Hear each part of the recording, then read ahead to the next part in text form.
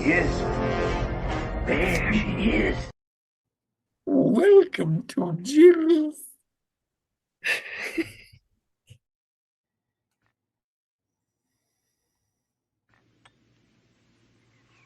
Good tea.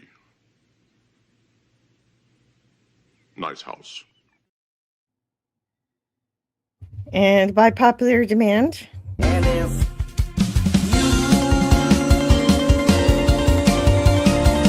can't believe it, it's a Friday once again. I don't know, sir. I don't know, sir. hello and welcome to Plomeek Tea Time number 150. Today, we're continuing our year-long celebration of the 60th anniversary of Star Trek by appreciating one bridge crew member each month. And this month, we are taking a look at Walter Koenig, who played Ensign Pavel Chekhov, and we'll examine our favorite moments on Star Trek, what that means for us, his other roles, other things he's done, other life accomplishments. He really likes to collect things, or he liked to collect things and write. He did a lot of writing. And he's grateful for Star Trek, but I would also say that if that's all you know of him, that he wants you to see his other stuff because he can do other things. He has. I think he thinks well, he kind of has a similar idea of his role similar to the perception that Janice Crosby thought of Tasha Yar in terms of the development of the character. But he is still very grateful for Star Trek, and he believes that without Star Trek, he wouldn't have gotten to be on Babylon 5. So that's also something we want to talk about today. And it's always good to talk about Star Trek, and it's really great that I am making myself do this once a month. I miss talking about the original series, and this year has been great for that. And even if Chekhov wasn't given a lot to do and he was given anything, even when he's doing his normal navigational duties, I care. I care what he's doing. He might not have cared as much, but I did. He said, it was exposition, but that was important exposition. But anyway, when he was given stuff beyond that, I thought, Chekhov's really charming. He's funny. He's competent. I think he's a great character. I appreciate him a lot. And also funny as the character was meant to be, and not just his language, but also his body language. I think if And there was a third yeah. season to the original series, we would have seen Chekhov and Sulu take off a little bit more, because they obviously, it was the films when they really started to shine. Yeah. You do mean fourth season, yes. Fourth, But yeah. Even in the third season, if Gene Roddenberry hadn't been forced to leave the third season, it was supposed to have more Chekhov in it, and it kind of did with the Spectre of the Gun and everything. But you're right, it could have been more of It's an like the ensemble. two of them, you didn't have them in stereo frequently. They weren't up there, at their positions frequently, both at the same time. They had limited dialogue with each other and everything, but the films was when they took off. Yeah. There's a couple of moments in the original series where you do see them banter a bit, and it's some of the best stuff. And yeah, he's great. He's a great actor. So I also want to talk about what he's currently doing, because he's still doing stuff. He doesn't stop working. He kind of like Shatner in that way, even though he might not like to. I don't know how he feels about that, but he's really great.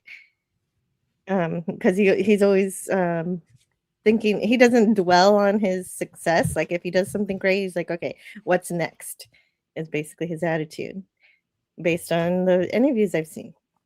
And I'd like to say hello to the panel here who are going to help me talk about Walter Koenig and his what he's been up to lately and what he's been up to in the past. First of all, I would like to thank Scotty R37 for stepping away from the day's festivities to have one here. Oh my God, what a weekend. Heavens. Yesterday, my dad's birthday. Today, my mom's birthday. Sunday, Father's Day. It's like, can I pile any more onto this weekend? Oh, Yes. Canada has Father's Day this weekend too? That's right. Oh my gosh. But we have different Mother's Days though.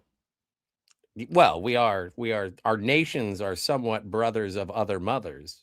So, Amazing. I'm glad you made time for today. Yeah, they do Thanksgiving a bit earlier than us. Well, and we also got Star Trek earlier than you guys too. It's crazy. Yeah, that's not fair. 2 days early? Yeah, so. Who do you think you are? Lucky? Yeah, lucky. And also hello to Dutch Grady. I'm glad you joined us today to talk about Walter Koenig. You might have a interesting perspective as you have met the man. I do, probably. It's a hot take. Yeah. But happy birthday to Scott's parents. Yes. Thank you. Yes, and it's so cute. They're celebrating together. I like it. And also, welcome to the Wayfair Project. How are you doing today? Yeah, sorry for launching in early and then getting third season. Yeah. Oh, don't worry about that. It was all good conversation. I didn't sleep last night.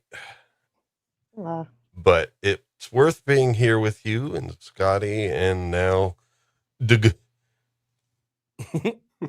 DG. Okay. I think we'll call him Doug. Okay. Yeah. Okay. So. No, that's a D and a G in the avatar there. I know that's. Yeah. I know. I'm just. Joke. No, I understood your joke. You just added some vowels. I did understand it. Babel from Babylon 5. Yeah. Yeah. And I want to say hello to the chat also. Jamie. Hello, Jamie. And Franco Walker. Franco Walker, I don't know if Franco Walker's here. Seems like he had a bit trouble sleeping last night. Also, as well as you, Lauren. Hopefully you got to have a nap earlier and can come back soon. And Old Man Bird also said hi early this morning. I hope you're here. Always checking the tube for our favorite broadcasters. And of course, I am streaming on Rumble and Twitch. I don't know. I didn't do a lot of advertising outside of Twitter. I didn't have time this morning. Mm-hmm. But we'll see who makes it here. I'm not getting more than about 6 hours sleep the last few days because I'm on a schedule of taking penicillin every 6 hours. 6 hours? That's a lot of sleep for me. Fortunately, I'm down to my last 2 pills. So after this evening, I'll be done. Hooray! Oh, that's good. I hope you also feel better along with that medicine. Thank you. Me too. And Gavin is here too. We don't have to worry because Gavin's here. Never fear. Gavin! And he also yelled your name. Gavin Theme Park Adventures is also here with us today. Hey, and Gavin says the most obscure Koenig role was in the Shatner Columbo episode, Fade into Murder. Koenig played a police inspector and had one scene and one line. I always thought his role got cut somehow. It probably did because he was really I think he was happy with how he performed that one line in one role based on what I read. So, and oddly enough, Shatner was also in that episode, and they even drove around and from location to location with each other, but they didn't talk. According to Koenig, they didn't talk at all. So that happened. That's that entire story. Dutch Gradient is here too, right in the chat. And yeah, so I haven't seen that Columbo episode. There's a lot of Koenig I haven't seen. He did for example, he did a play that Mark Leonard got him into where they did older versions of Tom Sawyer and Huck Finn, and they did a reunion, like, oh, we're old now and we're meeting up again. And I don't know, it sounds really cool, but I've never seen it, obviously. And that's really great that other people in Star Trek or tangential to Star Trek, like J. Michael Straczynski, saw potential in Chekhov. I mean, Walter Koenig, and brought him on to do stuff. Yeah, made him a bad guy. Yeah, and he wanted to be a bad guy at one point, because now I'm just remembering everything I learned yesterday. Is that he applied for a role right after Star Trek to be in Helter Skelter. He wanted to play the role of Charles Manson. And he didn't ultimately get the role, but he wanted it. And let's see, there's actually a quote that he did in his book that I really like. I want to read it, and I got to read it now. I mean, why not? We're talking about it. Let's talk about it now. Why would I even want to play such a reprehensible individual? Let me tell you, the monster lurks within us all. It's buried deep within the catacombs, shackled to a wall. And in the lives of most of us, it never sees the light of day, but it's there. And knowing that it's part of me, as it is all of us, what a rare opportunity to give expression to it, examine it, to process it. And in the course of doing so, to not injure so much as water bug. I'm not sure I understand that, but but that last sentence, yeah. He's a poet, and he does that a lot. He would have been a great Marilyn Manson.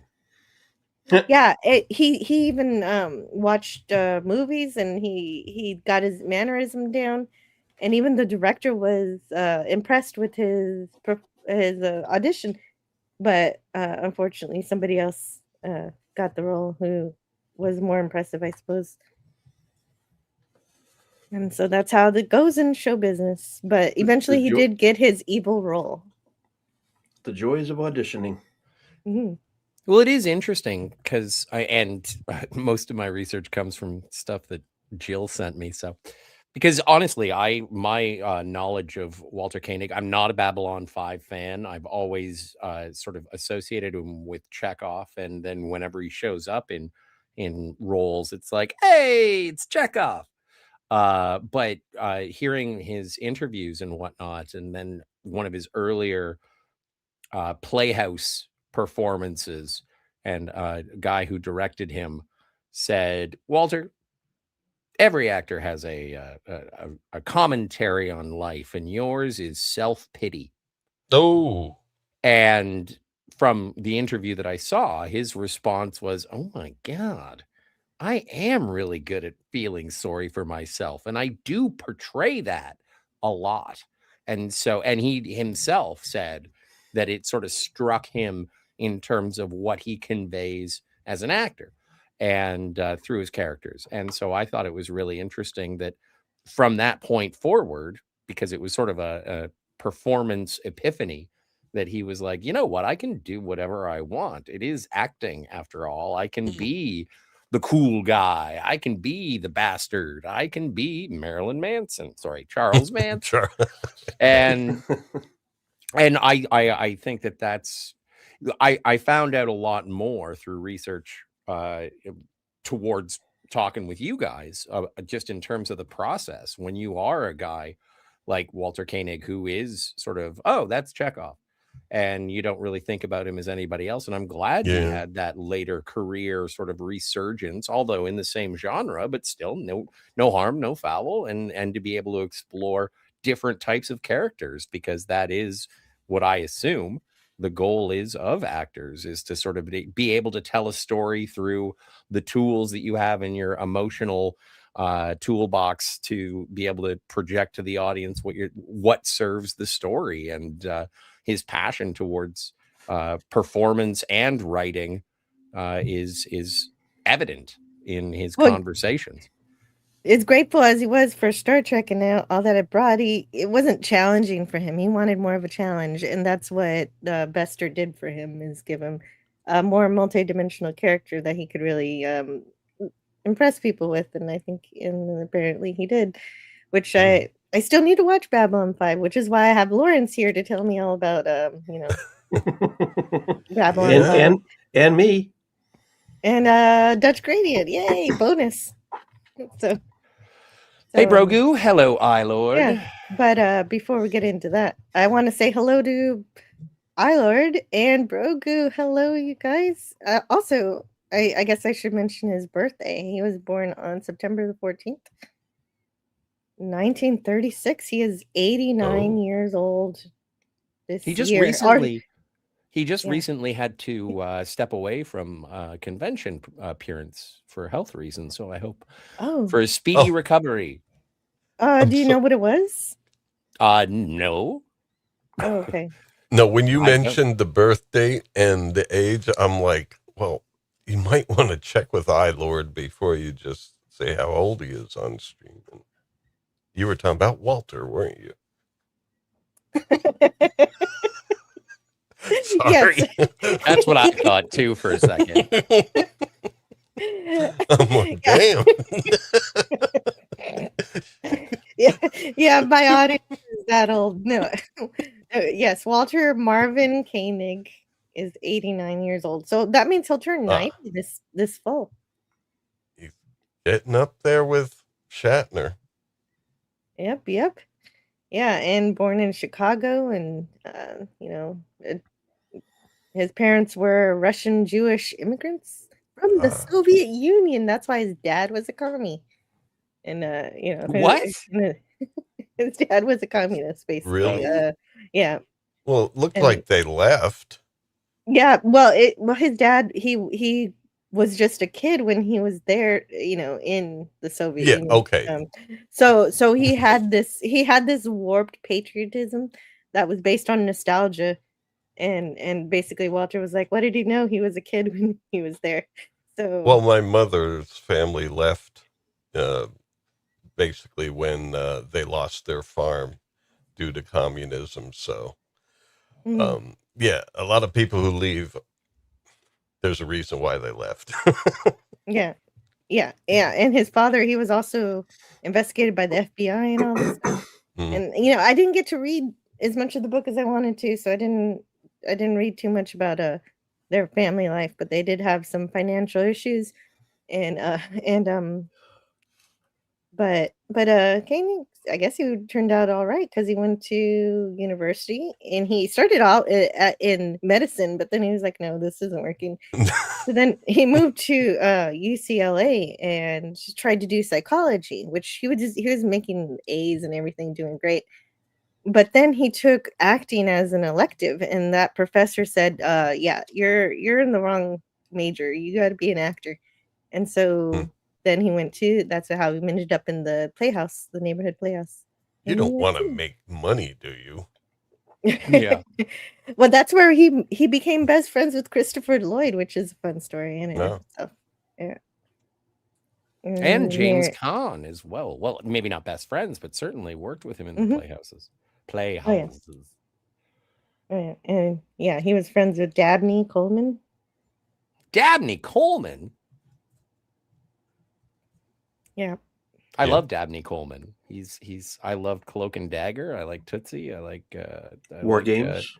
War Games. 9 to 5. 9 to 5, yep. Madman of the People. I loved his run as trying to be a sitcom star during the early 90s too. It was great. Dabney Coleman, everybody.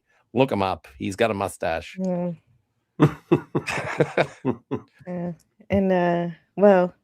And he married Judy Leavitt in 1965. Yeah, after Star Trek. She died a few years ago. So rest in peace to her. And yeah, he's been obviously very broken up since then. And they had a son, Andrew. Also sad story. Oh, tragic. Yeah, tragedy. I just thought we'd pull it off like a Band-Aid there. It's unfortunate. And I'm very sorry. I'm very sorry to Walter for that. That has to be the worst thing ever for a parent to have to deal with. I do have to, and if we are ripping it off like a Band-Aid, I do, and it's unfortunate that Andrew Koenig's greatest role, or most well-known role, would have been playing Boner on Growing Pains. Also, if you've ever seen the short film Batman Dead End, he is the actor who plays the Joker in that, and he's great. He's actually awesome. And he did appear in an episode of Deep Space Nine.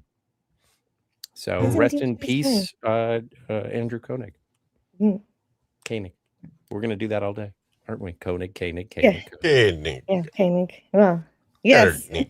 I thought if I'm having a live stream for him, I better know how to say his name correctly. According to Wikipedia, it's Koenig. Yeah. No, Yeah, and I understand that's it.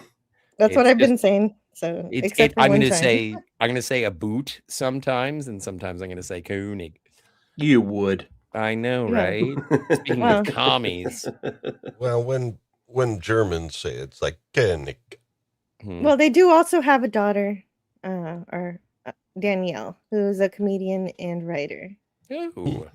So there you are. Funny. And I don't know why this is included. Like, okay, Koenig went to I guess because they're friends. He went to George Takei's wedding to Brad Altman. That's nice.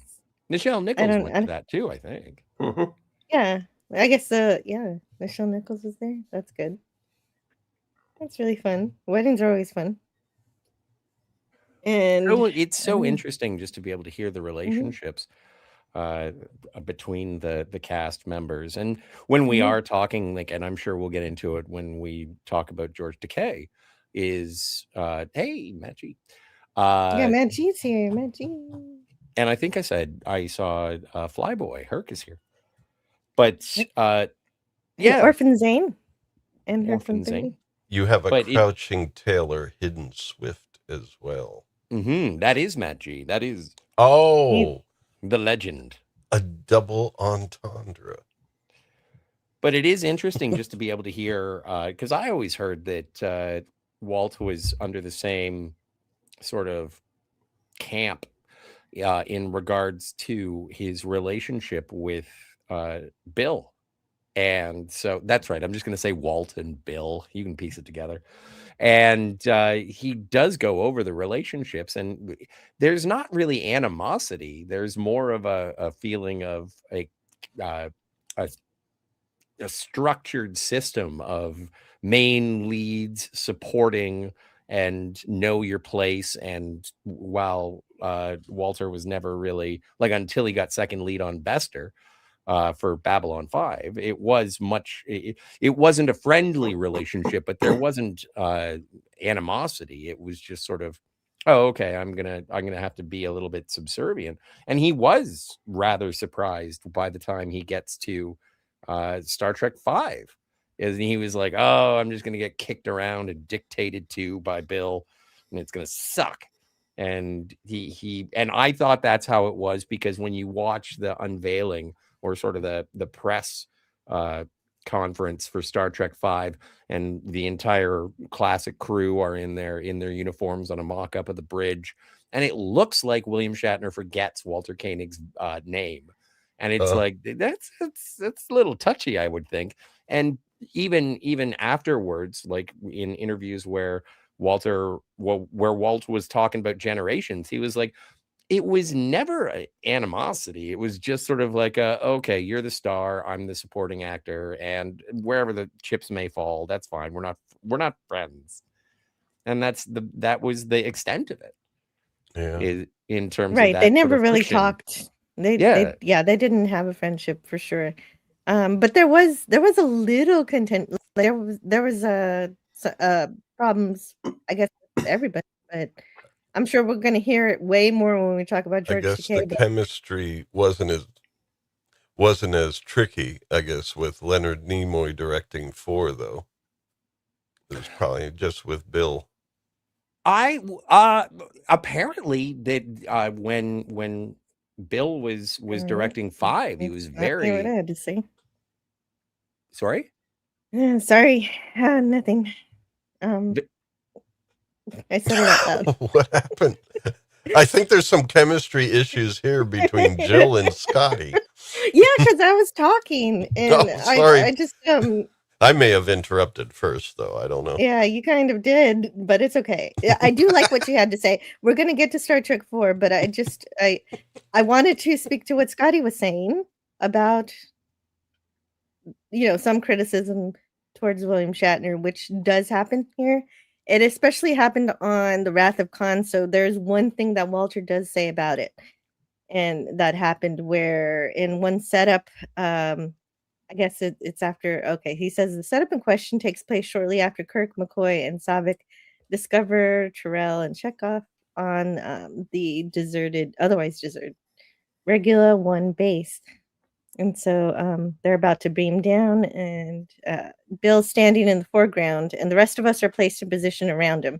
And he's behind him over his left shoulder. And basically, William Shatner wants him to move to the left, basically out of frame. And so Walter is realizing that he's just being pushed out just so Shatner can have the shot to himself, and that he essentially says this. He says, what does he say? He says, well, it seems to me if I move any further, I will not be in the camera frame at all. And I mentioned this to him, and he laughed at him, and everybody else laughed apparently. Oh my goodness. He doesn't blame anyone else, but anyway, the implication was that in my concern over my positioning, I'm acting like a movie star and not an actor. I guess that's what Bill said to him. But he says, well, I'm only taking my cue from you, Bill. And that's what I replied. And Shatner said, what are you talking about? I don't do that. That's neurotic. And so, but then Walter doesn't say anything else, and so that's as far as he got. Trying to just stay within frame of a. So I need to see how that went. I'd never heard of this story, but Bill Shatner pushing somebody out of the frame? I've never even heard of him doing such a thing. Oh, I wait. know, but he was not.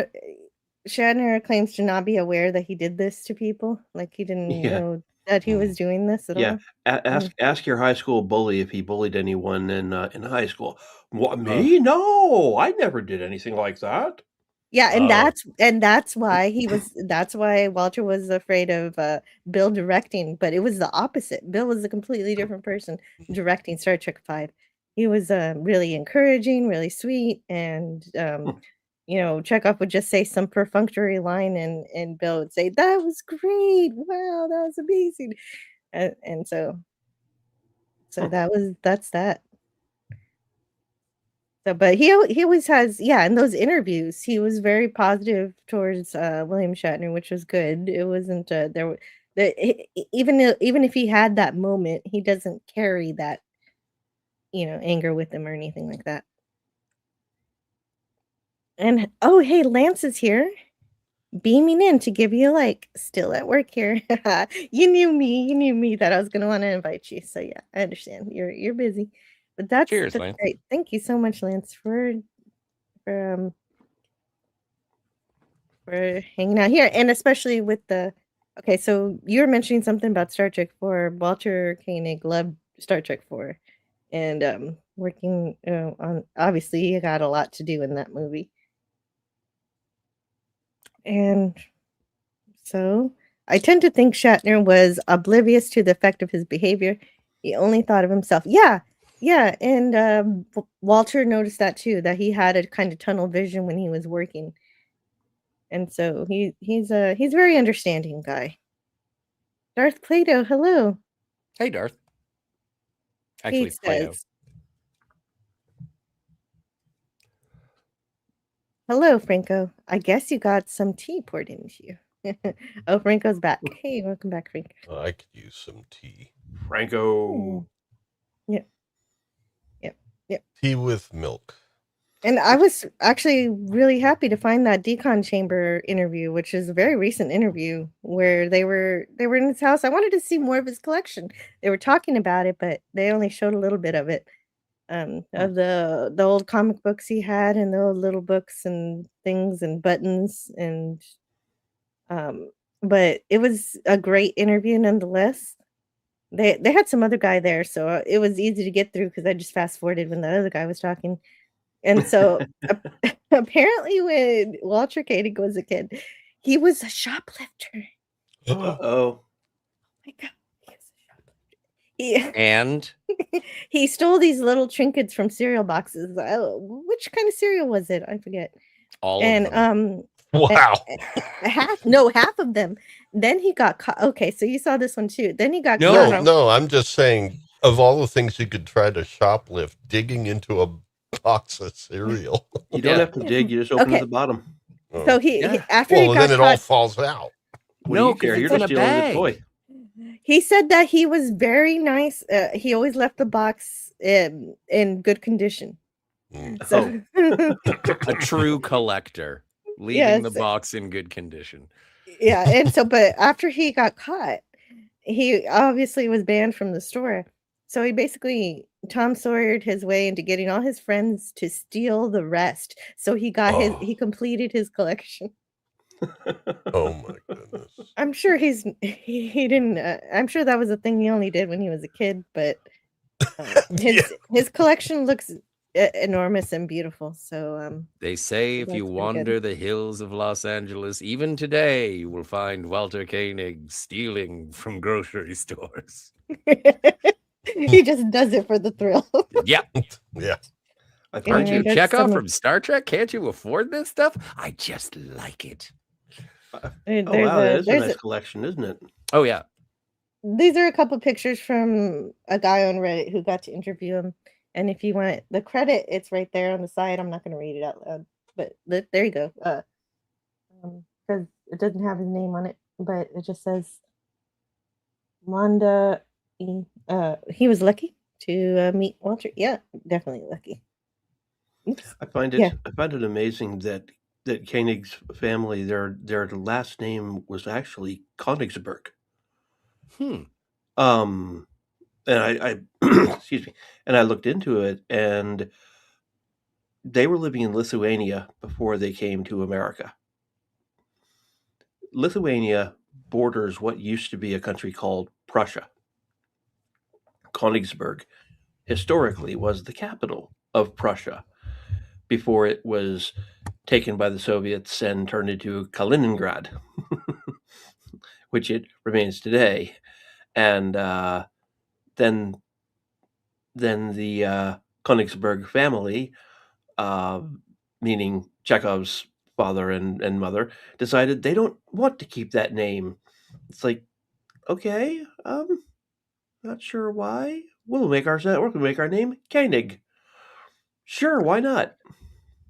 But I find it, and maybe this is No. this is just my understanding of mid 20th century immigration to the United States. Is it like in Back to the Future 3? It's like, no, back then we were the Von Brauns, but we changed our names after World War I. And like, I think that there might have been some sort of joining the melting pot of the United States that would have made it okay. If we're Americans now, then if we call ourselves, and also, there is a certain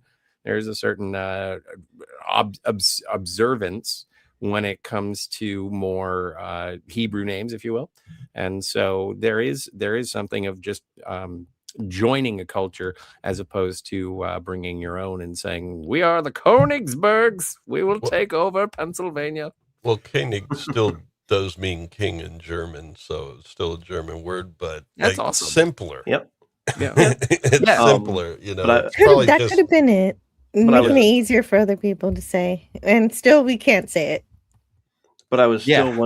still wondering before when I started looking it up, if his family was from Königsberg, and it would have been one of those mistakes that that the good folks at Ellis Island made back then, where so many families from Italy were named after the region they were from. There was a girl in my class with the last name Calabrese. Well, Calabrese isn't a last name in Italy. It's the name of a town, or a region, I should say. Yeah. But no, That was not the case. So I didn't realize that happened. You came in and you didn't have a proper name, or you had a name, but they just what did they do? They just they imposed screwed up. names on people? They screwed up a lot of names. They Yeah. they would, because the people didn't speak English, so they would be asking, name, where you're from, and they would mix things up. Yeah. Some Well, you people saw The would write, Godfather too, right? That's what I was thinking. Yeah. like you right, Corleone. Yeah. A lot of German people with the last name Strauss with a double S, they would write that funny looking long-tailed B that means a double S in German, and the immigration folks would type it in as a B, and So that's how Straub. there are Straubs in the United States. Strobe, non-alcoholic beer. Straub All amazing was information. Strauss. Yeah. Neat. I thought I was Stroh's. I'm only thinking of Strub's pickles.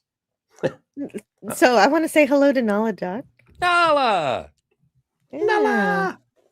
And so lots of Germans changed their names to Schmidt. Schmidt became Smith. Schmidt. Mueller became Miller. Mm-hmm. Yep. If there were any I names grew they up with a couldn't lot spell, of Millers. the officials would write something they could spell. Yeah. Well, it also sounds that Wow. way. Mueller with that thing over the E. It sounds like Mila. Is that in umlaut? German. Yeah. Thank I you for guess that, so. Darth Plato. Darth Plato says the double S is called Eset. Mm. And so this is actually relevant to what we're getting into. Darth Plato says, I think it's a shame that there was no on-screen resolution to Walter Koenig's Babylon 5 character, Bester.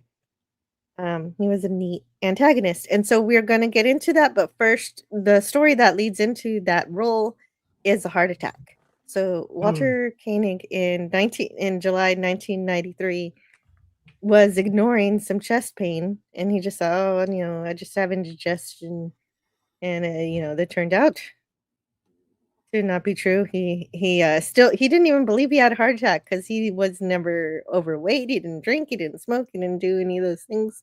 So he realized it must be genetic, and yeah, because actually, I didn't look into why his dad passed away, but his dad died before he could see him in Star Trek. And he says he had no fear about it, but he said that's probably was the morphine. And that's when he got the offer. He talks about all the fans sending him prayers and everything, and that made him feel good and stuff. But the thing that really lifted his spirits was when he was offered a role on Babylon 5, and J. Michael Straczynski said that he'll wait for him to recover. But as it turned out, the shooting, they did all the shooting they could do, and they had to recast his role anyway.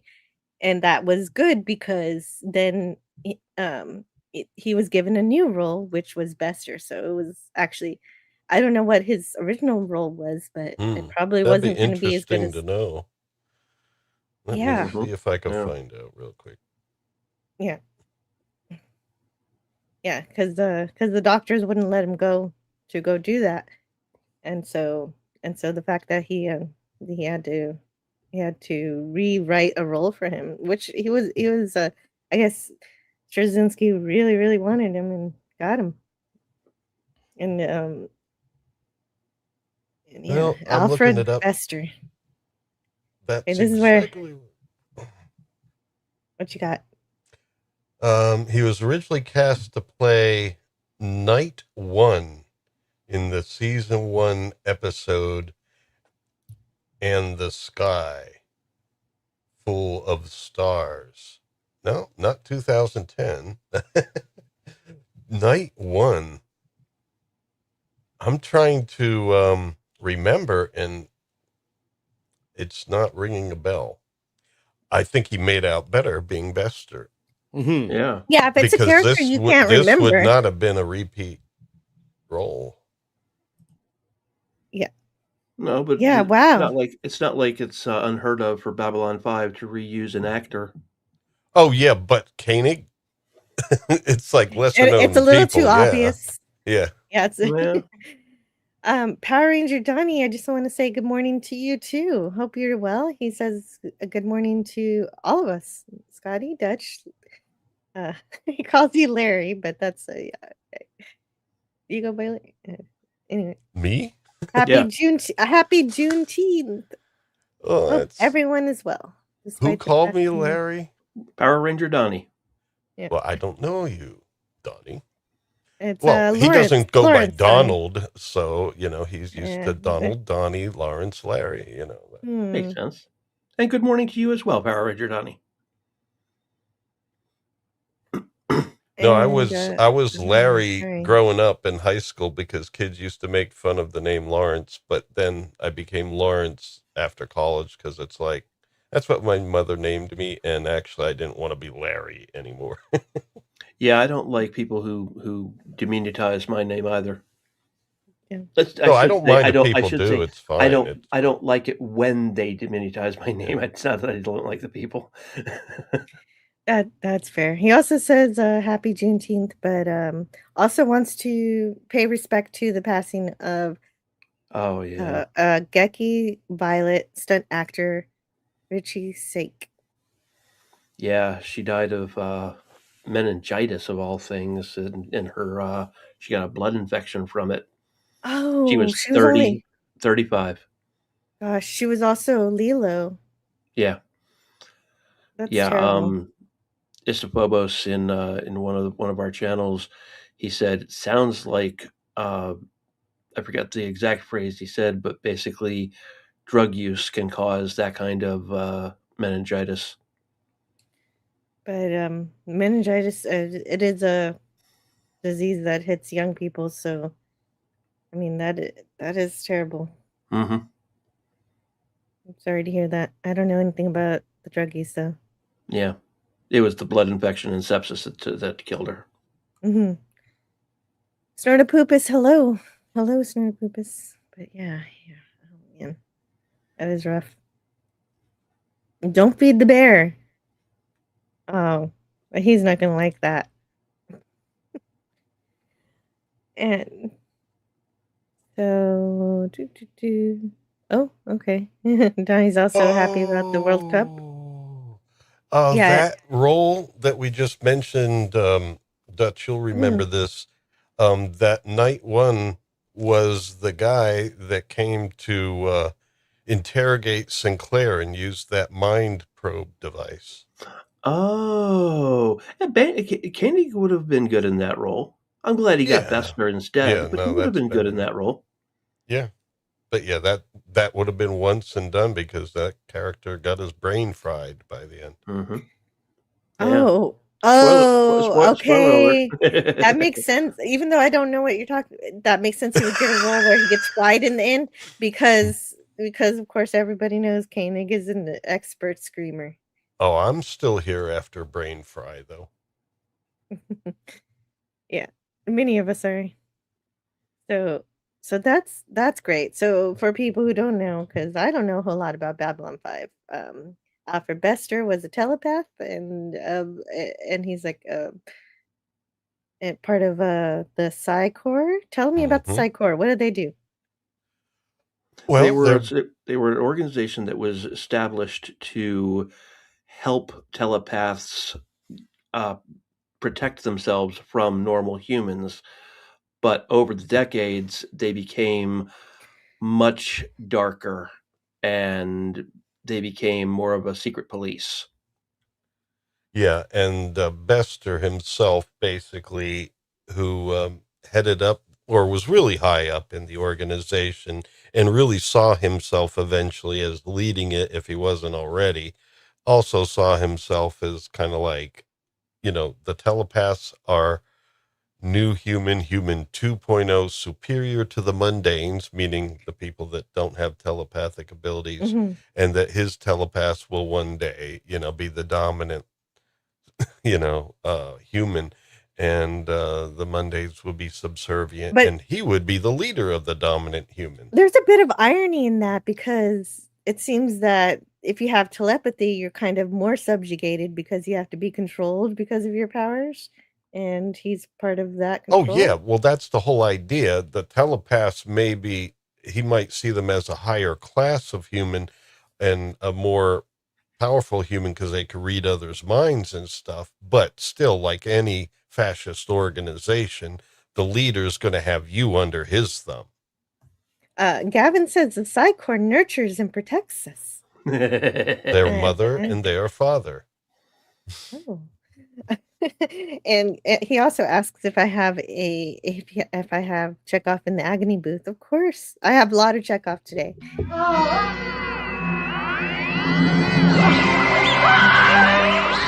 agony booth is a most effective means of discipline. I also have, well, I hate the way to Eden, but it is the Chekhov does have a romance in it. What I do not know, I find out from the computer banks. Yeah, that episode's painful. It is. It's very painful. He had a couple of episodes where the Western. Please excuse me. I'll be right back. The one where he was like a cowboy, and he had a love interest there. Yes, he did. Yes, he did. Yeah, that one was a better episode. That was a much, much better episode. If I can find those clips, because I have a few scattered around. I don't have them all together. And even Apollo, his first episode, I believe, was with Apollo. Mm-hmm. And there he was attracted to the woman there, but Oh, is that the first in broadcast order? I think that was his first episode. Was I don't know the titles. I'm sorry, I'm bad at that. I am the Tsar of all the Russias. That's a check.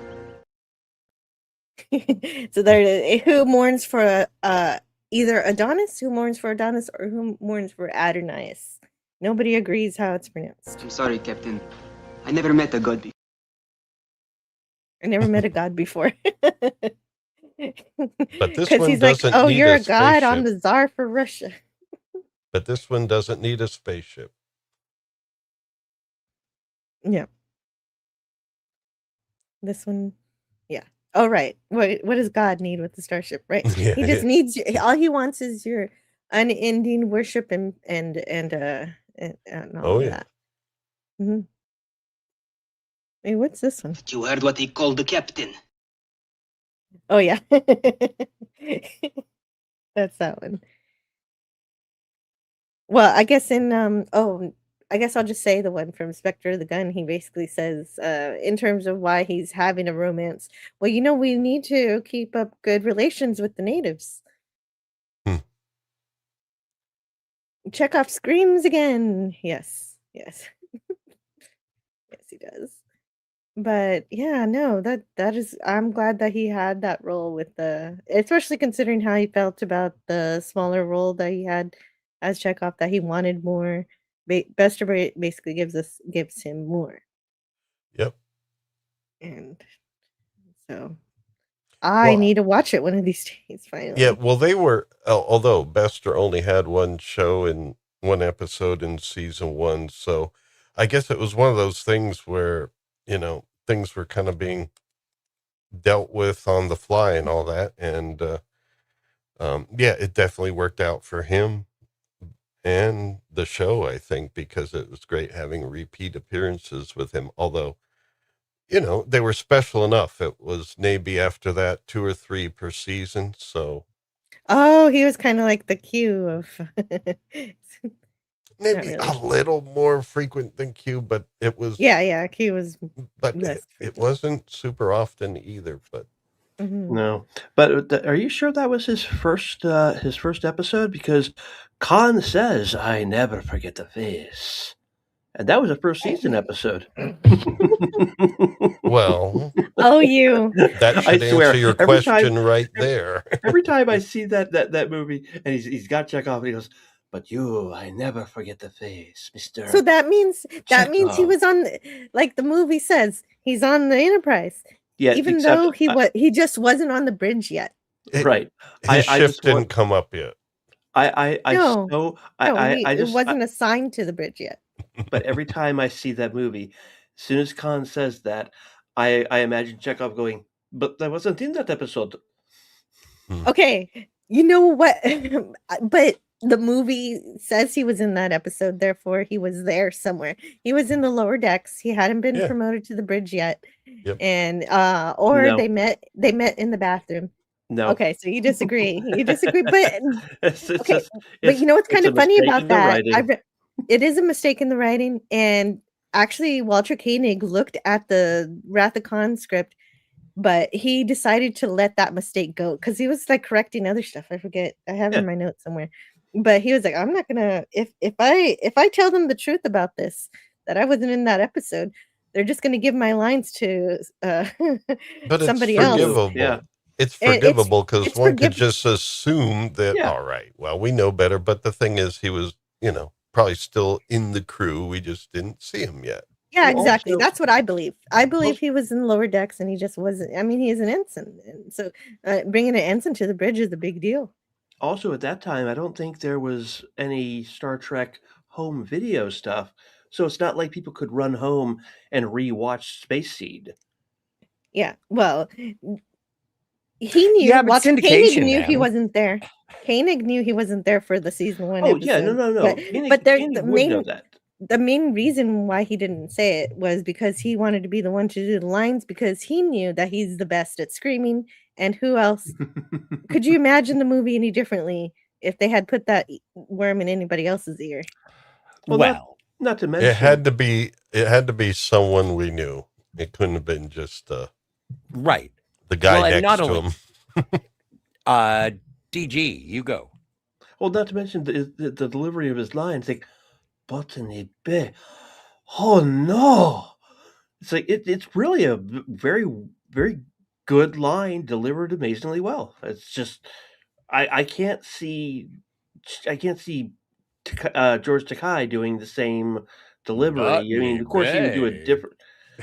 Oh my! But that's what Koenig says. That Takei would is too high class. I don't know to do it right. But also, it does work with the dynamics on the Enterprise as the training vessel, and then Ensign Chekhov, then lieutenant in the motion picture, going to tactical, and then becoming first officer.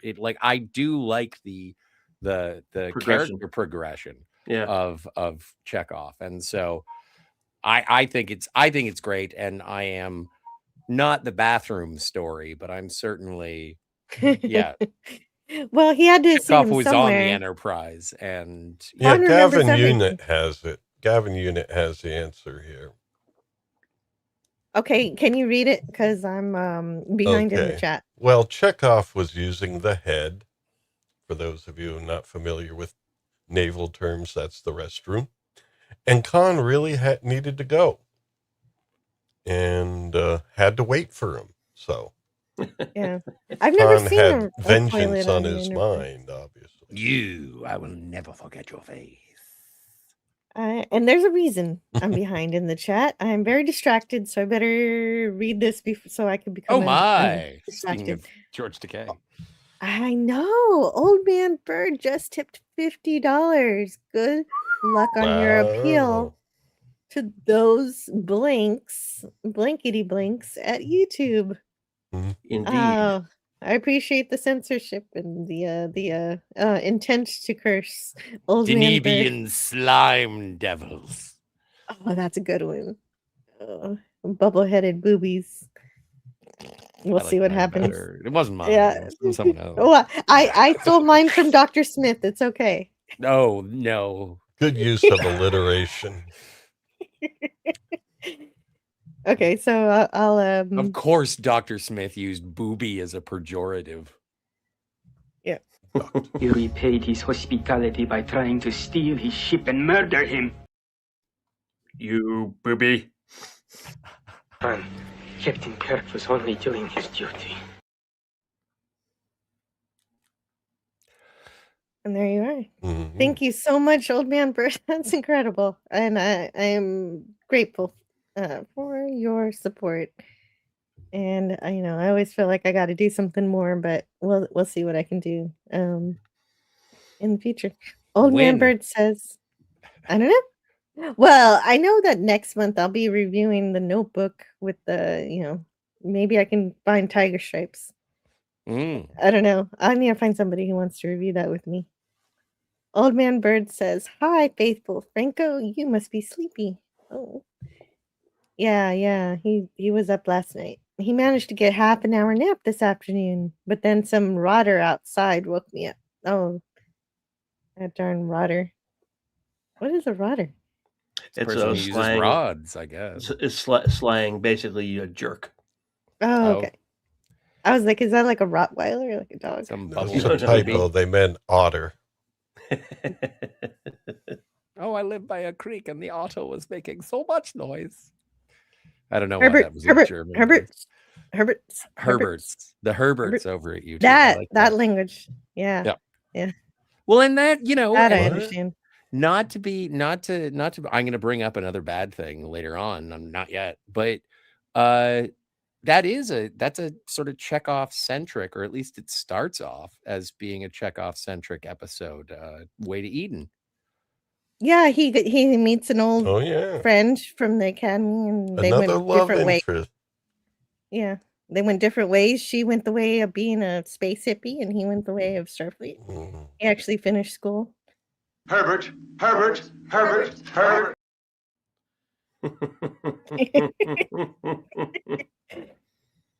That's also what they at Dune conventions. They all chant that. In the 60s, you need a quarter to go to the bathroom, or at least a dime. Oh my gosh. Yeah, pay toilets. Oh, is that because there's somebody standing there, a bathroom attendant? You have to tip them or something? No, it was a lock on the door. If you didn't put a coin in, you couldn't unlock the door and use the stall. It only cost a penny in Britain. That's terrifying. Okay, so now that we're talking about coin-operated furniture, what was with vibrating beds in hotels? No, seriously, practically. I know what they're supposed to be. They're supposed to be sexy. They're not. They're just vibrating beds. So, but like, who came up with the idea? It's like, I got this thing. We'll make the beds vibrate if you put money in them. And someone was like, I guess, sure. Someone had to That's another way to make money. Yeah, but the same idea as why do you want to sit in a movie seat that's throwing you around? Mm-hmm. Yeah, well, I don't know. I think that's different. Well, because it makes sense in a Universal Studio ride if it's an actual ride where you're on a coaster and you're being thrown around that way. But just sitting still like that, I don't know. I guess I have to try it to judge for myself. So what happens if you had to pee and then you're waiting and you're like, can I borrow a quarter so I can pee? And it's like, no. And then you have to go buy pants.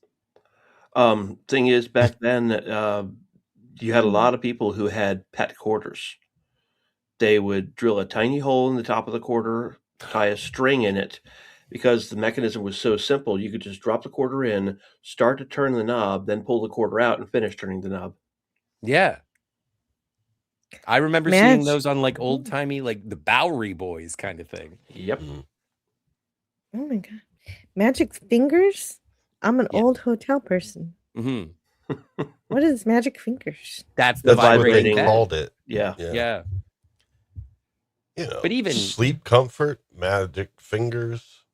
A lot of these things came from hotel rooms. Like you'd have to put quarters into, or at least according to the Schwarzenegger movie Red Heat, you'd have to put quarters in the television.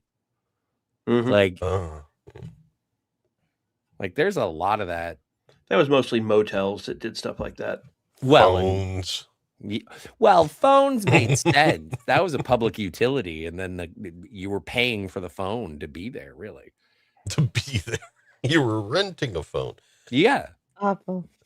What was that Def Leppard lyric? It's from "Pour Some Sugar on Me." Something like a rent a phone. I have to do our 80s flashback, Scotty. Yeah, no, fair enough. But it's like a rent-a-phone? I don't think that's the lyric. I think it's about, let's see. Anyway, you guys continue. Rent-a-phone. While Scotty is looking that up, Darth Plato says nickel and diming went away because the government just outright robs people now. So there you are. It was just a way to rip off the guests. I can Well, explain at why least this you got a happened. good You have vibration to out put it of in the it. corner. Oh, Yeah, but that doesn't. Anyway, I thought that. Anyway, and the phones were always out of order. No, they weren't. That's Snorty. I never even I had a used, I problem. used to, I used to Koopas. ride my I used to ride my bike down to the community pool, and my mother would have me put a quarter in the payphone, call the house when I got there, let the phone ring twice, and then hang up, so I would get my quarter back. Yeah, and that way she knew I got there. Yeah. all right. Sorry. Yeah. I launched. I'm sorry lucky if I can just give my contributed kid to a the phone. tangent or made it No, worse. that's okay. Walter No, the Koenig is tangent's probably fine. like, "This is my show." Yeah, exactly. Well, I didn't think to invite. If I invited him, then it would have been just an interview. Maybe I'll invite him someday. Well, though. you should ask Dutch how that would have gone. Well, and also, like, just as a quick aside to get back. Okay, first things first. Love is like a bomb, baby. Come and get it on. Living like a lover with a radar phone. Radar phone. Yeah. So but welcome I to thought it the was a future. rent-a-phone. It is not a rent-a-phone. That's according to lyricfind.com. You can double check me. The hell's a radar phone? Couldn't tell you. But There was a bunch of racked Brady up like a phones. deuce in the like a runner in the night. What does Yeah, that yeah. even fucking mean? Sorry about the swear. Well, you can't wrap up a douche either. A deuce Okay. is a type of a deuce is a type of motor for a car. Oh. See, Or maybe it's the it first was- day of the rest of my life too. Or maybe Thank it you. was like 2 nickel bags in a joint. Oh. I Okay. don't know. Just guessing. Revved up like a deuce. I thought Like it was a deuce. racked up like a deuce. Yeah, No, I thought revved it was up. wrapped. No, Revved. I always thought it was wrapped up like a douche, and I was like, "What?" What? Now is you this know called? it is revved up like a deuce. Mistaken Another song runner, lyrics. another Yep. runner, another runner in the night. No, yeah. the most controversial would be the first line to, if you listen to it, the first line to "Highway to Hell" by AC/DC. I'm not even going to say it, but I thought it was sometime no stop signs, no speed limits. well, maybe the second line, whatever. Okay. Just listen to it sometime. You'll know what I mean. I don't know. sure. I was kind of So- like the song. Back Excuse to me while I Walt. kiss. I don't me know while if I we're kiss gonna this get back guy. to Walt. All right, sure. You've got Well, the Laura- chat's on the tangent too. Wayfarer No, we Project do have more to say. Wayfarer Project did raise the specter. Yeah, I have met Walter Koenig Mhm. 3 times at conventions where he is sitting at his booth receiving fans, and all 3 times that I saw him at these conventions, and I didn't go to these conventions to see him. He was at a convention where I was attending. I would go up to him and say, "Mr. Koenig, I'm a huge fan of yours. You're a wonderful actor to play such a good guy as Chekhov, and then such a delicious delicious villain as Bester." And he just nods, dull-eyed, and goes, "Uh-huh." Well, All 3 times, looking at me like I'm an insect. well, if you called them delicious all 3 times, maybe Well. that's why. Yeah, I don't think I used that phrase even once. I'm It's- trying to think of what I was saying. Well, Come on, in give me a break. interviews, he does make it seem like he appreciates fans, and hearing this is very disconcerting. I've sorry to hear that.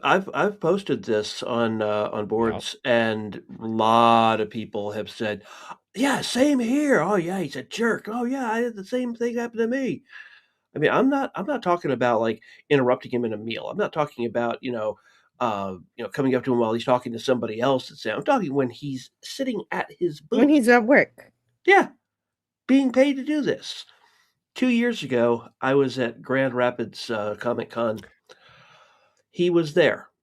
But why does he go to so many? He goes to so many conventions. Why Yeah. does he go? I mean, obviously for the pay, but I mean, but why does he Well, go if he doesn't? it was If kind he of feels that way. funny. There were a lot of people there. The mom from E.T. was there. She had a line. Denise Crosby was there. She had a line. Everybody had a line except Walter Koenig. Nobody went to see him. But I don't know. I don't think that that's a sign that could be time of day. That could be anything. Like I remember when I went to Fan Expo in Toronto and I saw Ray Wise and he was sitting there and he was wearing a suit. And he's sitting there and he's just watching all the people go by and he's smiling, not a single person. And it wasn't until later in life that I became a fan of Ray Wise. And I was like, that is one of the greatest missed opportunities to talk about all the things that I loved him in, from Twin Peaks to Good Night and Good Luck to like, oh, I want to talk to Ray Wise now. And I feel like, nope, that window is closed. So I don't think it necessarily is a sign of not wanting to go see Chekhov. Maybe what year was it? If you don't, 2 years ago. 2 years ago. Yeah. I can see how people would dismiss Walter Koenig, and also like he doesn't really look the same. And if you're saying he's less than energetic, I was telling people that he looks at you like he's looking at a bug. And then I rewatched Babylon 5 and his first episode, and after he leaves the station, the chief of security is saying, I don't know, it's something about the guy I don't like. It's like when he's looking at you, it's like he's looking at a bug under a microscope. But and there I'm was like, also that's what I said. I think it was your smear campaign. Right. Yeah, exactly. That's what Walter Koenig does. He reads the internet and he just Google searches. Actually, he's on Bing. He didn't have to. It's like all the fans did. Yeah, what I mostly hear from him is that he doesn't think that he deserves the adoration for his role as Chekhov, because it wasn't like he didn't think he did enough to deserve it. I don't know. I don't know why he has that attitude. And the first time he was a jerk, I was like, all right, bad flight, bad day, didn't sleep well, who knows? The second time, okay, twice is a coincidence. Third time's a pattern. Also, Max, no, Max, no, in the chat. That's my only answer to Max. Mitz, I want to say hello to Mitz Boss Golem. I'm pretty sure I messed that up, but hello. I'm doing great. I hope you are as well. Tim. Fuck off. Yeah, Tim, FKHC 2005 is also here. Zulu doesn't deserve the thing, dude, Max, that's funny, but actually, right. George Takei was super nice to me when I met him. So I didn't meet Koenig. He really appreciated meeting me and my family, and it was just a photo op, and I completely forgot it was a photo op because he was so sweet. It was less like I was getting a photo op and more like he was inviting me into his house for tea, even though there was no tea.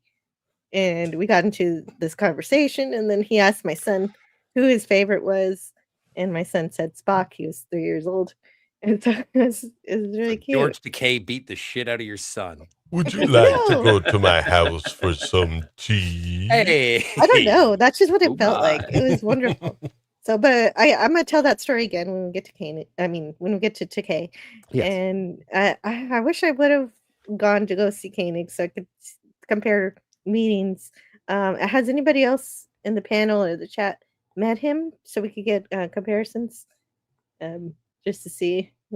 But I guess 3 times is slander. No, but I know, but it's 3. I understand 3 times is a pretty good confirmation as to how he feels. But I don't know, man. No, I'm just curious. Well, DJ Play Nice puts it very well. He says some people are dicks, some aren't, but no one is 100% all the time. And yeah, he's probably right, because I have heard people say, "Oh, I met Walter and he was wonderful." Okay, great. I didn't. Yeah. Okay, good. So sometimes he was on, sometimes he was off, and all 3 times you met him, he was off. And DG, like the thing is that when I met Terry Farrell, I started off guns blazing talking about Star Trek, and then I made a rude comment, as I do, and then I knew I had to get like back in her good books somehow, and I started talking about Becker, and she absolutely lit up because she didn't have to talk about Star Trek for 10 minutes or 5 You minutes. should have mentioned Columbo. Well, I should have mentioned Quantum Leap that time that Terry Farrell was on. Yeah, but No, I mean, DG, you should have said, I loved meant- you on Columbo, and then you'd see what he says.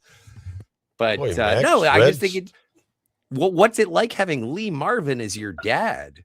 Like that. The thing is that when you go to the conventions and you just bring up the same thing that everybody's talking about all day, every day for a weekend, and it's like, oh yes, Bester and Chekhov. I'm very impressed. Yep, that's the only two things I've ever done. Yes, but these actors are if they're grocery shopping or if they're doing other things, it makes sense. They don't want to be bothered. Sure. But if you're sitting there at the autograph or the photo op booth table, you need to be putting on a performance just the same as if you were putting on a Hollywood production. I would think. Yeah. Like that's also an acting job. But it's also oh, sorry, go ahead.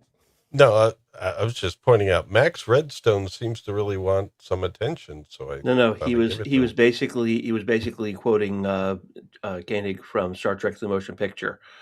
He's doing the slow motion photon torpedoes away. Yes, that is exactly how you spell it. Yeah. Thank you. I think I just see a string of letters and it's just vowels. Yeah, it's like all caps. I think what happened was he started typing photon torpedoes, and then he probably tried to hit backspace and accidentally hit send. So we got photo, and then he had to continue later. Yeah, I was like, photo. That's why you didn't get, a better response from him, because you were asking for a photo that way. Nope. Photo. I can also understand the other end of the argument. Yeah, if you hear the same thing all the time, every time, then maybe your spirit gets a little crushed. So, or maybe you could just say, "Wow, okay, well, I'm glad you like it." I mean, I'm sorry, that's just you're being paid to receive your fans. Of course, be a little gracious. Yeah, I was. Yeah, and that's what I said the first time. I was just, flipping the script. So you die, Captain. And we all move up in rank. You gotta love that wig. Oh, it's such a good episode with him. It's such a good ensemble episode. Yeah. Mirror Mirror was a great Chekhov episode. He was all about that power. Well, and it's a time where he got to be a little evil, and he was happy about that.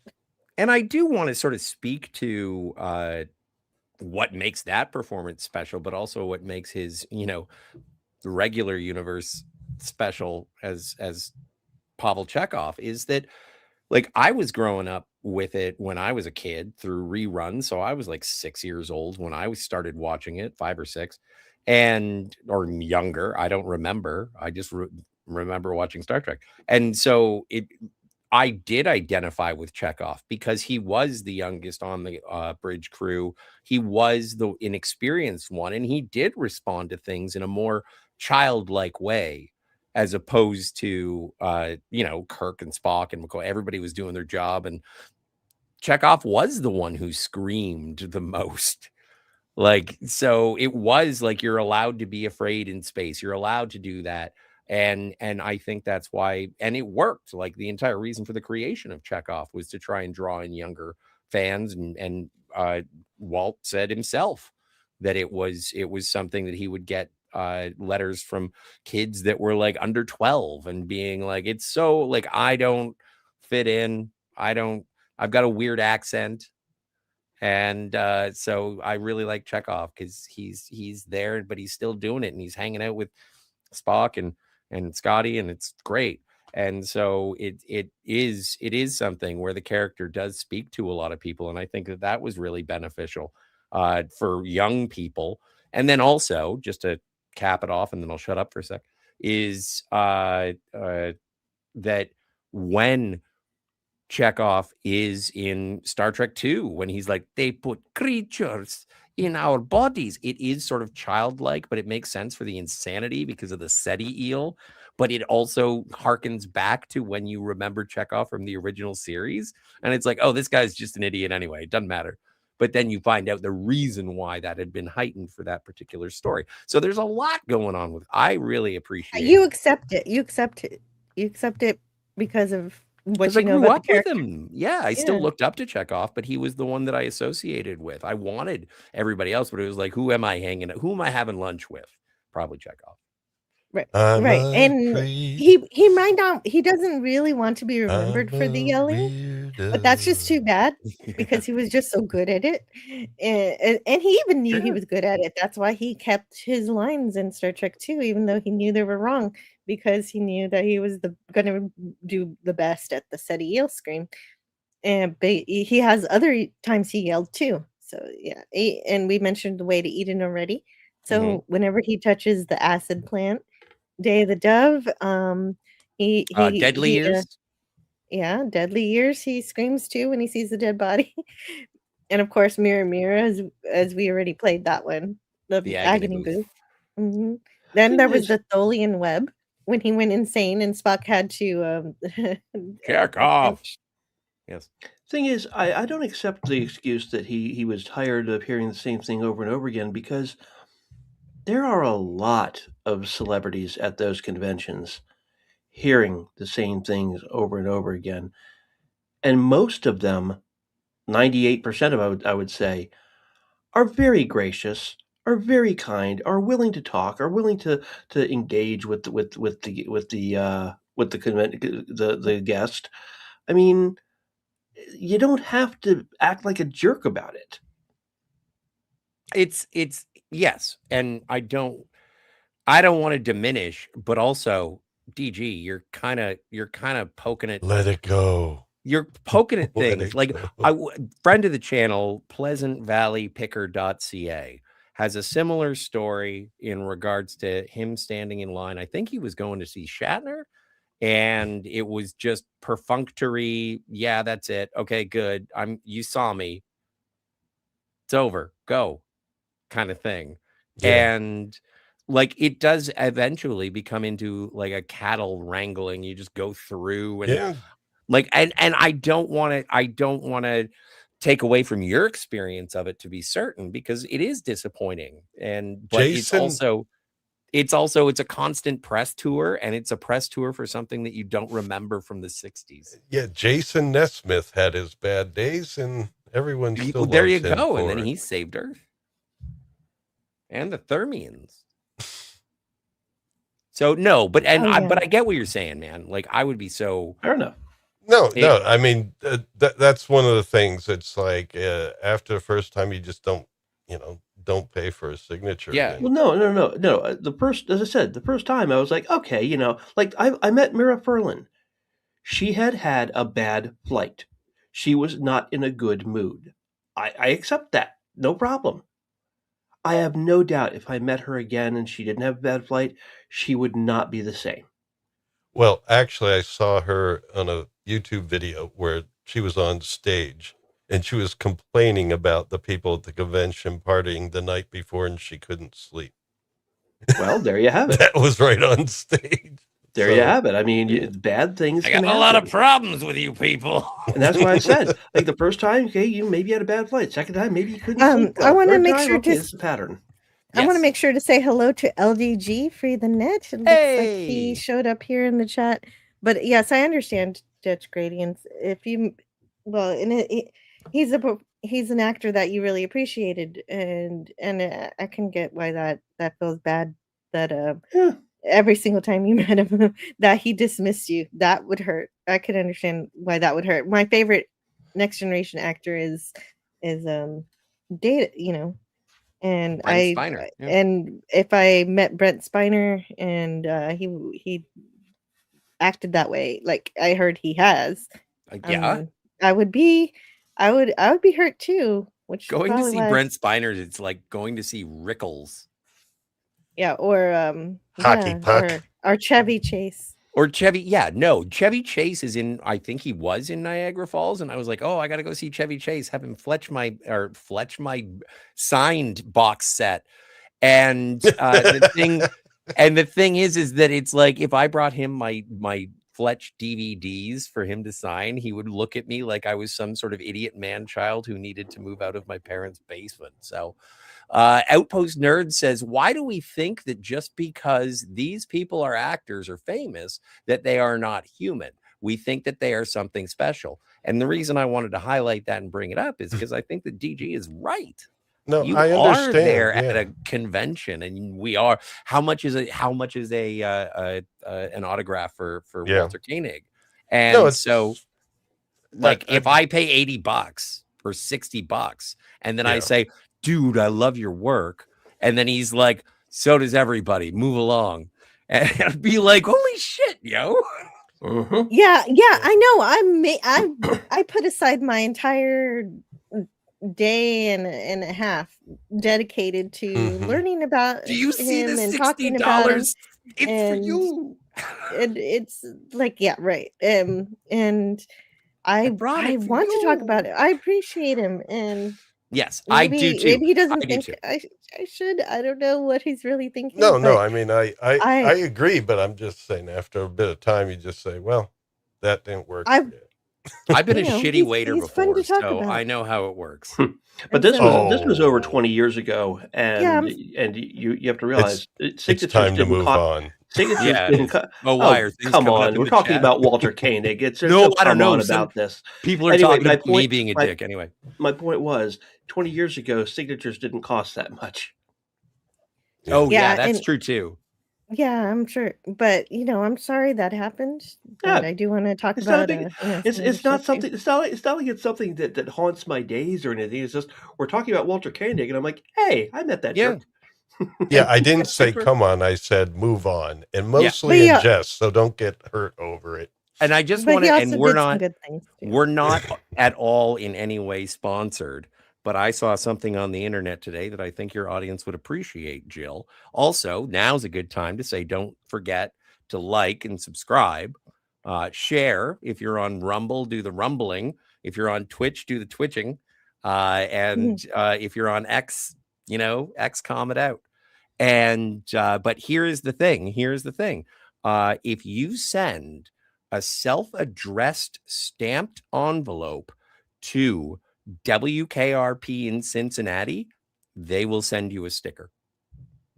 Are you being that is science fact. There is now 97.7 in Cincinnati is WKRP, and they did announce there is an actual call letter, and so they did announce that if you would like a sticker from 97.7 WKRP. It is FM, so it doesn't count as being the real KRP. Don't ask for Les Nessman. But they said they will. They send it self-addressed stamped envelope, which is a phrase that I had not heard in a long time. Wow. Yeah, you do a lot of tall tales, Scotty, and somebody actually saying you can do snail mail with them and send you a sticker that sounded like it wasn't true, but that's so cool. That is great. Yeah. And the W in WKRP stands for, it's W for Walter, K for Koenig, and then RP. Yeah. Outpost Nerd says Bester from Babylon 5 is one of the best villains ever written. Yes. I believe it. I will check into it soon. And Gavin is quoting what? DG, I can tell you know what WKRP stands for. So what is it? The W is the start of every radio call sign east of the Mississippi. K is west of the Mississippi. Okay. As for the KRP, couldn't tell you. Okay. But I knew I could hear the sigh, and I just wanted to get that off your chest first. Yeah, I was like, damn it, that's wrong. No, I was basically going to say, I'm doubting it. Yeah. And by the way, I'm still doubting that it's Friday again. Oh, if you can believe it. No, I'm doubting. Gavin says, "Get a life." Great show. Yeah. Chris Elliott. Also quoting William Shatner. From Yes. Death Saturday Night Live, yes. Which is what I've been trying to say for the past. Yeah, the little Spock Sorry, guy Jill. there. That's okay. And it was actually a good thing. Scotty was intervening for you. I didn't hear the sigh. DJ Play Nice says some people are dicks. Yep, sometimes. And I decided a long time ago that meeting a celebrity in person can be disappointing. Yeah. Oh, It'll be- Poopus. The thing is that I got such confidence after meeting Terry Farrell, and then I forget what it was for, but Haley Atwell was at Fan Expo, and I was like, I am getting Peggy Carter's autograph. And then I went and I saw her across the autograph hall, and I was like, there is no chance in hell I'm getting out of that unscathed. She's gonna think I am just like hubba. And I just was like, that's it. So I ran away if you can't from go up Peggy to Carter. somebody and just treat them like a normal person, maybe you made the right choice. Carter, Jill. Yeah. Darth Plato says, "Uh-oh, what happened to Lawrence?" He doesn't like Peggy Carter. Okay, Bester epitomizes the hero of his own story. It's part of why he calls people mundane, says Darth Plato. Well, the best villains see themselves as not villains. They think what they're doing is right. Yeah. Exactly. That's true. They don't think they're evil. That's right. The best villains, that's it. Not all. I do subscribe to that. However, I do think that there is some credence to some villains.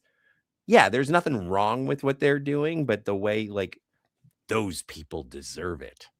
Those are also really good villains. I have to admit, the 2001 Dungeons and Dragons movie with Jeremy Irons as the villain, it's a bad movie, but at the same time, I love Irons' over the top villainy. It's just, I think it's an adorable movie. Yeah, it's wonderful. Does that have Arnold Vosloo in it?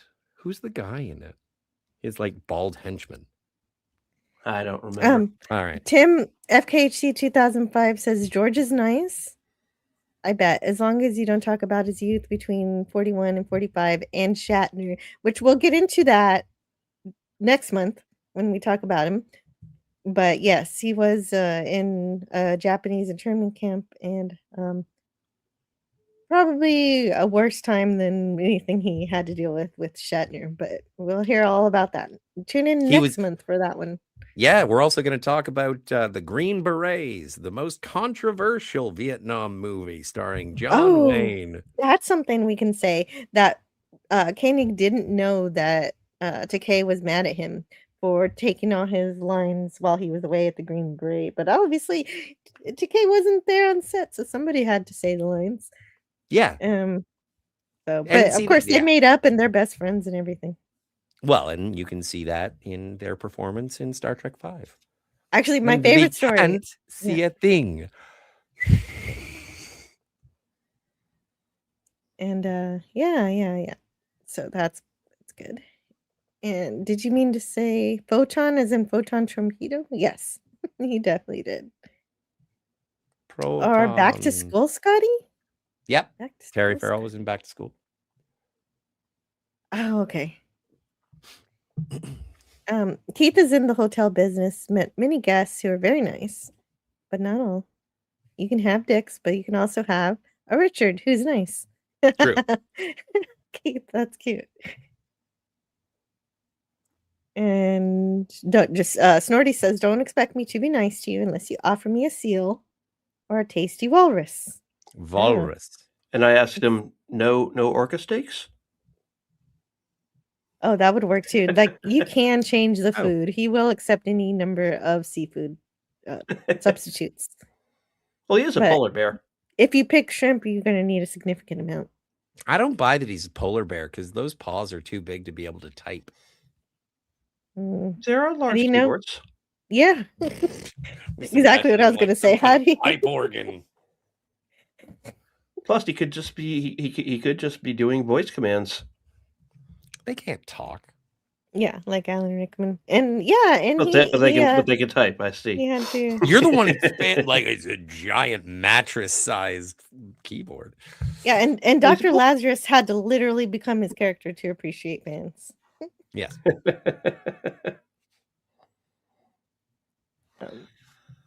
By Grandpa's hammer, what a savings. Oh, I love that line. Oh, that's he steals every scene he's in. Max, I don't agree with that because no, like I disagree with that, saying that Chekhov is the Doctor Who companion that of the Star Trek crew. I think that Pavel is an integral He's a navigator part of the crew and the weapons officer. And when he returns to be navigator in 5 and 6, come on, the effort that they go through to rescue him in 4, I guess that makes him a little bit more like a companion, but I think that's just don't leave a crewman behind. Yeah, it's a human thing to do. Snortopoopa says he dictates. The carp is 2 types. Well, now if the carp is typing, the keyboard's too small. What is it, a BlackBerry? Oh, okay. It's voice activated. Okay, that makes sense. That's fine. That's fine. Mm-hmm. Is Canadian Spider-Man here? Hey, Atwell's Otters. Canadian Spider-Man? I can't see everything. Canadian Spider-Man is here. We still love you, Japan. I don't know why I said that, but because of Nintendo. What did Nintendo do? No, it was made in Japan. Okay. Don't you love Nintendo because of? I do. Japan? Also, Atwell's Otters is here. Hello. I know. That's I saw. Cool. Hello. The carp we have otters. We have polar bears. Wow. I know. A lot of aquatic mammals. That's pretty amazing. Best Chekhov moment being interrogated on the carrier USS Enterprise in 4. Yeah, see, I was looking for my 4 clips. Nuclear vessels. Yes. There it is. Could you tell me where the nuclear vessels are? In Alameda. I love that they were actually asking people on the street. Not actors. Yeah, and one of them though actually talked, and she ended up having to be paid scale, so because she wasn't supposed to be saying anything. I warn you. But she was you perfect. Don't lie on the floor. I Jill, will have to stun you. What? Just check the private. Is there a problem? It's Don't read it out loud. Okay. Anyway, vessels or vessels. I hear you. Vessels. I hear you. Yes. I hear you, but I have not caught up with the recent chat yet. Sure. To see. Also, there's a sex bot on Twitch. Really? Oh yeah. Boy. Or an AI bot. I don't know where. Yeah. Okay, I'll kill that. Okay. And let's see it. And then over here we have to kill it too. And I don't see it. It didn't show up on social stream. That's weird. Did you see it there? I saw it. I saw it in the StreamYard. Anyway, it doesn't matter. Hey, everybody, welcome to Behind the Screens. It's supposed to be here. Hold on. What? Is this not working? Or maybe because I killed it on one side, it killed it. Maybe you already did it. Yeah, I guess so. I'm still trying to find your comment. Find out where you. My other laptop. I don't think that's a problem. Okay. My other laptop is currently off. I think you're distracting me for some reason. I'm sorry, but my other laptop's currently off. Why did the Blu-ray player just turn on? It's connected to that computer. Don't know. And that computer's off. I don't know. I'm really distracted now. So I don't think I can solve your technological ghost issues. The ghosts in the machines. There you are. Is that it? Okay. And so let's see here. I'm just checking the chat here because of things. Hey, the real head case. The real head case is here. Hello, the real head case. Glad to see you. Yeah, there you are. I hope Wayfarer Project's okay. Yeah, me too. I've been worried about Lawrence also. That's also another thing that I've been distracted with. He did mention that he didn't get to sleep last night, so maybe it was just time for him to go. Maybe he crashed. Yeah. Yeah. As a person who crashes without notice, I understand. Oh, you do. You do understand that. I trust he'll return. He's like James Bond in that regard. Mm-hmm. And Outpost Nerd says the villain is the hero of their own story. Lex Luthor feels that he's trying to stop aliens, an alien, Superman, who could take over the world in a day. Nonsense. It would take him at least 3. I don't know. Mm-hmm.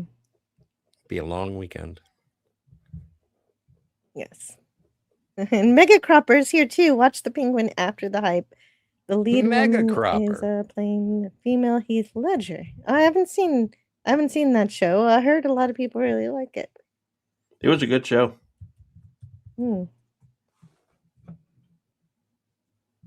Yep. Okay, so there we go. So let's see. The female lead, like Christina Melody? Yeah, because that's not that bad. And I don't think she was. All right. Oh, well, I was also saying all the things that I didn't get to list off everything every time Chekhov was screaming. He also screamed in the motion picture when his arm got burned, and in Day of the Dove. Yeah. And there you go. That's all the ones I can think of. And I really liked him in Trouble with Tribbles. Really, really good. Well, I can think of one appearance that would make you scream, Jill. What's that? He plays Federation President Anton Chekhov in the either final or penultimate episodes. Well, as much as I hate Star Trek Picard, as much as I hate Star Trek Picard and think it's all a terrible abomination, I can't get too mad at that because they went ahead and named him Anton for Yelchin, and so like I'm too much of an asshole if I'm mean about that. That makes sense. So they're doing the Back to the Future style family progression. Yeah. That's exactly what happened.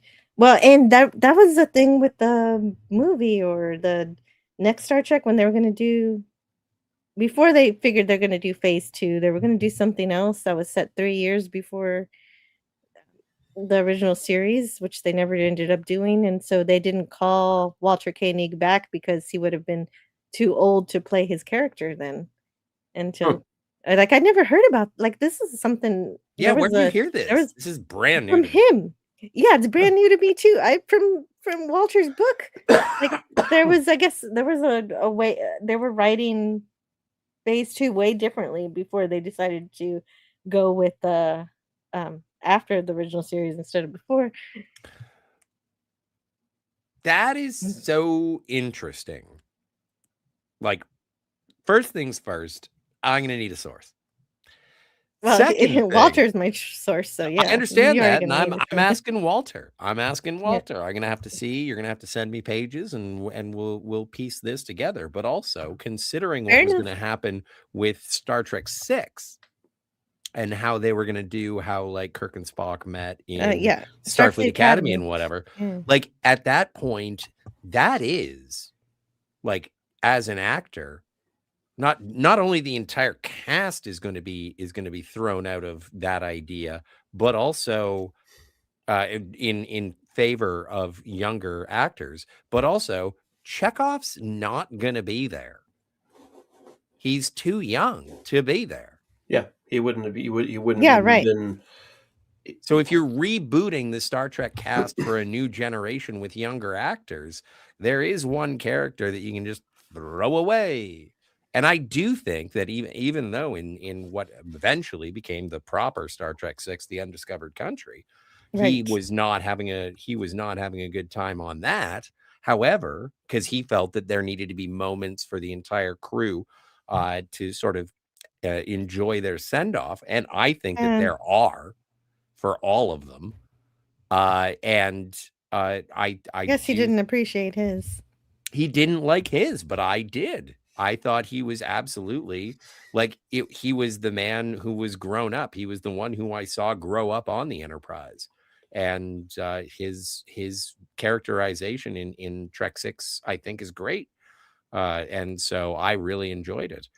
But I like at that point, that must have been a tumultuous production from not only initial proposal saying, yeah, Chekhov may not even be in this, but don't worry about it because no one's playing their original characters, to I don't like the way this is going. And I even heard in an interview or that he was dissatisfied or had friction with Nichelle Nichols during Star Trek 6. And I can almost guarantee what it was over.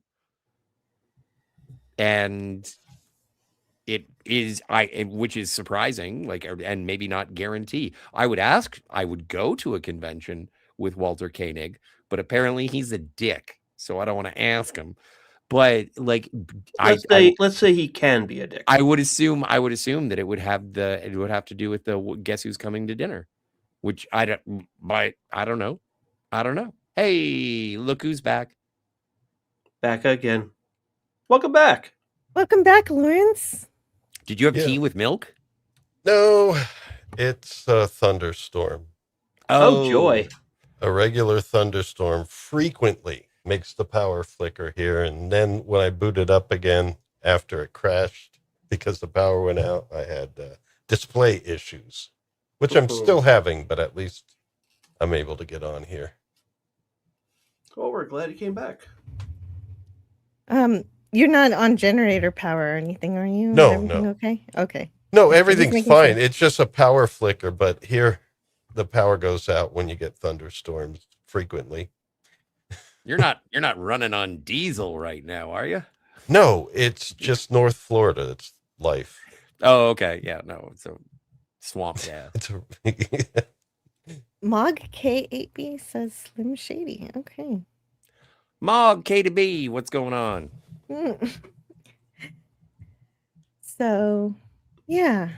So that's that story. Well, he was left out of the animated series, which is important. So if he was also almost left out of phase 2 before it became different, then because everybody else apparently got a letter but him, and so he eventually did call Gene. So the source is Gene Roddenberry, but we can't verify it with him for reasons. Get a Ouija board. It's not, yeah. But that's there are times when it's just like, oh, I heard you guys were having a party. And it's like, we had a party. It's like, well, why didn't you invite me? Because you weren't invited. No, I think that's an episode right there. We could have a seance episode sometime and try to connect with Gene. You know, I have learned of parties that I wasn't invited to. I've never asked, well, why wasn't I invited? I'm like, okay, I guess there was, something going on that didn't need me there.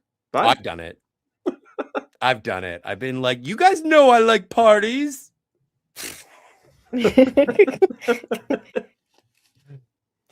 I'll be back in a second. Okay. Okay. I'm still trying to find my ground. It's kind of hard to come back. So come back, Jill. Come back. I know. I have to find you to tell you. Baby, come back. Night Terrors. Next Generation. So let's see. Oh, Chekhov also wanted to. Well, I don't know. A lot of this conversation would be better if I could also talk to not just Walter Koenig, but also Gene Roddenberry. But we can't talk to Gene Roddenberry. We could try. In terms of, well, he was trying to make his character a little more complicated because he was thinking, okay, if I'm part of the security team, I should be able to help Captain Kirk with that kind of thing. And so he had some interesting ideas for doing that, and of course, those were not implemented.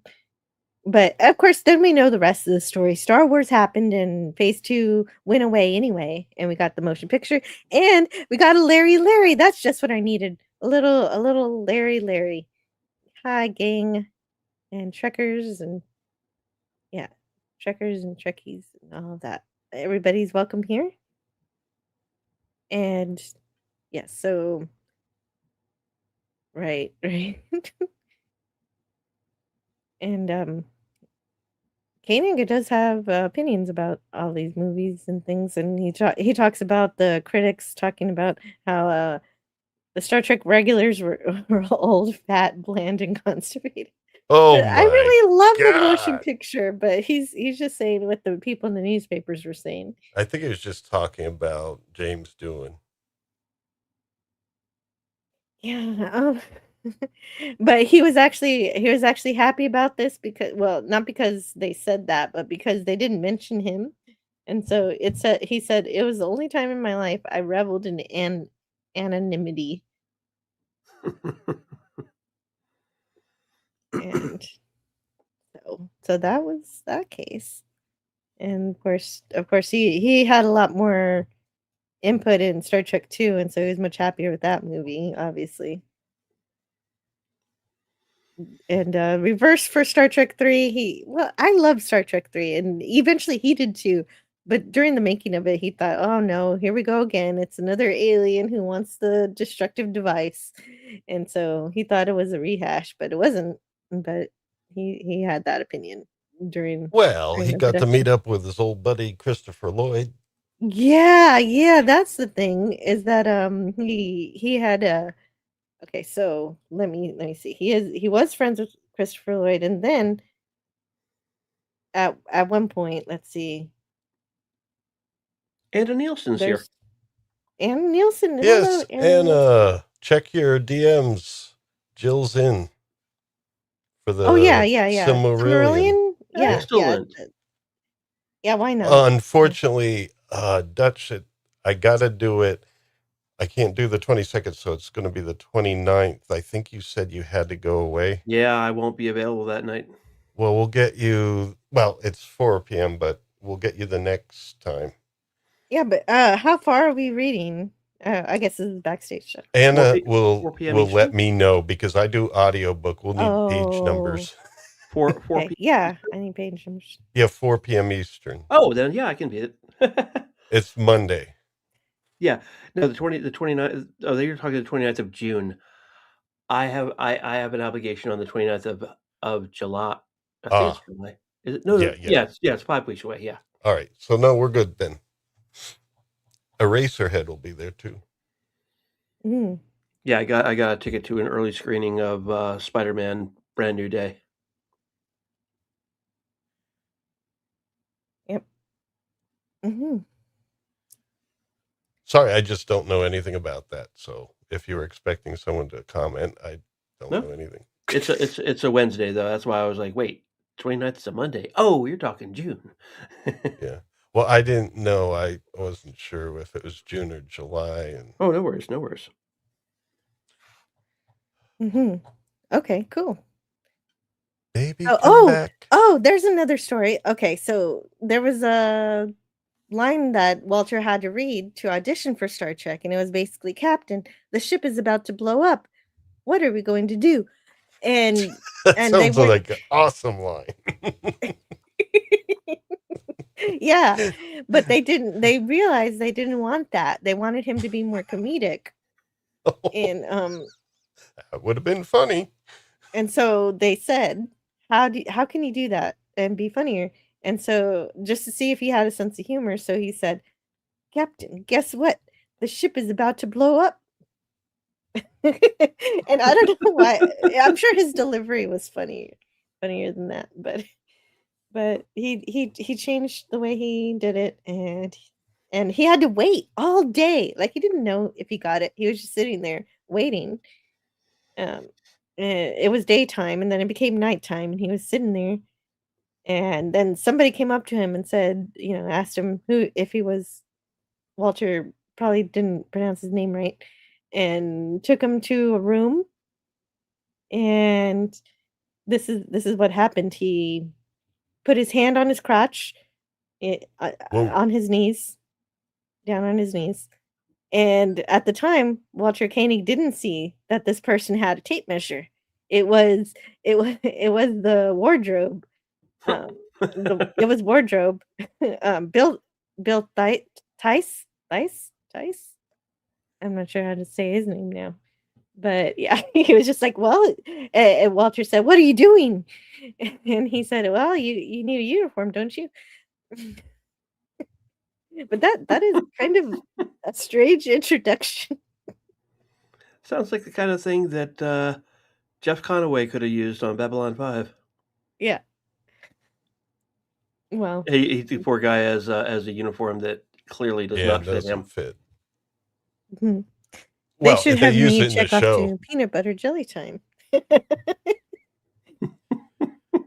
would have been good at that. Captain, the ship is going to blow. Asked Sulu. Oh my.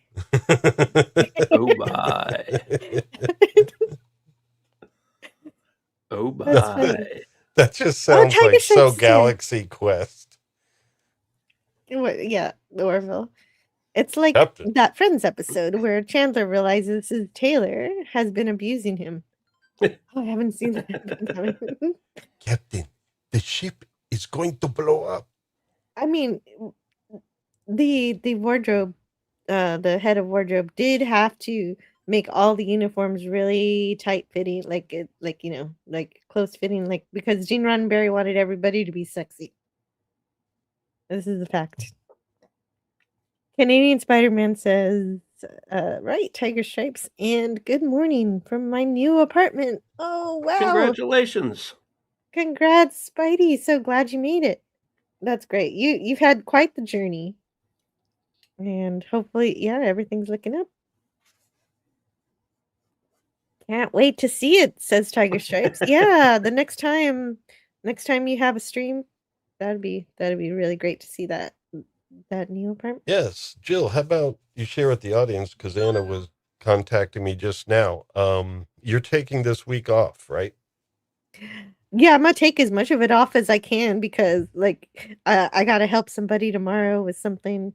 And I was thinking of doing a gaming stream, but just on Rumble, on the Rumble side at night. So it's so hard for me to get away from streaming, but well, I am you gonna deserve a week off because this upcoming week you're going to get your monetization back, and then it'll be full steam ahead after that. I think the only thing I could promise you is that we're taking a break from Twilight Zone Friday. I'm still going to talk about Hudson Hawk because we have to finish our Hudson Hawk review with Retro Nerd Girl, and I'm definitely not putting that off. But I already have that all prepared, so that won't be difficult to get to. But anyway, knocking sound you heard was me knocking on wood after Wayfarer said that. Thank you. I appreciate that. I do hope I get it too. But if I don't, I'll be fine. But it would be nice. Canadian Spider-Man says, I'll do a show later this afternoon to make up for not having a travel show last night. And yeah, we shouldn't be going on too late. We've probably got another hour of this one going. Bonfire. Yeah. I'm sorry. Do either of you follow Terrible Maps on Facebook? No, I don't have a Facebook account anymore. Left it in 2020. Well, they just posted Wyoming has a smaller population than the other 49 states combined. If you can believe it. If you can believe it. There aren't that many people in Wyoming. Wyoming has a smaller population than the other 49 states combined. But I can also appreciate anybody who's decided to put Facebook aside because it's all AI slop now. It is so hard to. Well, AI might be right in that case. So. Yeah. Bonfire streams are going to be interesting, Spidey. Yeah. Will Bonfire. Spidey still be able to do bonfire streams? That is a good question. I don't know. I think probably not in his apartment. I was confused at first because Bonfire is actually the place that I used to make T-shirts and stuff. Something you might want to think of, Jill. They're got really T-shirts. quality shirts. Yeah, and I just don't know what to put on a shirt. And like that's the thing I've thought of, but I'm not there. Welcome back, Scotty. Oh, I'm sure Scotty would be able to come up with some great ideas. I will start brainstorming currently. Okay. Thought the knocking sound was the YouTube police coming to remonetize poor Jill. Re-demonetize. Re-demonetize Jill even further. Yeah. No. Well, that's not going to happen. The only way to do that is to get rid of my channel altogether. No, she's going to be good this time. You know, webcams, varying the screens, all sorts of stuff. And plus, it was probably a mistake in the first place. It definitely was a mistake. And I've been behaving myself. Like the co-host hasn't even been shitting the bed. Well, language. Nice, you can't say bed in here. A vibrating I despise bed, I slept 2 tiger stripes. It's so annoying, especially when it's not labeled. It should at least be labeled. Well, you know, it's kind of, not to open a can of worms, but isn't it becoming somewhat obvious? Yeah, usually. Oh yeah, it's usually obvious, but sometimes it's not. Sometimes it's really good, and I just know it is, and it's just I prefer to not have to guess. Yeah, well, I mean, that's fair. And it's programmatically easy to tell it's there because they all have signatures within the code that are within the code of the image. If they're worried about people abusing the system, start with the ones that are really racking up the what do you call it? The ad revenue, not the people that are getting like $3 to $6 a month. You know what I mean? Go after the ones that are really abusing the system, and their statistics would show it, you know? That would make sense, but not like smaller channels where, you know, your memberships are more than paying, their cut of your memberships is more than paying for your ad revenue. I just don't think that their systems are connected to be able to make that logical decision. Well, that also hurts them because when you lose monetization, they lose their 30% cut of your memberships. Yep. And that more than covers what they have to pay in ad revenue. They're losing money. That also, and a fourth of those members are now on Patreon. Yep. Yeah. You lost YouTube. But I'm also thinking of that one episode of The Simpsons with the flaming Moes where Homer says, "Well, you lost yourself a customer." And meanwhile, Moe is just ka-ching, ka-ching. I'm sorry, Homer, I can't hear what you're saying. That's exactly right. Yeah, that's true. That's true. Scotty R 37. I know, but just multiply that by the thousands of people who lost monetization unfairly. It's like YouTube lost some money there, you know, and it all adds up. Oh, sure. But also, it was that stupid change that they made where it was like, okay, they would only put ads on your videos if you were monetized, and thus you would be more held to account to the strict rules of advertising revenue. You were invested in it. And then when other people were just like, oh, we're not monetized, we can say whatever we want. And then it was just like, well, then we don't want your platform, said the advertisers. And that's when YouTube proactively said, well, if it's everybody saying everything, then we have to start, you know, you can't say Nazi.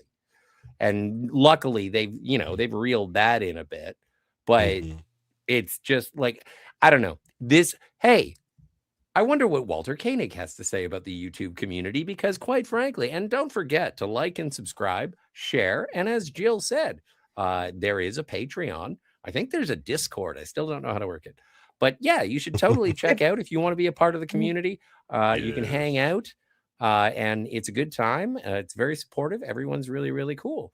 But if you haven't seen Walter Koenig with Sirach Lofton on the Seventh Rule, he does do a podcast talking about different Star Treks, not just the ones he was in, but also Next Generations, Deep Space Nines. He joins for those, but obviously the big ones where he's most invested. Yeah, they've already reviewed Did they review all of the original series already? I think they bounce around. I don't think that they go Oh, okay. chronologically. I see. So, Spidey will have to find a place down by the river to have campfires, which that's going to be exciting. All right, Matt Foley. Next to his van. Yeah. And oh man, I tied my cell phone to the rear view mirror with the charging cable since the car was packed anyway. So I made 4 videos. Oh, okay. So we're looking forward to those videos. That'll be great. That sounds rad. We can see who was behind you. Yeah. So yeah, it's really great. You can find Koenig. He does a lot of interviews and he gives people a lot of time. And Yep. in all of those interviews, he seems really sweet. So anyway, but he also don't seems like a guy who's don't like, make Dutch feel. No, I know. I'm sure. I'm not I'm trying. sure he is I'm not- nice in those interviews. I'm I not- don't know. I'm not trying to invalidate your feelings. No, or you're your not. experience. You're not. But, It's. I mean, but I do. I'm it's trying. not I a am big trying. deal. Yeah. I do think that when he's on those interviews from time to time, he's like, and you know what? I don't really remember. It doesn't really. I don't remember. When did he turn into Gilbert Gottfried? Sorry? When did he turn into Gilbert Gottfried? As soon as I learned how to do a Gilbert Gottfried impression. You just did. All right. Yeah. Oh, the aristocrats. We're going at Warp Factor 2. Oh, well, and aside from that audition that I talked about already, where he got felt up by the wardrobe department. That's how you do the inseam. Huh?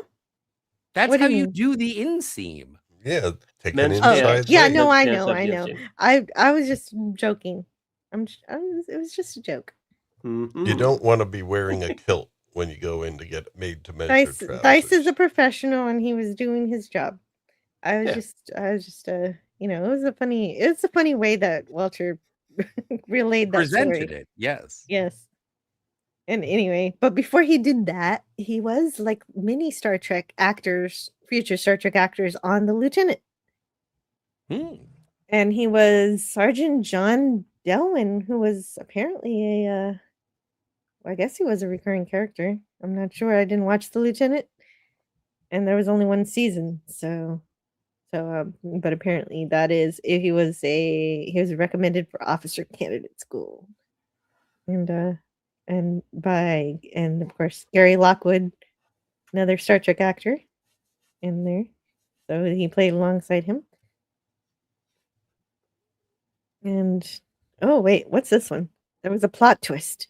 At the height of the U.S.-Soviet Cold War, is that Sergeant Delwyn's visiting mother is a prominent and politically active Communist Party member. So it kind of paralleled his real life, except for it was his mom instead of his dad, who's a commie in the Lieutenant. That's cool. Were they? I mean, they left. No, I'm just saying. Well, no, just spiritually. His dad was a commie. Well, he was part of Labor Party groups and extreme far left groups, political groups. Okay. And But Walter was a kid. Then why did they leave? You think that would have been fun I for him didn't- in the Soviet I- Union? I think he was. I think they escaped before Walter's dad grew up. I didn't look into the actual history of their departure from. I could look that up. Oh, so see if that's Walter's easy to dad find. might have been like, my parents didn't know what they were talking about. This was good shit. Yeah. And as for why a communist would leave the Soviet Union for the United States And still be a communist. and still be That's a what I communist mean. and still be a communist is because in the United States you can actually buy bread. Yeah, but you Yeah, would think you would lose the habit of why you can't buy bread. So I don't know if you guys remember the comedy show from 2001 called Son of the Beach. It was kind of a parody of Baywatch. Of Baywatch. It was like the police squad of Baywatch. Howard Stern's show. And Walter Koenig was in one episode, and his character's name was General Dmitry Sukhatov. Yeah, it was Very a nice. it was a Howard Stern show. That was the level of humor they used in that show. Well, I think that's also just generally Russian last name humor. I can't seem to At find least it wasn't Roger Kokov. You see? See, I constantly find the story of them immigrating from Lithuania to New York. Yep. But I can't find the story of how his parents escaped the Soviet Union to Lithuania. Maybe they were spies. Oh, wow. Walter Koenig was in the real Ghostbusters. Mm-hmm. Moontrap. We got to show the trailer for Moontrap. Is that kind of like Parent Trap, but on the moon? Wait, was Lithuania part of the Soviet Union? Yes. It was. Yeah. Okay, then that explains it. Yeah, Walter Koenig worked with Bruce Campbell. Sorry, everybody. I'm just scrolling through IMDb.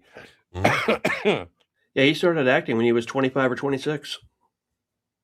Well, and that's what he said. Like he was aware to a certain extent that when Star Trek rolled around, he had already sort of outgrown playing younger. He had made quite a career as playing younger, more timid. As I mentioned earlier, he played Lee Marvin's son in a anthology television show. I forget what it is right now. But he was Lee Marvin's son. He was 26 years old and he was playing like a teenager. And so, oh yeah, he was playing a teenager. And there was a point where it's like he could play. He had boyish looks. He was Davy Jones, but not. And then when Chekhov was 9 years younger than Walter Koenig. Yeah. Well, and I always found that interesting in Star Trek Generations, because I love Star Trek Generations, is that when they meet Demora Sulu and Chekhov says, I was never that young. And Kirk says, you were younger. And it is one of those things where there is an endearment between the characters, but also, yeah, he was playing like he's, as you said, he's only 8 years younger than Shatner. So is he? Oh yeah, well, that's right. Said, yeah, I did. Okay. And so it's interesting. It's interesting that was the way that it sort of turned out. And even he got like chewed out by Harv Bennett at a certain point. I think it was for Star Trek 3. And it was like, if it weren't for that stupid accent, you wouldn't even work in Hollywood. Well, because there was a problem with his pay. He was being paid less than the other supporting actors. And then also he felt like he wasn't in the script. He was in the script even less than before. And I was thinking about that a little bit. I was thinking about that a little bit because he had a meaty role in sort of Star Trek 2. Like he was prime. He was front and center. He deserved compensation for what he went through. But then it goes back to when you get to Star Trek 3, it's like, no, now you're just Chekhov. You're not taken over by the bad guy or anything. You're just doing Chekhov things. And he's like, but I wanted a bigger role. And it's like, you got it. You had it. It's over. Yeah. And then then he got a good one in 4. In 4. And I was even thinking about that when he was like sort of missively talking of his role in Star Trek 4. And I was like, well, like all of George Takei's stuff ended up on the cutting room floor for that. He ended up just being the helicopter pilot. Yeah, he just got a helicopter. Chekhov had the great right. Well, and we'll talk more about that. We've talked about it every single time, but we're going to talk about it in more depth when we talk about Takei and how he was supposed to have his ancestors meet his great-great-grandfather. That was in the book. I read the Star Trek 5 book. Nice. Yeah, because the whole thing was set up, and so it was something that was set up for him, but the kid wasn't cooperating. And actually, I thought when Nimoy talks about it, he's like, oh, the poor kid was shy or something. But Chekhov talks about it, he's like, he was a brat. He was just a little jerk. It's like, wow, that's a difference. No, I like that a lot. Children are like farts. Everyone likes their own. Yeah, mine are great. It's Country Fellowship of Oddballs. What It's were here. you talking Hello. about there? Your children or your farts? That's crazy. Way to go, Courtney. It's good to see you. I haven't seen you in a My while. children, but I mean, I guess Jill, if you both keep farting, then what? Jill, your answer to Lawrence's question there should have just been yes. I should have been, but I was too happy to see Courtney to properly make the right joke. Never date a Russian woman named Ivana Kucherkova. Kocherkov. You guys are amazing. It's almost a producer's job to insult the talent. Oh, really? Well, yeah, Okay, they are well. supposed to Oh, but undermine their pay. Yeah. But that's what and agents the are for, I important part of guess. that story, I almost forgot, is that Walter said, "Okay, fine. I'm just not gonna do. I guess I'm just not coming for Star Trek 3," and so he quit. He went home to his family and told his family, and then they called him and they gave him like a few more $1,000s, and he decided to I think it go was ahead and equal do it. pay with Yeah. the rest. Yeah, it was Nichelle. At probably equal least the pay. same as Nichelle. Come on. I think it was Right. Nichelle and doing and Yeah, doing too. Yeah. But Mhm. again, this is something like when we are talking about these actors, and I do think it does give some credence, is that some are more ambassadors for the franchise than others. Be right back. And so it is something that I do understand and appreciate. And sometimes it Mhm. is just a job and you do want to move beyond it. And sometimes you do come to peace with the you make peace with the role that made you famous. And Mhm. so I'm not saying there's any animosity, but I think that there is more of a business aspect. And because of Mr. Koenig's talent for writing, Mm. and like I do think that there was more, and his stage work, I think that it was one of those situations where he was maybe the middle child, and he was just Mm. like, yeah, I can do Yeah. whatever, I can do this, I can do that, but I'm not married to Chekhov forever. And there was an Oh, and opportunity investor, but again, I've been married to a character once before. even Let's if do it. Like, I even if think he your thinks he thumbnail wasn't I think yeah. your thumbnail says it the absolute best, Jill, is that he was always up for a challenge. Yes. That's right, and he wanted it, and he didn't find that challenge with Chekhov, but even though I know that about him, he did a great job with Chekhov. He put more into it than he was given. He was Yep. given something, and he put in that whole thing where he does like, he was made fun of by Harbin, unfortunately, for his Russian accent. A lot of people did complain about it, but it actually comes from his childhood.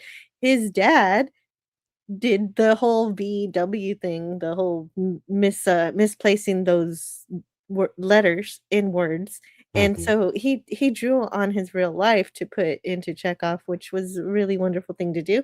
He Yep. drew from his own personality to say, "There are times when I have been, charming and confident, and so that's gonna be Chekhov," and he did that, and he made it a great character, even if maybe he doesn't, think he was even if it wasn't multidimensional enough for him. No, I guess actors also, it might be a social thing among other Mm, actors. The sci-fi actors probably don't, I don't know, they probably feel looked down upon by the other actors that, do what mhm. I would consider more mundane roles, you know, playing just a cop or a lawyer or something. And it's like, yeah, but I guess you can do more Like, emotional I would stretching have out been, in some cases, but it's like the really I good I can't science yeah. fiction has, emotional parts where the actors are important. Yeah, And I I think gotta the say, original films had some good stuff, really good yeah, stuff. they did, but, I can't relate to how Koenig feels because I would have loved to be, a Hmm. female Eddie Paskey in the background of a Star Trek. That Oh would have been yeah. exciting. That is, yeah, no, that's something that even going back to Shatner's Get a Life on Saturday Night Live. Like that was the first time that I was like, well, what if I was an actor? would I be mad at the people who liked me for being a character? No. Or would I be displaced. okay with just being Bozo the Clown, and that's who I am for the rest of my life? But or like Adam West is Batman, and then I go, I'm going to another state fair. Like that kind of thing, until you reach that level in your career where you pursue other endeavors that are maybe not paying as much, but they're stretching your artistic talents. But it's very strange. It's very strange, and not my experience. You got to look at it this way. It's not about climbing social ladders or things like that. But if you're making a decent enough living that you're not struggling and you're doing kind of, it may still be work. It's probably not as fun as a lot of us think doing acting and stuff, but it still is not, I mean, let's put it this way. If you're not struggling to pay the bills, then you're better off than a lot of people. Absolutely. But there is still, I would say that there's still an animosity within the artistic community. And that what I think of immediately is that Frank Oz was a great director and one of the greatest Muppeteer performances. He basically made the mold for that talent. He would be the Andy, or one of the Andy Circuses of the Muppeteering and Muppet Creature Shop, if you will, all of that jazz. And the thing is that I remember he directed a movie called The Score with Robert De Niro, Ed Norton, and Marlon Brando. And Marlon Brando would not take direction from Frank Oz, no matter what his talent was. It was like, you're the pig lady. You're the pig. You're a pig puppet. And that's it. And he would completely discount Yoda or anything else, any of his other directions. It was just like, he was there for money. And then and those scenes where Marlon Brando was in The Score, it was like, Robert De Niro pretty much directed those, because Marlon Brando was like, F you alls. And that's how it went. Yeah. Wow. No, he had to be directed by someone else to get the movie to him. That's kind of nuts. It's tough, but it's one of those things you got to just rise above and just say, whatever. We're all going to the same place. Well, maybe I don't mean metaphysically, but we're all human beings. We're all gonna die. It's fine.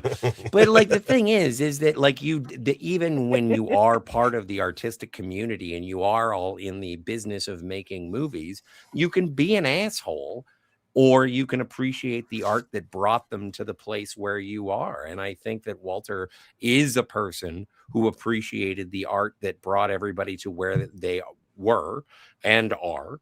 And it's probably part of the reason why he's doing the Seventh Rule with Sirach Lofton. Like, I think that there's a certain level of understanding that is professional, that is relatable there. And I'm glad that he chose Sirach Lofton instead of Will Wheaton. So thank heavens. Oh my goodness, I would never watch that podcast. I would never do any research with Well, if he knows what's good for him, he should choose Anti-Derivative Jill. There you go. Well, I don't know. We're gonna start with Jennifer Leanne and work our way up. Well, and he took his acting very seriously, obviously, with the roles that he has had that I've seen. I know. Maybe Michael Collins, not Michael Collins. And he appreciated it in other actors too, because he would watch Ricardo Montalban when they were doing Star Trek 2, and the director would say, you need to tone it down or something. And Walter was afraid that there was going to be a tantrum or something on the set. And it was like, instead, Ricardo said, I see what you mean. And so I think he really admired that attitude. But that's an actor. Is that a paraphrase in terms of tone it down?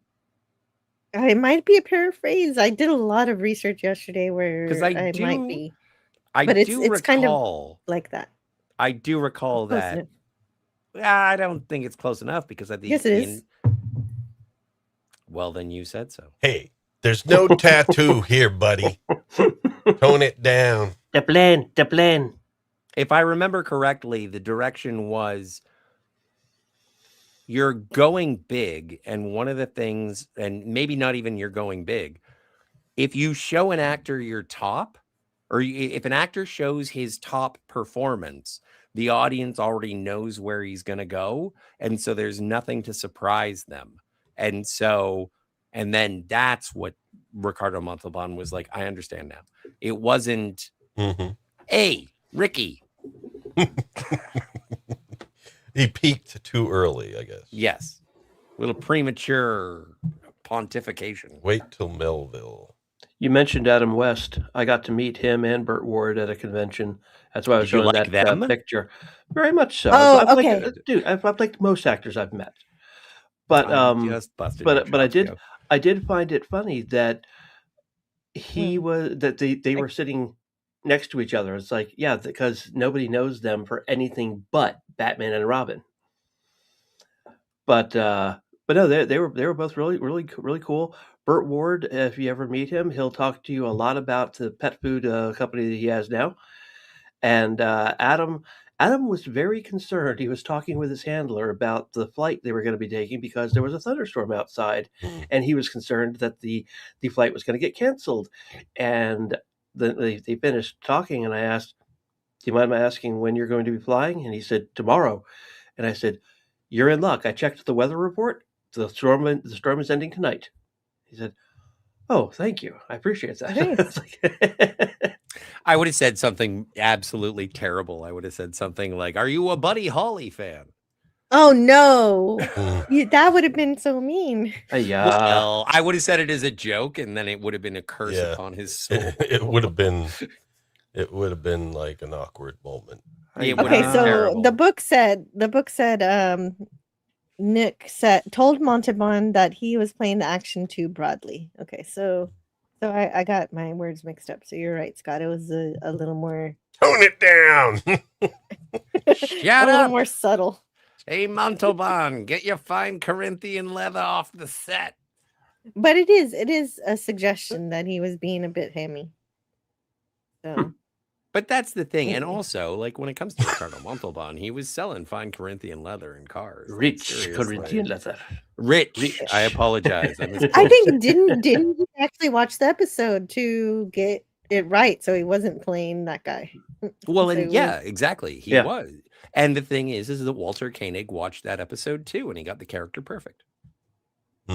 If you show the audience your top, you have no place to go. Montalban responded by saying, you're trying to direct me. Thank you, Max. That is the direct Because I don't know what I'm doing. He didn't say because I don't know what I'm doing.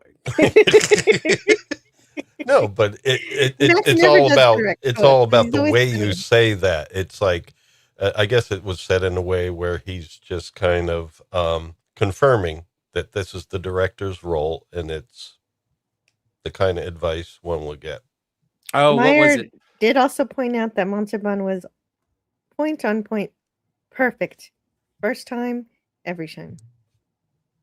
But there was, I remember hearing a director give, I remember hearing Matt Damon heard direction from one of the Farrelly brothers when he was making the movie Stuck on You. Now, if you don't know the movie Stuck on You, congratulations. However, also it's about conjoined twins, played by Matt Damon and Greg Kinnear, and they were doing a scene. And they did the scene, and they did it again and again and again. And then Matt Damon said, "What do you want me to do?" And one of the Farrelly brothers, I forget which, walked over to him and said, "Suck less." That's not helpful. Yeah. That is, yeah. I just thought it Oh, was my goodness. appropriate to the Hollywood Yeah, it Babylon is. that we were discussing. Absolutely. But I also want to say hello to Tyron Lethbridge. Hello. Hey, He says, Tyron. I made it. I got stuck at the gym. What did I miss? Someone catch me up. We just started. Yeah, it's over. So long, everyone. Enjoy the rest of the stream and enjoy your Cheers, Brogu. weekend. This is the way, says Brogu. That is the And way. I will see you. I'll see you around, Brogu. I hope you have a wonderful weekend. thanks for spending 2.5 hours with us. Yeah. Hope you have happy times coming up. Yeah. And somebody fed the bear. That's Nom, why nom, he nom. says nom nom. So that happened. And okay, so since he wasn't in, actually, it was a kind of he was not invited. Not only not invited to the animated series, but neither Susan Sackett nor Gene Roddenberry or anybody told him. So he had to find out from a fan at a convention, which was kind of sad. And thank Wow. you for setting me straight on that, because everything I had ever heard about it was he refused to join the animated cast. Well, and Yeah, I'd never heard that anywhere before, and I was like, "What's the source on that?" It's probably That the was same source great. that told me that it was that they used construction paper for the animation. Oh, They were thinking South Park. No, this is long before South Park was a show. but that's also like I think that he finally ended up. Well, obviously, he wrote the Infinite Vulcan, Yeah. and in the art right. of Star Trek: The Animated Series, and Dorothy Fontana was the one who said that the Infinite Vulcan was her favorite or the best of the originals or the animated series. And so but her that's episode was the best. Yes, but she that's was what the best. that's what Dorothy said, and she was like, that was the best one. She was being nice. Well, even if she was, to have someone of that regard in the Star Trek community be nice like that in print is like, holy moly. And this I would have did been like the episode. Like Yeah. Giant Spock is cool. It is. I'm glad that they they paid tribute to it in Lower Decks. No, they paid tribute. It didn't even say a word about it. It's just his skeleton laying there and they're crawling all over it.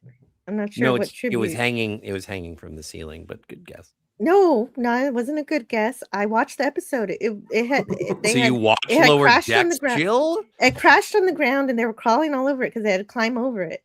It All right. wasn't in any. It wasn't. No. Was it? It was a real part of a Spock? collection. All right. It was Giant Spock, and he knew how to was do. it real? He knew how to do the salute, so he had to have had the spirit of Spock somewhere in there. And anyway, is. I wonder if they had to pay royalties to Walter Koenig just to use the giant skeleton of Spock. I hope so. Me too. That would make it worth something. And so yeah, the Infinite Vulcan I think was a really fun episode. It was Gene Roddenberry's idea, according to Koenig, to make the aliens plant people. So he gave them artichoke people. I remember them. Yeah, those artichoke people, they're pretty fun. Yeah. They just want to explore. Well, and I do remember at least one reference from Walter Koenig, and he's like, I don't know, they replaced me with some 3-armed guy or some cat girl. I don't know. And so it's Eric's. They replaced you with Eric's. But and Eric's is cool though. Yeah, but like, why is there an officially licensed Eric's action figure? I don't know anything about that. But anyway, it's yeah. Oh, Poopas. What was I gonna say? It reminds me of distracted. John. Oh, what's his name? It's from Disaster, where it's At Captain least Picard they and weren't the radishes. kids. Yeah, and it's like John Michael or whatever. I don't George Michael, and they're going through the turbolifts, and it's because he won the science fair. He was one of the top 3 of the science fair, and he's like, I grew some radishes and some weird dirt, and they came out all weird like that. I saw that on Star Trek Out of Context today, and I was like so happy that I don't know. Apparently they wanted him to write more, but he had to rewrite this episode 11 times, so he decided it was too much. He didn't want Jay Gordon. Max Redstone gets it. Anyway, yeah, Jay Gordon. Yeah. Sorry, I'm excited about Star Trek. Maybe I'm in the wrong place. You can be excited. Thank you. I didn't stop you. Yes. I don't know who was stopping you. I was just saying. Walter Kane. This was the start of his writing television, and but he didn't want to write more Star Trek because he had to rewrite too many times. The Curse of the Roddenberry. I guess. Yeah, he wants it to be good. I mean, Gene was always a guardian for Star Trek, as long as he was allowed to be. Has my opinion of Gene Roddenberry fallen so far that every time I hear him actually giving direction or organizing Star Trek, that I'm just like, he's doing it for money? But then I did see the title card for The Infinite Vulcan, and it says written by Walter Koenig. Walter Koenig. Well, when he's writing lyrics to the theme, yeah. Well, yeah, he's doing that. He did that for money. I'm just saying, definitely. I got to reel it in. Every time. Alexander Courage should have gotten the full salesman. He was actually a really influential and inspirational television producer, writer, and. But would you also say that, as his influence waned in the next generation, it got better? Well, okay. When I'm talking about the original series, and I'm talking about the animated series. The Next Generation is a whole different animal. They were already not listening to him to begin with, so he hired this lawyer who was a scumbag, and things got bad. You leave David Hamlish alone. Yeah, Hamlish is the reason for all. I don't know problems. if his first name. I don't blame Gene. Gene did a bad job hiring him. I blame him for hiring that guy, but that guy. I blame the barbiturates. Really fracked everything in that regard, according to me. See, I just apologized to Gene Roddenberry and then immediately besmirched his legacy. Well, because we don't know any specifics on consumption, so don't ascribe anything to him without. I will describe nothing. Well, don't start yelling at me. I've been drinking this same PBR since September. I'm just having coffee. Yeah. No, I'm just having coffee too, Lawrence. It's my mom's birthday. Happy birthday. That. Yeah, exactly. There's nothing quite like it's like, hey, Mom, happy birthday. I'm wasted. I don't know. So coffee calm down. It's Friday. We got to get down on Friday. Coffee has absolutely zero effect on me. Well, I wonder, does he appreciate the Saturn Awards he got? He got a Best Supporting Actor for both Star Trek 2 and Star Trek 4, which makes sense. Yeah. But he was also so other Star Trek things he did. He was in a lot of fan films. So I mean, because that also supports the idea that he likes fans if he's in fan films, and it's like, well, he likes the fans that pay him a lot of money. Yeah, that's true too. He was in Star Trek New Voyages, and Renegades. He was supposed to be in some Captain Pike one that never got released. I don't know what happened there. But also, it's a mystery. That's a mystery worse than Axner, because we know all about Axner. But what the heck happened to this Captain Pike thing? It seemed to just disappear off the face of the planet, and nobody talks about it. Why would Chekhov be in a Captain Pike episode? I mean, he was an ensign for Kirk. Because he wasn't Chekhov in this. He was like some. He played a different character.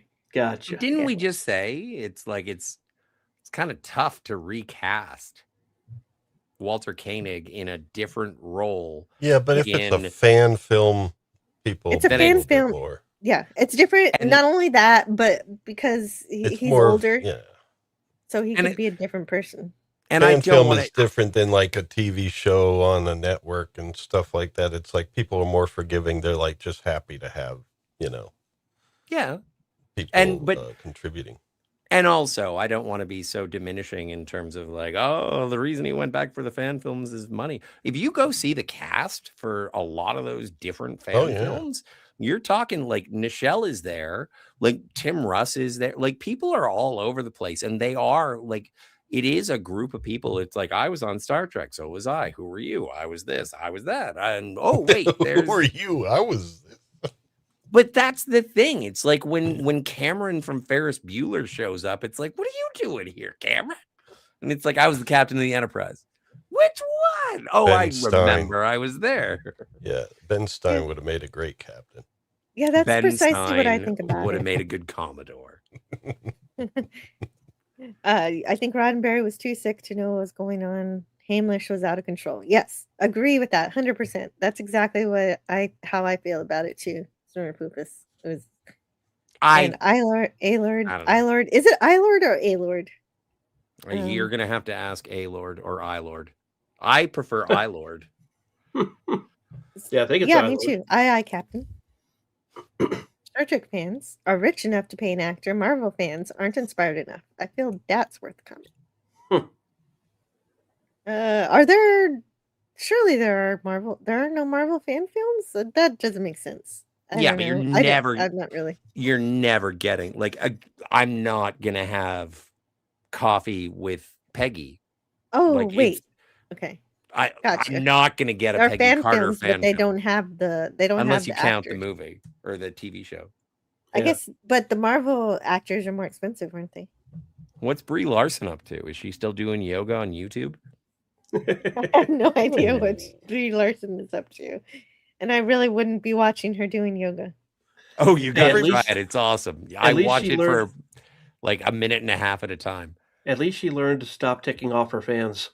Okay. Well, okay, okay, go ahead. She wasn't the only one. Like story. a lot of YouTubers at that time decide, let's throw in meditation and yoga as part of our thing. And it's like, what the hell? Why is everyone doing this at once? Well, we'll talk about it all next week on my brand new channel, Brie with Scotty. And so Brie Larson and Scotty R37 are going to have a long talk about leg stretching and deadlifting. Does anyone else think that's going to be your first stream? Yeah, you're going to be capitalizing on the OnlyFans with a lot of no. And she's going to be deadlifting her Oscar. So, does anyone else think that Wayfarer looks like he has antlers? Nope, you're the only one. Yep. That's the two trees. I know. I thought those were his Captain America wings. Well. Anyway, I have to go change my socks. I'll be back in a moment. Okay, while Scotty's changing his socks, does anybody remember Galaxy Quest? We mentioned the best Star Trek movie ever. Yes, by Grabthar's Hammer. What a saving! By Grabthar's Hammer. Grabthar. Yeah. So Walter Koenig. Scotty keeps leaving every time I have a story. Really kind of messing me up. But anyway. It's because everything's all spoons. Anyway, so what goes on here with Walter Koenig is that he has an agent, and they all have the same agent. Walter Koenig and James Doohan and George Takei, they all have the same guy, and so they get events for them to go around and do stuff. And so at one point they went to a video store. And this is a good one. This one is one of my favorite stories.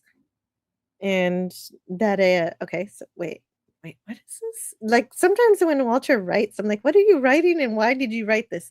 Two small fans pumping furiously at opposite ends of the room were like jugglers flipping bowling pins at each other. That is what what am I reading? Pumping. That's a dance type of move. I guess the fans were fighting against each other. The air was they were competing in which direction they the air were goes. Competing for air. I don't know. No, in this case, the only thing that flew through the air was the noxious scent of people standing too long in line. Yes, we all know that smell. Mm-hmm. Whatever. Smell he goes of ripe humans. And so they okay. So they were, I guess it was a really hot day and they were sweating. I think that's what he wants to portray, but he's a poet, so he uses all this language to get to the point.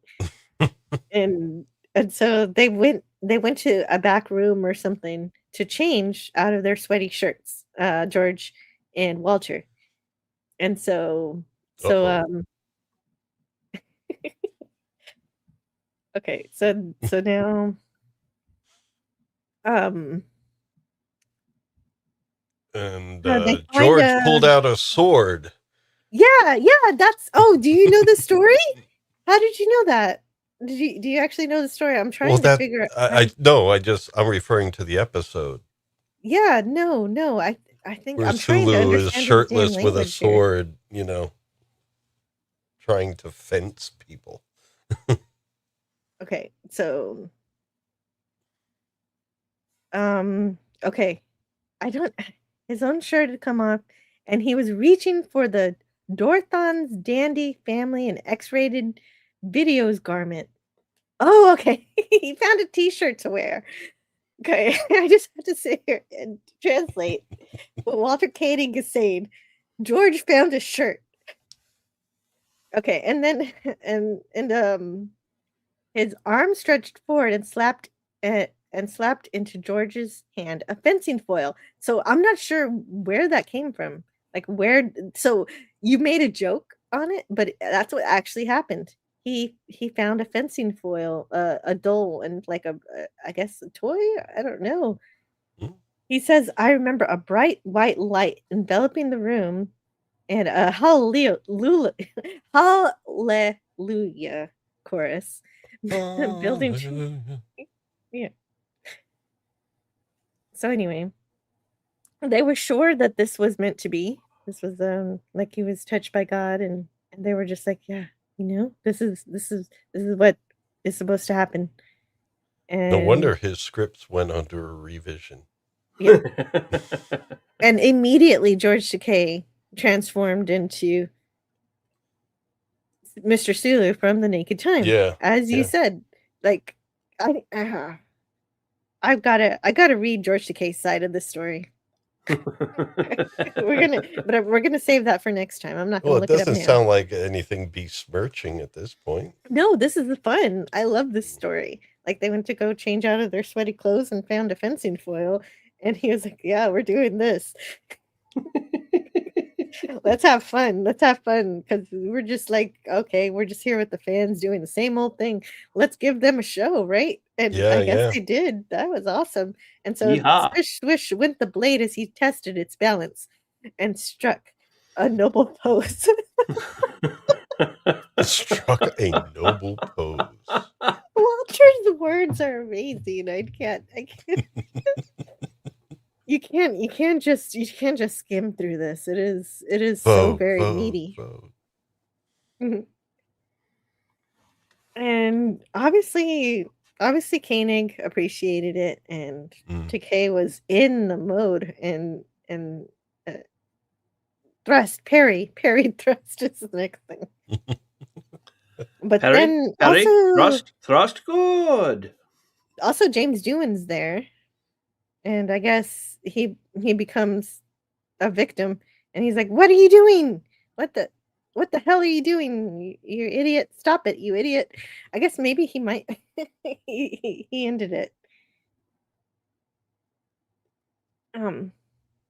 I guess Takei might have turned the foil on him and got in trouble with James Doohan. I guess if I was being poked with a dull blade, I would be upset too.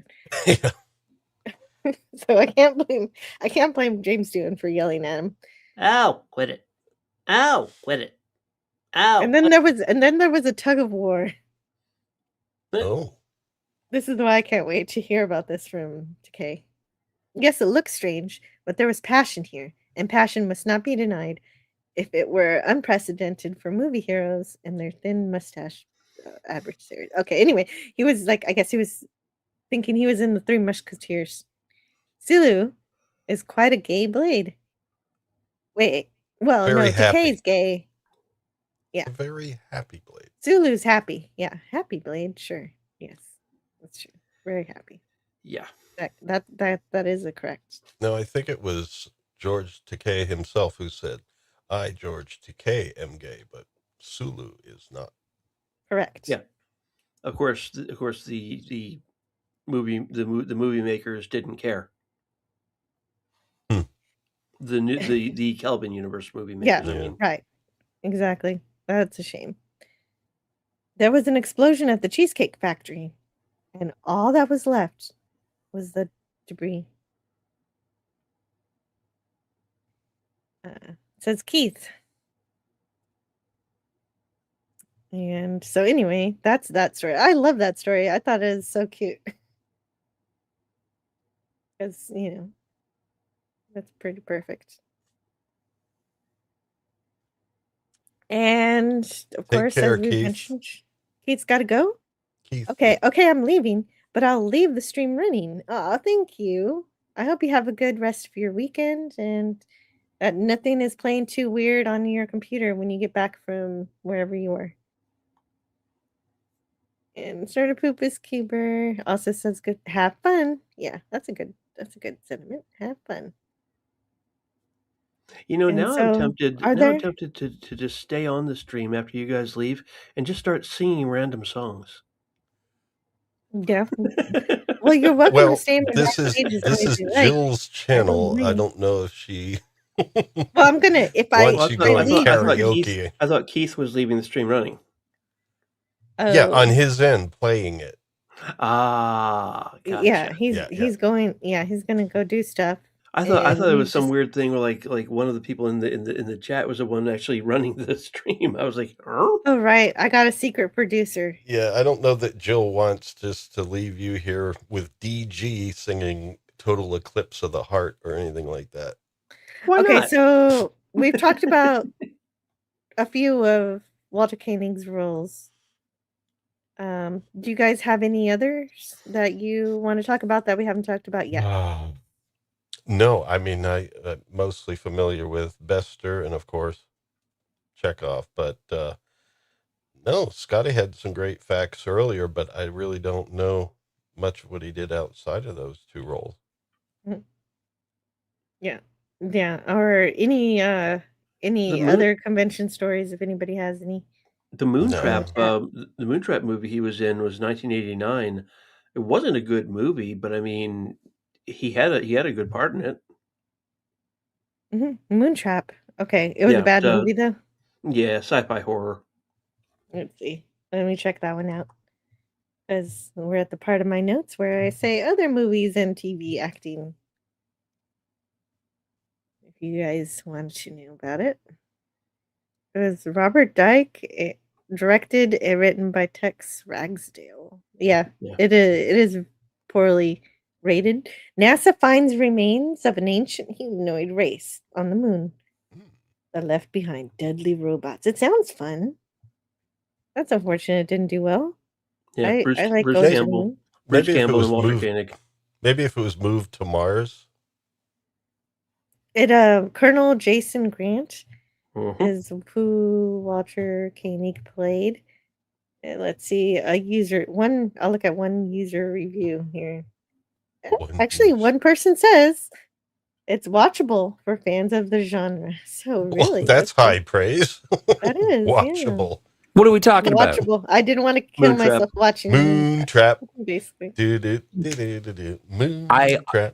I am absolutely enamored with the idea that Walter Koenig and Bruce Campbell shared screen time. So that's good enough for me.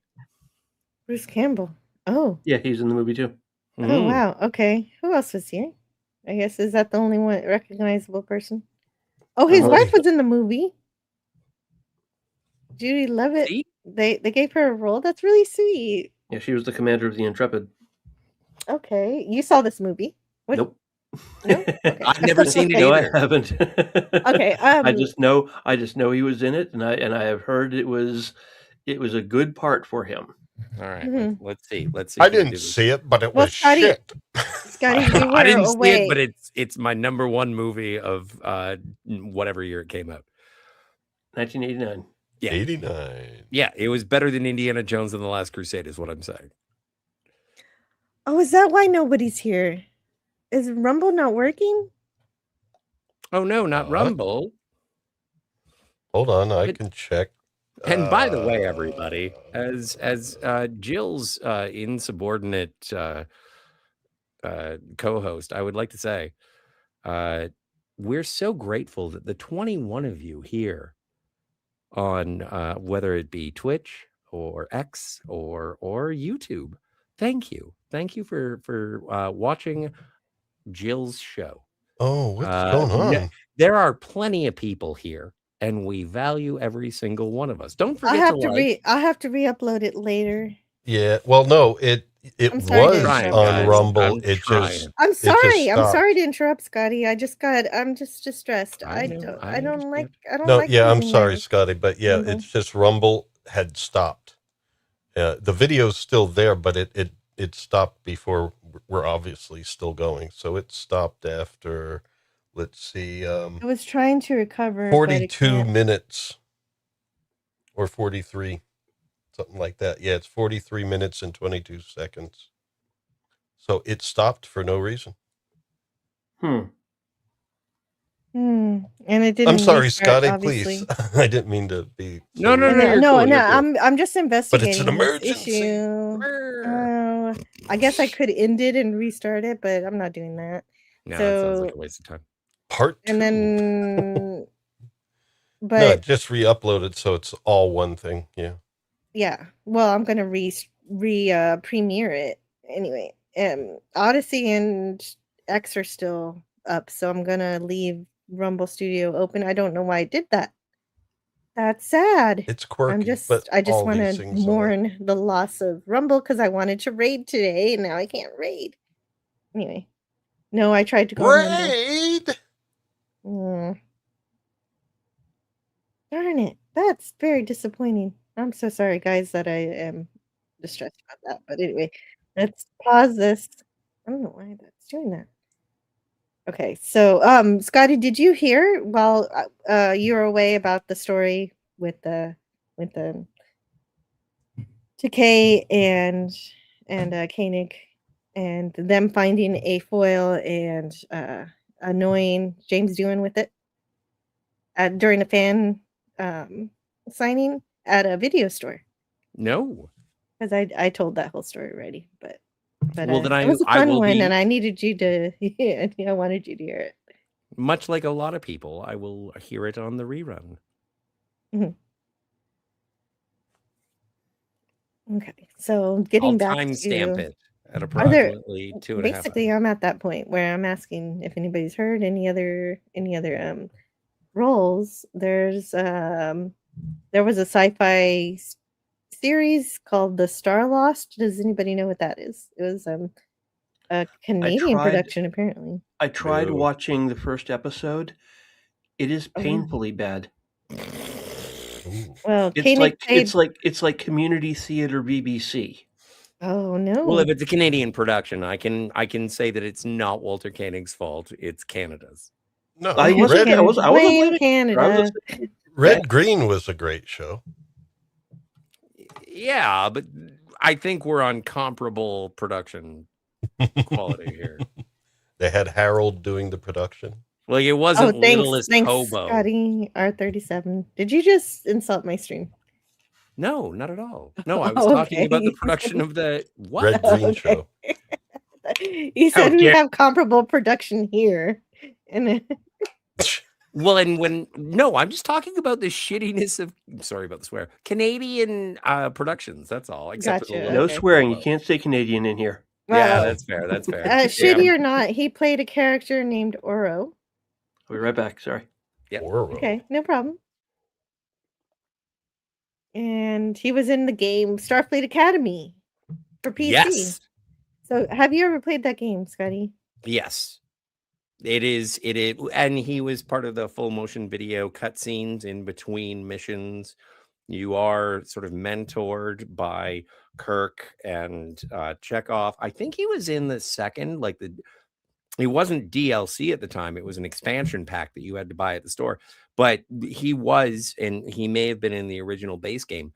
But yeah, he was. There was a lot. And the series, it was when Interplay was really firing on all cylinders when it came to their handling of the Star Trek franchise, the intellectual property. They released Klingon Academy too, and they got David Warner and Christopher Plummer. So I'm fairly sure George Takei, William Shatner, and Walter Koenig were in the Starfleet Academy and their expansion packs. And fantastic. And also, if you're a fan of the Star Trek video games, then I would highly recommend playing Star Trek 25th Anniversary, which is full cast voice acting. We're almost finished with that.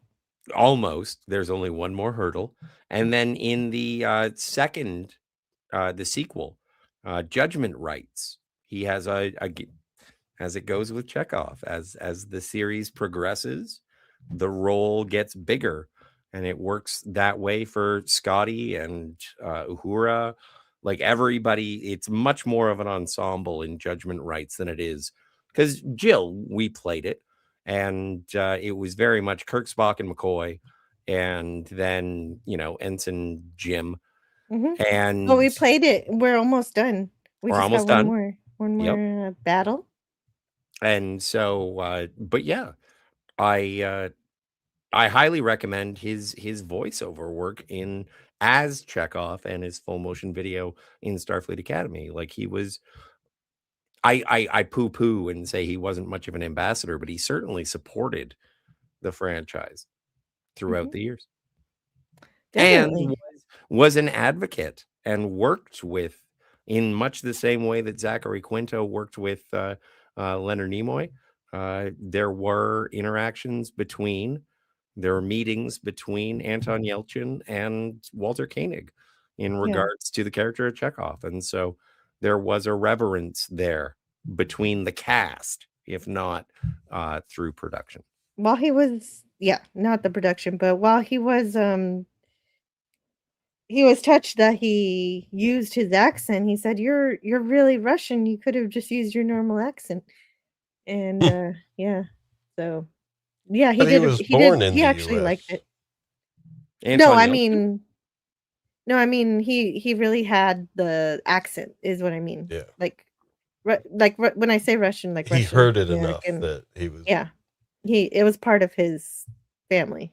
Yeah, it's like if you're a American, but your family's Mexican, then you can speak. Oh yeah, and you probably still. Well, maybe they did Spanish. speak Russian at home. I don't know. Yeah. I mean, my mother's family was Russian, but she didn't speak any of it. Her parents were both from Russia. I finally remembered Odyssey exists. Super Hacker is over there. He says, "We love you, Jill. Did you know Lieutenant Leslie appeared in the show more times than Sulu or Chekhov?" And that makes sense. And that's cool. Thank you so much, Super Hacker, for being over there on Odyssey. And I'm so sorry that Rumble fell off. I'm gonna have to. I guess I have to stream on Saturday now, but I just let's do the final battle. It's the final countdown. I wasn't gonna do. I would have to stream. Oh no, that's a YouTube thing. That's a YouTube thing because we got to finish on YouTube for that. Yeah, I didn't want to do that. Okay, it was just an idea. It was a bad idea. When you were talking about Anton Yelchin working with Chekhov, I am ashamed that when you mentioned earlier that Chekhov was playing his descendant, Anton Chekhov, and that you said, and of course Anton was in honor of, and you didn't say what it was in honor of, and I didn't know because I forgot Anton Yelchin's name. Yes. And so I guess I should have been clearer. No, you didn't need to be. I should have remembered. No. I am ashamed that I did not remember. Feel no shame. It's okay. Feel no shame. And also, and the thing is that it is, I do bring it up, like Filthy Fridays, as we used to call them back in the day. But when I felt more free, but now, with the demonetization and everything, no one wants me to talk about Secret Hideout. So, but Like the thing is that it has nothing to do with that. Those two things are not I'm- related. But that was Secret the Hideout joke.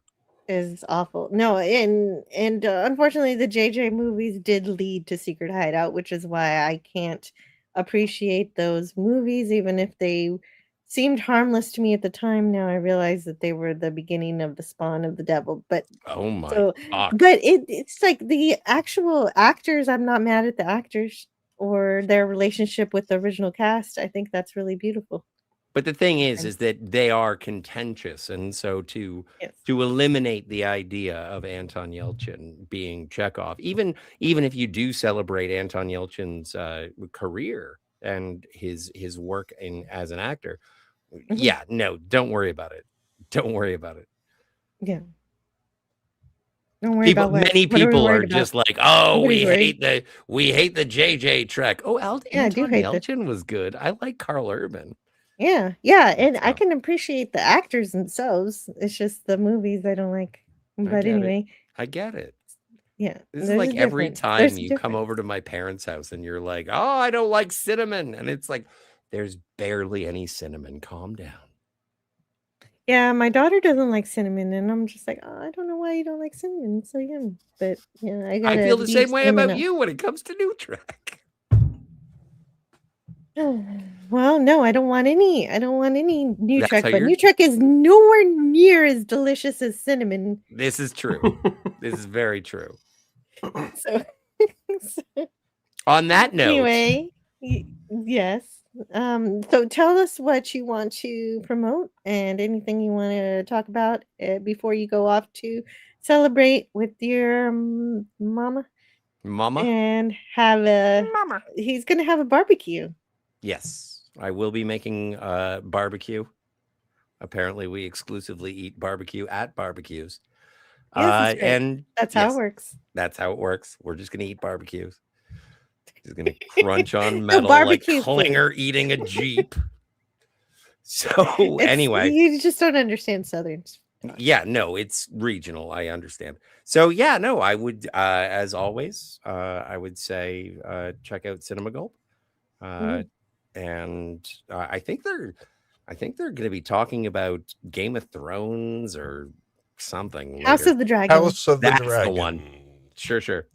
And then also the Phantasmagorium, Kat and Ernesto are holding the fort and doing a heck of a job.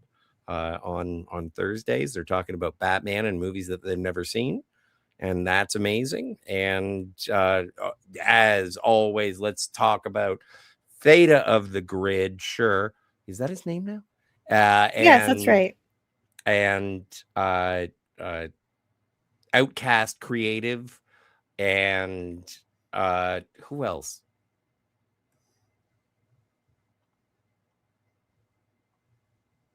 All right. Well, I'll take the cricket. Everybody else. Everybody else. Well, I'm pretty sure I'm coming up next, so I'm not going to mention me yet. Oh, are you leaving? Yeah, the Wayfair Project. Let's do that. You were staying? I thought we were winding down because No. I just have to go because it's my mom's birthday, and I can't sit here and take the slings and arrows of Walter Koenig right now. Well, so, okay. Well. No, Jill, if you have things you want to cover, I'll stay. Yeah, you guys stick around. You guys have a party. I'm just going to go beam over to he's beaming over to the barbecue. And he's going to I'm beaming to the barbecue. Not the Grissom. He's going to grill. Not the Saratoga. So now we're going to talk about Walter. What's the name of the ship? You have to take pictures like Ben does of his barbecue. Not the Tolstoy. It's a Miranda class. The USS, what is Melbourne? the name of the ship? No, the name of the ship that Khan takes over. The Chekhov was Reliant? Botany Bay. Oh, No. that he takes over. Reliant. Yeah. Reliant, yeah. So that, and there you go. If anybody wants to make fun of me for brain farts, there you go. Thank you again, that's okay. Jill. I Thank couldn't you tell again, which one Jill. you were asking about Liability. until then you said that. So. Thank you so much for having me on. I'm glad that we got to talk again about bridge crew member. Yeah, we'll do it again next during the month, too. 60th. Yeah, I know. Yeah, was there anything that you didn't get to say about Koenig, that you had on your mind briefly before you go?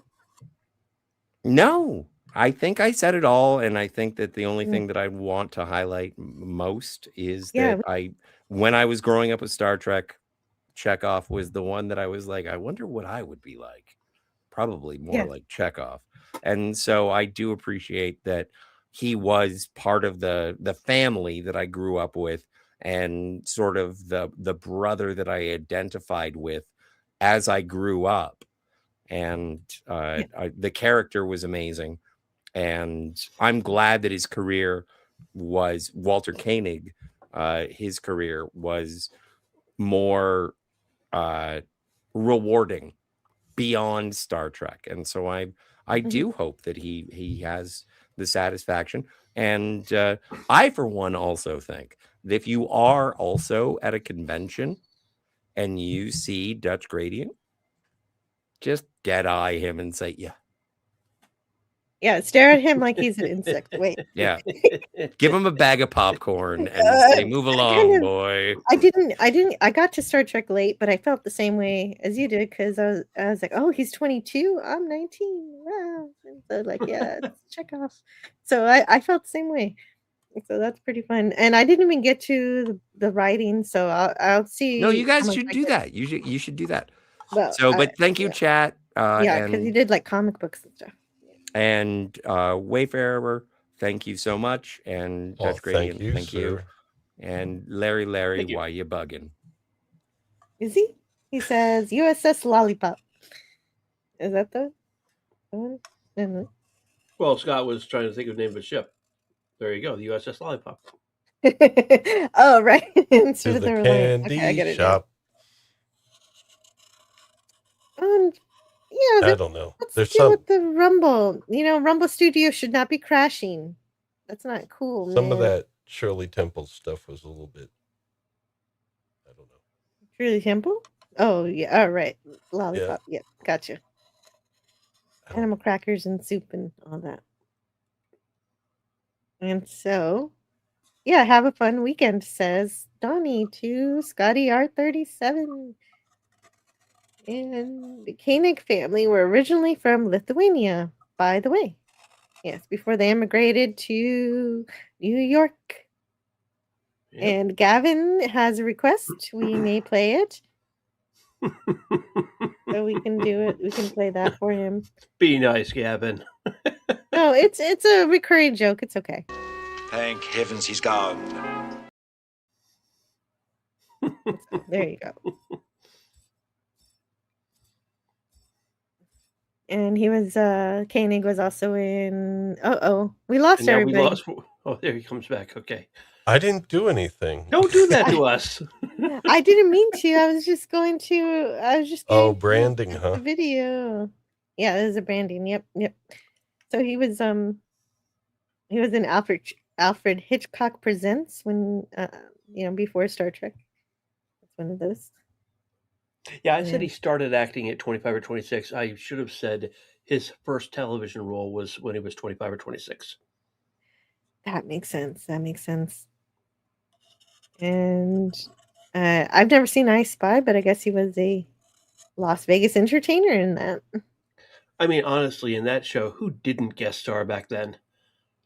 I don't know. Like, that sounds like Bonanza, but he wasn't in Bonanza. I don't see that on him. Why wasn't Koenig in Bonanza is the question. Yeah, it looks like, well, I guess this is just two, but there probably were a lot of Russian immigrants, or even by way of Lithuania, in Chicago, because that's also Benny Goodman. His family came from Russia and settled in Chicago. And it looks like, a number of families moved there from the Soviet Union. Mm-hmm. Sorry if I say Russia. Sometimes I mean Soviet Union. Well, yeah, I conflate the two also. Like, I'm like, oh yeah. No, I know the difference, but sometimes, old habits die hard. Right. I know. I feel the same way. Like, if you're a former Soviet Union state, I can get confused. Well, So, the Soviet Union was pretty much run from Russia, so that's yes. It That's took up a lot of other So it makes states, though. sense. But Those are the only sure. thing I ever really remember about Lithuania is the Hunt for Red October, when Yeah. Alec Baldwin is talking about Captain Ramius, and he's like, he's Lithuanian by birth. That's a movie, and that's a movie that Koenig should have been in. Yeah, but Benny Goodman, it was Russia. That'd have been cool. Because they were looking for a nuclear weapon? Yes, yes. It would have been perfect. I would have loved it so much. Have any of you guys seen Mad Cowgirl? I don't even know what that is. It's 2004, and he was a wow. He played a televangelist called Pastor Dylan, and it was about a meatpacking health inspector who died from a brain disorder. Damn. I don't know. That doesn't sound like a lot of fun, but well, Mad Cowgirl. Mad cow disease. Okay, yes, that makes sense. Yeah, but the title still, wow. Mm-hmm. Yep. Must have missed it.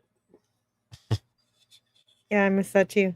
And he got a star of the Hollywood Walk of Fame, that his star on September 10th, 2012.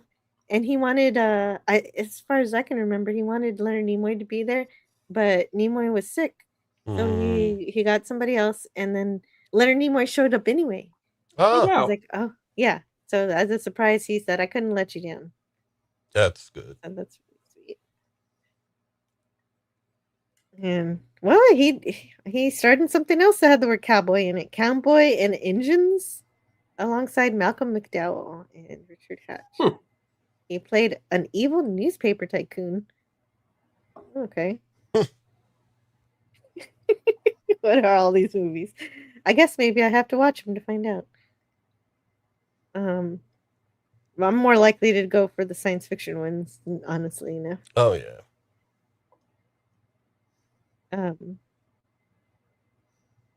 Can't even tell what that's about, so I'm gonna skip that one. Oh, there's a science fiction drama called Diminuendo, which was Hatch's last performance before his death, Richard Hatch. So Walter Koenig showed up in that in 2018. Has anybody seen it? Nope. Not.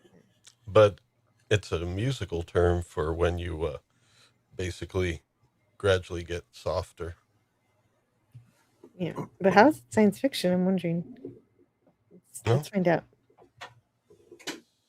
Something gradually slowed down, or gradually got less intense. It is not well rated at 4.8 on IMDb.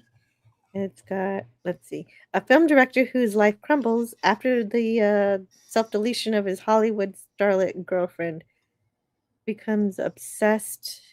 He becomes obsessed with a lifelike robot that appears to be her exact duplicate.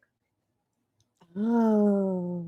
Oh, okay, did you do the YouTube edit there with self-deletion? Yeah, I did that. Scotty would have called me names for that. No, that's cool. I was just wondering if IMDb did that. I was like, the YouTube vocabulary is spreading. Yeah, no, yeah. Koenig was left out of the animated series. That's right, Larry. We did talk about that. And poor Koenig had to find out from a fan at a convention. They didn't even get the official letter. No, that's the worst. That's an oversight, yeah. That means it went public probably, unless that fan had some inside knowledge. I don't know if either of you have ever heard of him, but the Dallas Cowboys had one coach for a very long time, Tom Landry. Mm-hmm. And Tom Landry got fired by the new owner of the Cowboys. Was that Jerry Jones? Yeah, he discovered that he was fired when reporters knocked on his door to ask him how he felt about his being fired. Wow. Well, and he was legendary. Mm-hmm. The man with a hat. Mm-hmm. In the suit, basically. He was always he was known as the man in the hat. Yeah, and the Cowboys were legendary in the 70s, so it was like, yeah. I don't know football, so I'm thinking of the man in the yellow hat from Curious George. But that would be like, I mean, he was such a legend. It would be like not rehiring Shatner for the role of Kirk, and then he finds out from a fan. Yeah. Still reminded me of that. Mm-hmm. Da, da, dee, da, da, da. Yeah. Oh, I just wanted to tell Tim. Yes, I did. I did talk about his son and his daughter, and also Walter Koenig. I saw this. I watched this clip yesterday. He was in an episode of Gidget. It was some cheesy sitcom I'd never seen before. It was the Sally Field. Yeah, Sally Field. It made her a star apparently. That show, and there was so he was playing a Swedish exchange student. Okay, and but in this episode, I guess he had an argument with her, and she was supposed to throw the plate on the ground, but instead the plate landed right on his groin, and the director was trying to say, with his eyes, well, he was hoping that Walter would just roll with it, and so they could keep it, but he was like, yeah, no, I'm cutting this scene. Yeah, he stopped it. Huh. And so yeah, I watched the clip because of that. Hearing that story, I was like, oh, do we get to see that? No. We see they do the take again, and she lands the plate on the ground this time. And I'm wondering about the retribution, because at the end of the episode, there's like some at the time, I guess it was acceptable spousal abuse in terms of him spanking his fiance.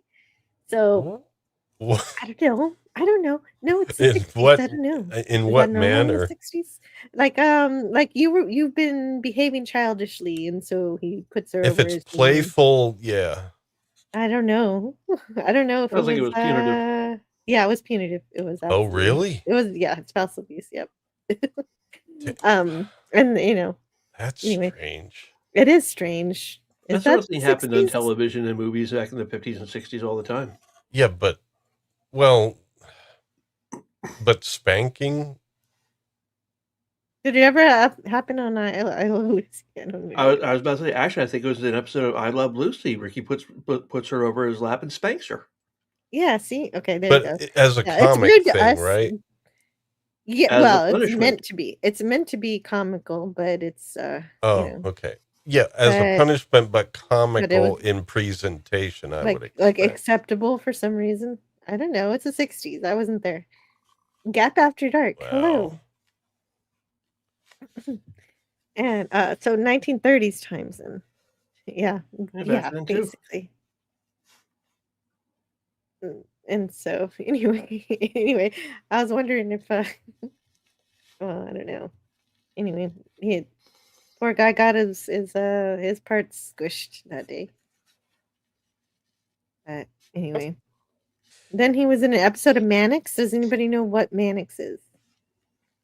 Nope. I've heard of it. It's either a doctor show or a detective show. I can't. We're letting you down, Jill. No, I don't know. I'm just going through his stuff. But he also wrote. It's a doctor show or a detective show. I don't remember which. I believe. Is this a Walter Koenig roast?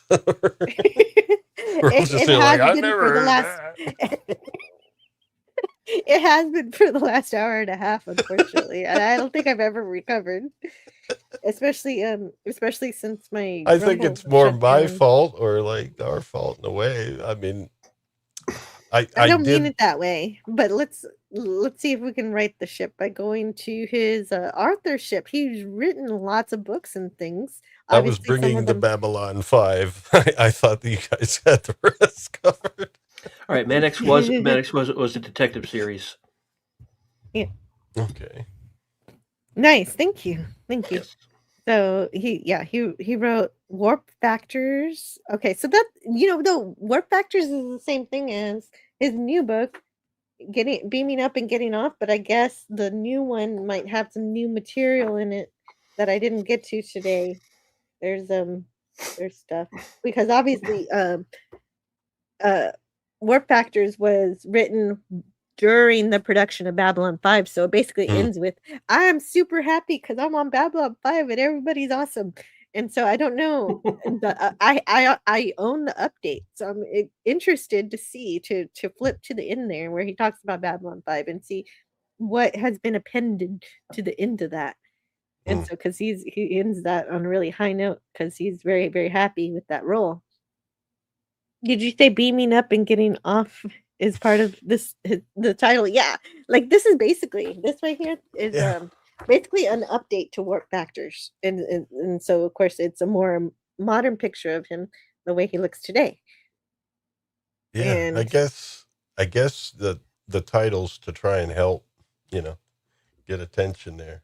Yeah, Funny it's like thing- this is a new book, even though it you're has thinking- the same words in it. You're probably thinking, what does getting off mean in this context? At least get you to pick it up. I don't know if that was the innuendo was intentional. Thing is, he was going bald back in the old Star Trek old series. He had to wear a wig while he was letting his hair grow long enough to comb over. Yeah, right. Eventually, it did grow long enough so they could do the comb over, and he also said in one interview that they did a bit of that spray where you spray so you can't tell there's a spot there. Mm. So he was very unlike some people. He was very honest about his hair. And Yeah. Tim says, "I sent you something, a picture from I Love Lucy." Okay. I bet it's spanking. I'll bet it's the spanking scene. Oh my God, it is. I told you. Well, he was a bongo player. Okay. Well, He was a man. He was a Cuban man with a Cuban temper. and she's got some splaining to do. I don't know. My father-in-law is Cuban, and so's his wife, and I don't think there was any spanking going on there. Yeah, there it is. Okay. That happened. So we'll stop sharing that. No, it's surprising when you look back at some older things, what happened. Mhm. But even that's one thing that still is kind of like a bit of a take. It's like, whoa. Yeah. Futurama did it really well when Fry was watching some old 20th century television, including commercials, and you're hearing, "Remember when fresh baked cookies meant mom in the kitchen? Pepperidge Farm members." And then it goes on. He goes, "Remember when women didn't have the vote and certain people weren't allowed on golf courses? Pepperidge Farm members." Yeah. Did Shatner and Koenig compare toothpaste? I don't know. Yeah. The world will never know. Okay, so there are books. He's written stuff. There. He So I didn't has. want to end the stream without mentioning the things that he's written. Have Okay. you guys, except for the autobiography I've been reading, I have not read any of these. I got a lot of reading to do. So Did he I do guess I any did. fiction? Yeah, he did. I mean, he did Star Trek books, obviously and he also did the Nitpicker's Guide for Classic Trekkers. That's cool. Oh no, wait, he didn't write that. He is a narrator. Wait. Voice work. Yeah. He's It was by written that book's by Phil Barron. He's written a series called Things to Come. I can't tell if that's a comic book series or a book series, though. Yeah. I don't know. It is a comic book, a graphic novel. Okay. Published by Tidal Wave Productions. Oh.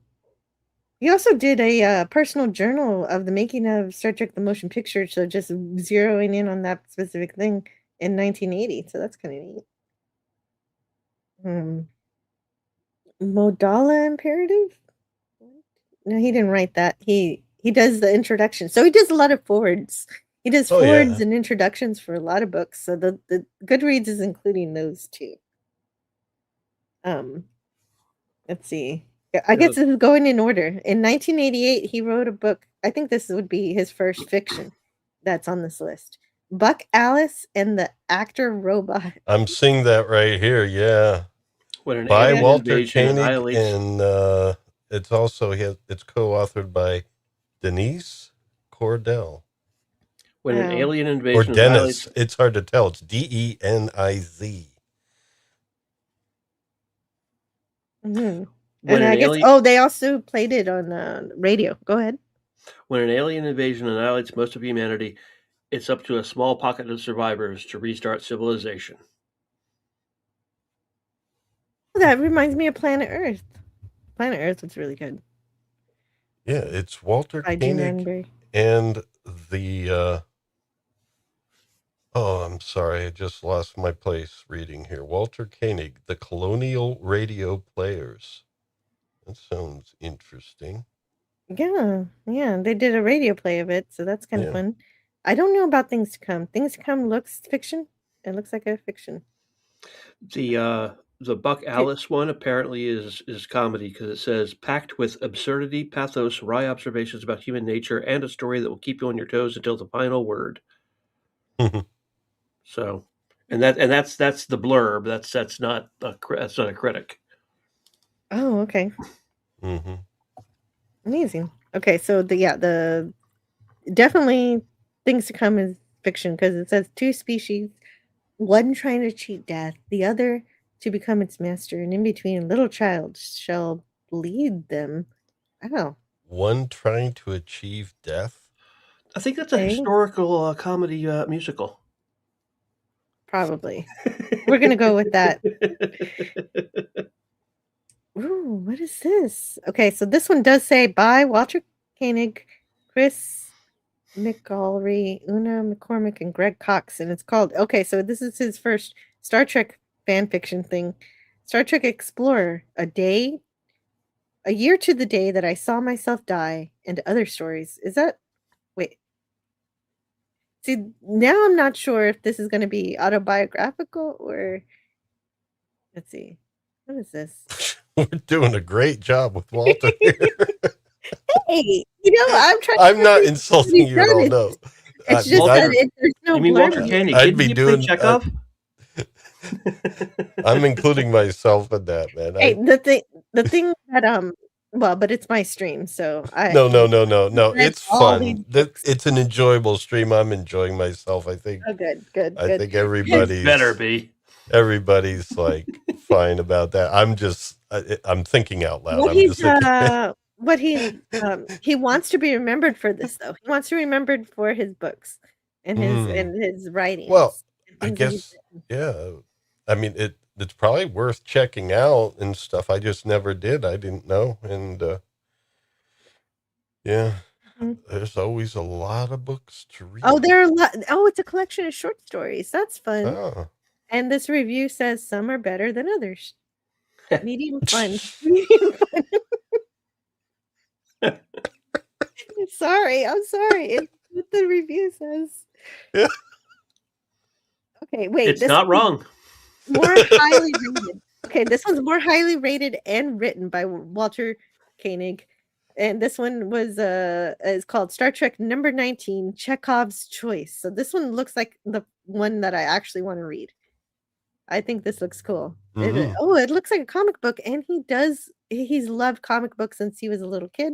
He's been collecting them forever, and whatever his mom didn't throw away, and then he had to rebuy a lot of things. According to the Decon Chamber interview that I watched. And so it makes sense that his first successful thing is a comic book. Like, I mean, obviously the autobiographies are successful and amazing. And I like the way he writes. I think it's very intriguing and it forces you to really pay attention. Who's the comic artist? Dan Spiegel. And it says this story is set between Star Trek the Motion Picture and Star Trek II, The Wrath of Khan, placing it in late 70s or early 2280s. My mom never threw out my comic books, but she made me throw away my huge collection of National Geographics. Oh. I mean, they were like from 1964 up to 1985. It was all the nudity. Yeah. Oh, we were moving, and she was like, "We're not moving those two." Oh, but the maps. I kept it would the be maps. so hard for me. I did keep the maps, yes. Yeah, it would be hard for me to lose any reading material that I don't want to lose. One of the reviews, a 5-star review, says that this comic book explains the pajamas the crew is wearing. And so I'm just like, "What? That's what you decided to say?" That's how they continue. Oh, it says it actually explains a lot. The Enterprise is on its way to pick up some aliens called E-Bricks who have volunteered to work for the Federation. Oh, interesting. Okay. Okay, so the E-Bricks Volunteers. apparently are single-minded drone species that thrive on long hours and routine, monotonous work. That results Sounds in space great. fatigue.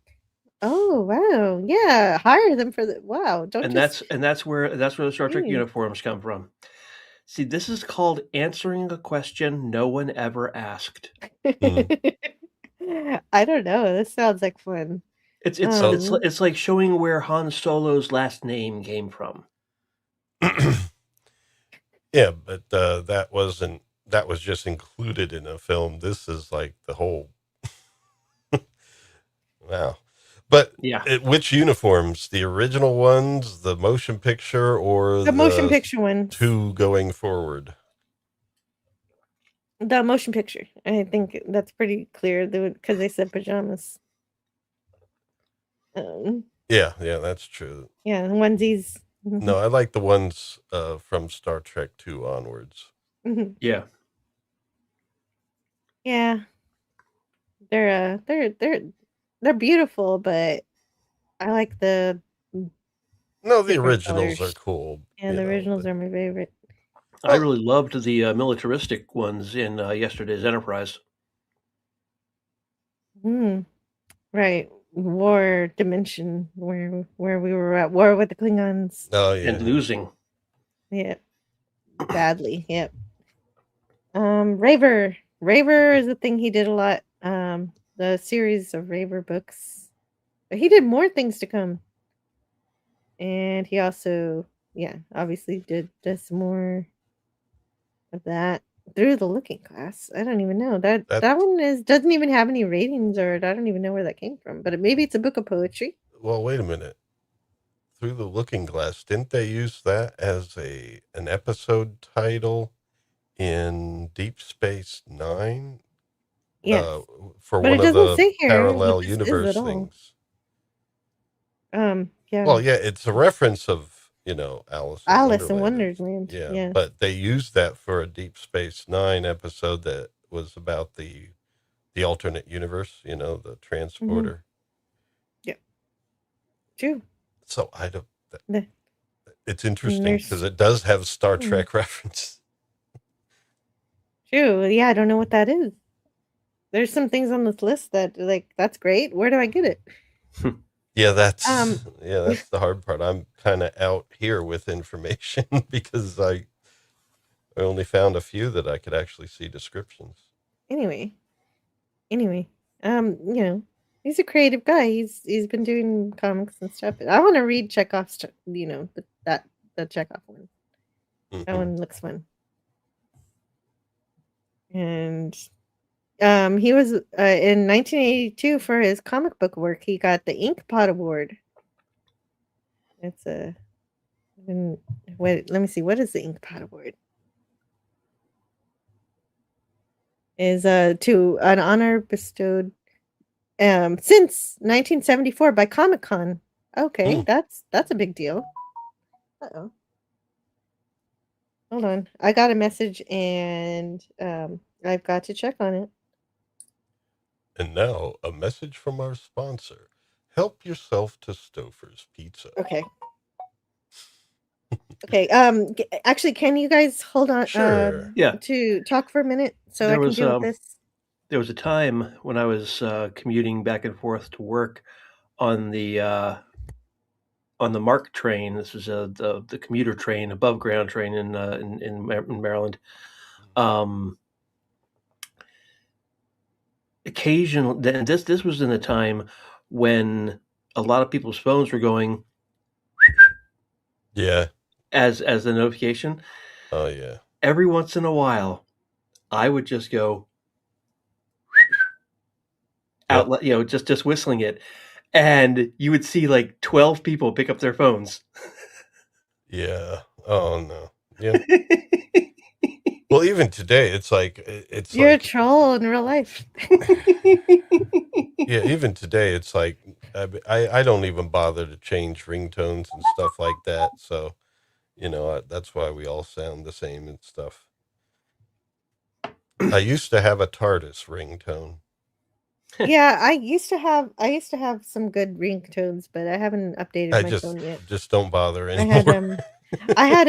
I had Red Dwarf for the longest time. Oh, yeah. Dun, dun, dun, dun, dun, dun, dun, dun, dun, Exactly dun, that. dun, dun, But then I was like, I hope I don't start hating this song just because I made it my theme song. And you know what? You can't. It's impossible to hate the Red Dwarf song. So I picked a good one.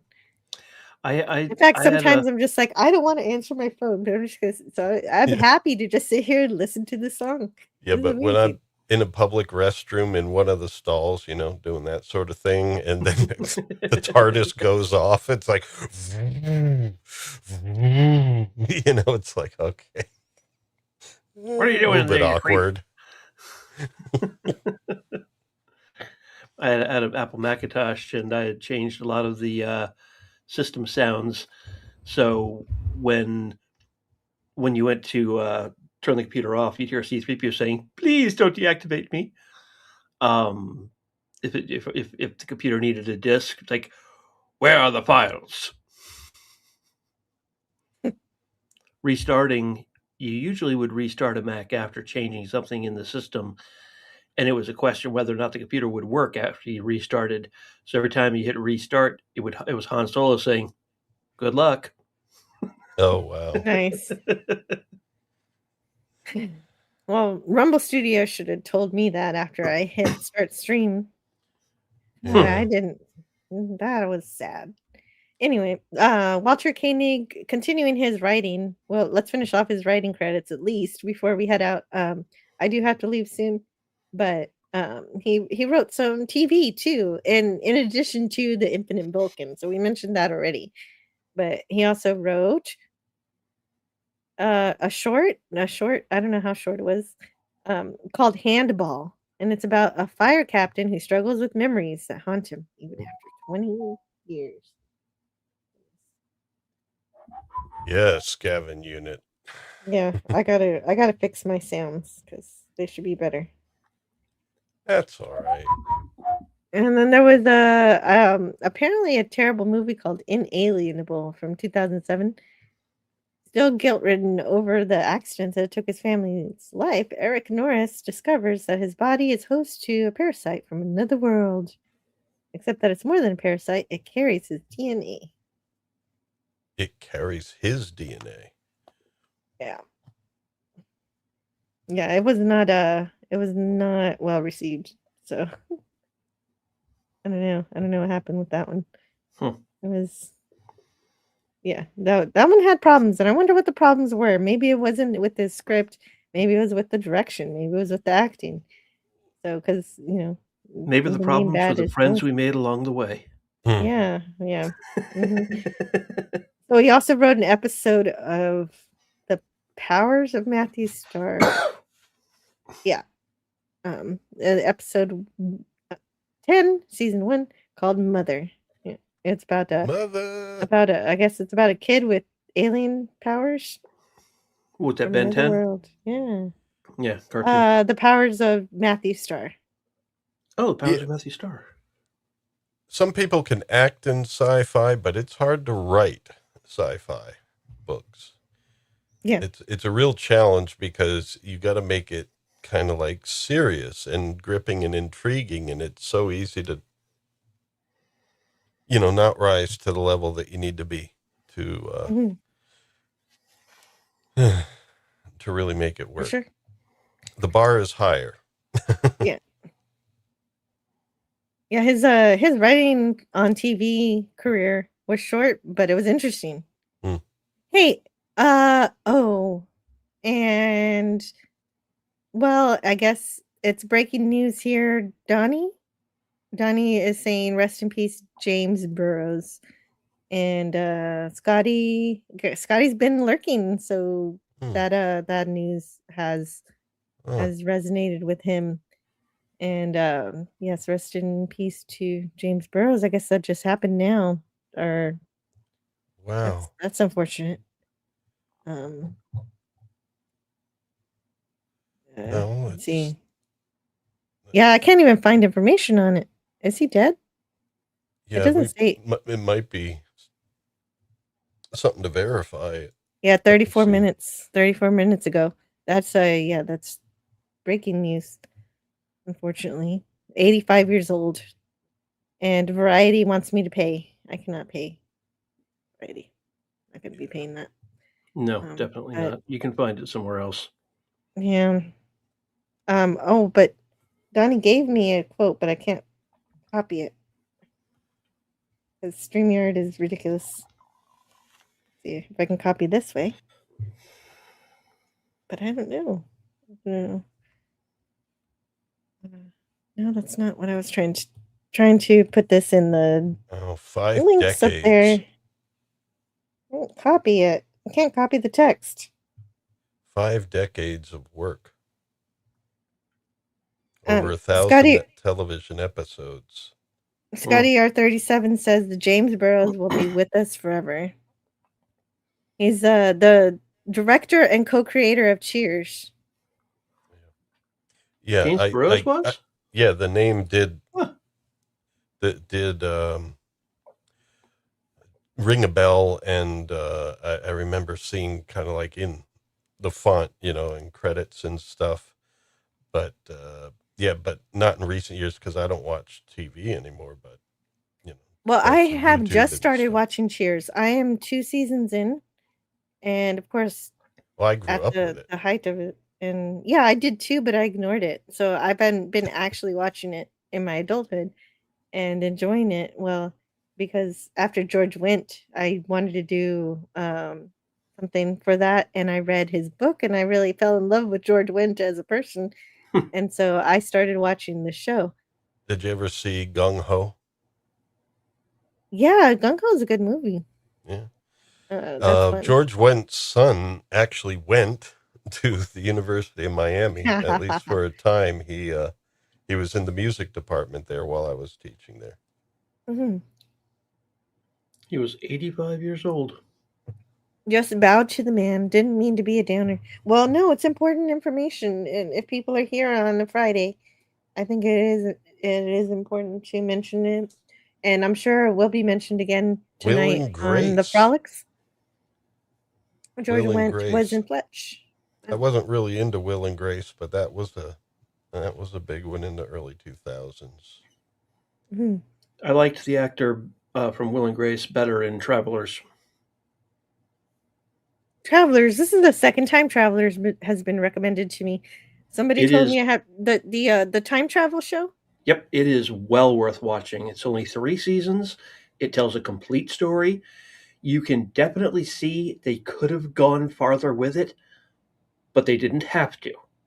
It really is an astoundingly good show. I've said my name on YouTube before. It doesn't really matter. My first name is David. It's amazing to me in this show, 3 seasons worth. There's a character in it named David.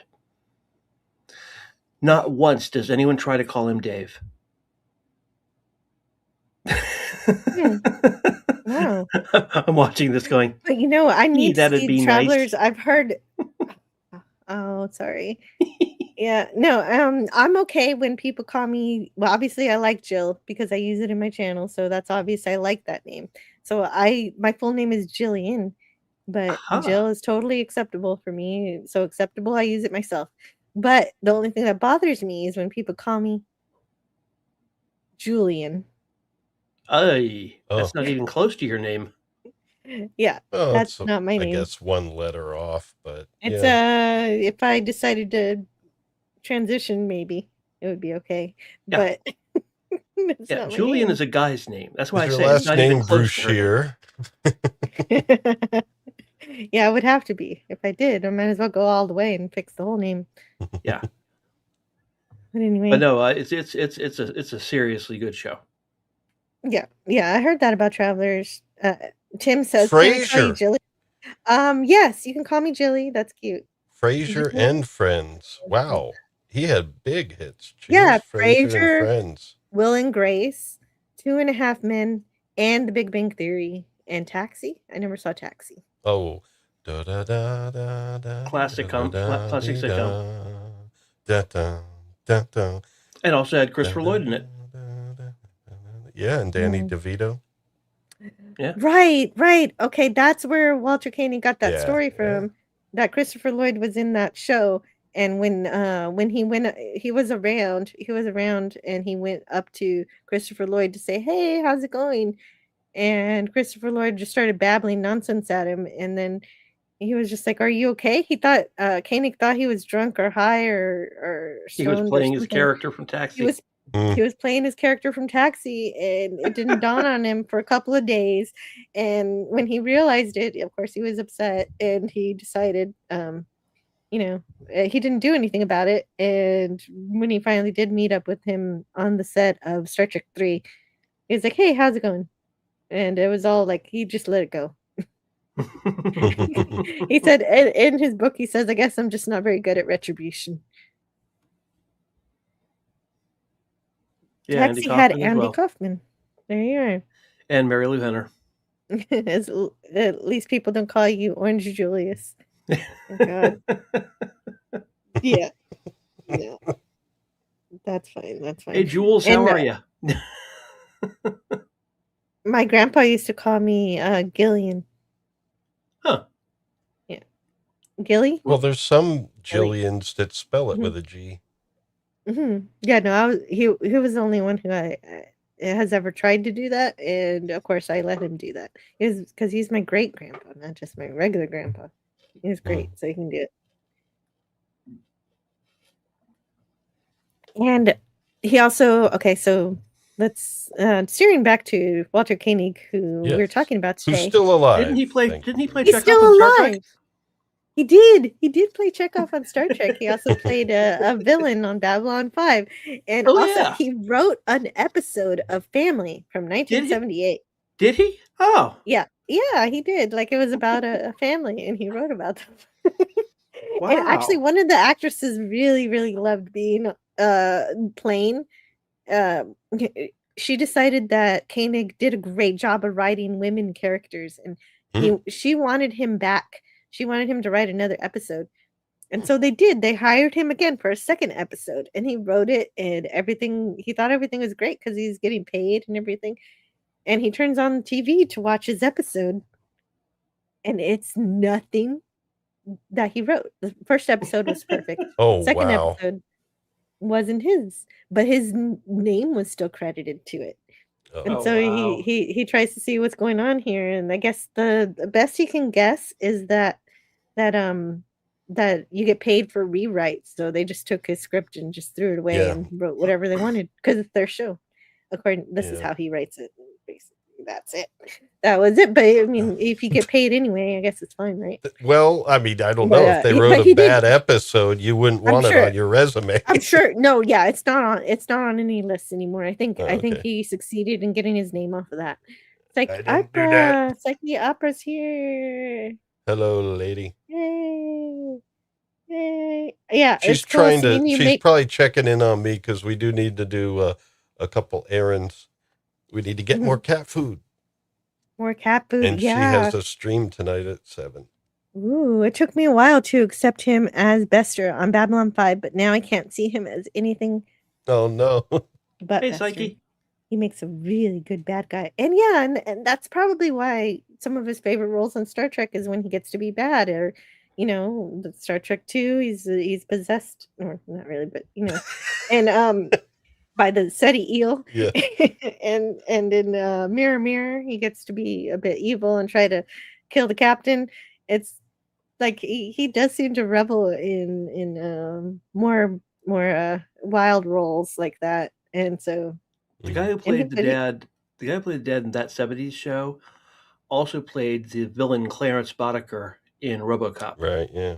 And he was asked about the difference between the two characters, and he was saying, not much. No. He said kidding. playing Boddicker was so much more fun. I mean, I got all the good lines. Yeah. Okay, so I'm gonna get through his TV credits and then I'll let you go. Wayfair? No, Is that no that's okay? rush. No rush. Okay. If you've got to go, you got to feed the Are we kitty. doing No, his poems too? kitties are demanding. Oh, if you want to, like that last, if you go watch that Decon Chamber about his collection, which I recommend you do, because Dominic Keating and that Connor Chenier are awesome. They're best friends, and it really shows through their podcast how much they love each other, and so they put on some good interviews like together. Did he write "Ode to a Squirmy Worm" that I found in my ear one midsummer morning? I hope so. But for that broadcast, he made a poem about his collections, and I guess it was really good. I think. I don't know. Sometimes I don't know what Walter's saying, which is great. It's fun. But if you just it forces you to really pay attention to his words because he does say really profound things. He had a colorful way, for example, he had a very colorful way of describing how his dad once, as a toddler, pooped on somebody's shoes. But he doesn't say it that way. He said it like in a crazy way. It was amazing. Well, what do you have it? Yeah, I should have written that one down. Yeah, that's something to invite people to and then not have it there. No. Okay, actually, it's the first paragraph. When I was 10 years old, I was told the story of how my father, seeking retribution for a perceived injustice, had, at the age of 4, dropped his pants, hunkered over a fur-lined, smartly polished army boot his father had acquired in trade, and, in keeping with the military ambiance, performed a rear guard movement, bombing the target with unerring accuracy. And if you think about it objectively, it was a classically ironic, a sort of reverse William Tell story of marksmanship. I regret that I could not see it in that light.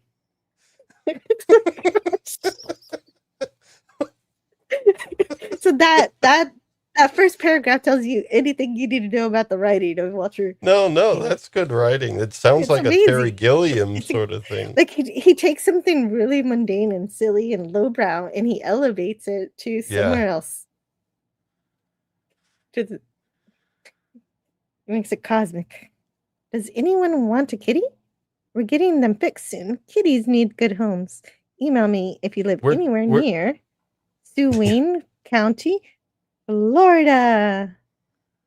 Suwannee County. Suwannee County.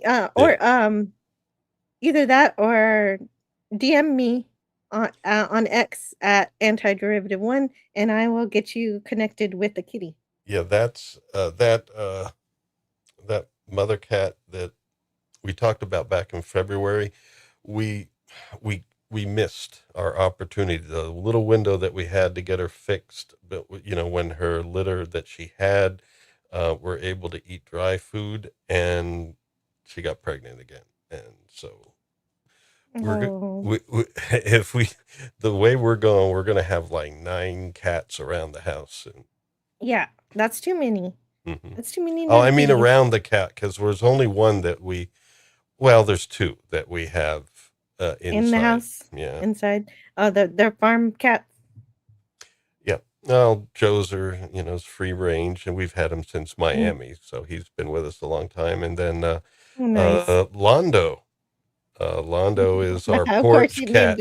That's Londo. Yeah, he's the snowshoe that he doesn't like the other 2 older males around, so we have to keep him sequestered and leave him in the house like periodically when Joe's out.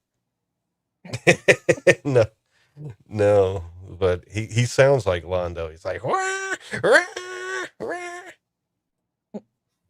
Hello to Jason Love. I hope you're doing well.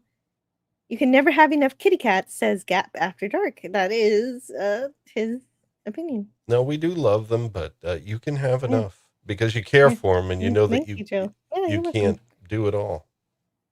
Although, if you do want to put your email in if you don't mind, if you want to put your email, you're welcome to put it there. If you don't mind everybody knowing your email. Lombardi 1969 is also here. Wow, that's amazing. Yeah, and he also wrote an episode of What Really Happened to the Class of 1965, which is about some kids who aged 10 years, and we figure out what happened with them. And then he also wrote an episode of Land of the Lost. Oh, which I want to watch that. That would be cool to see. The Called old The Stranger. 74 series they're talking about, not the Will Ferrell movie. Correct.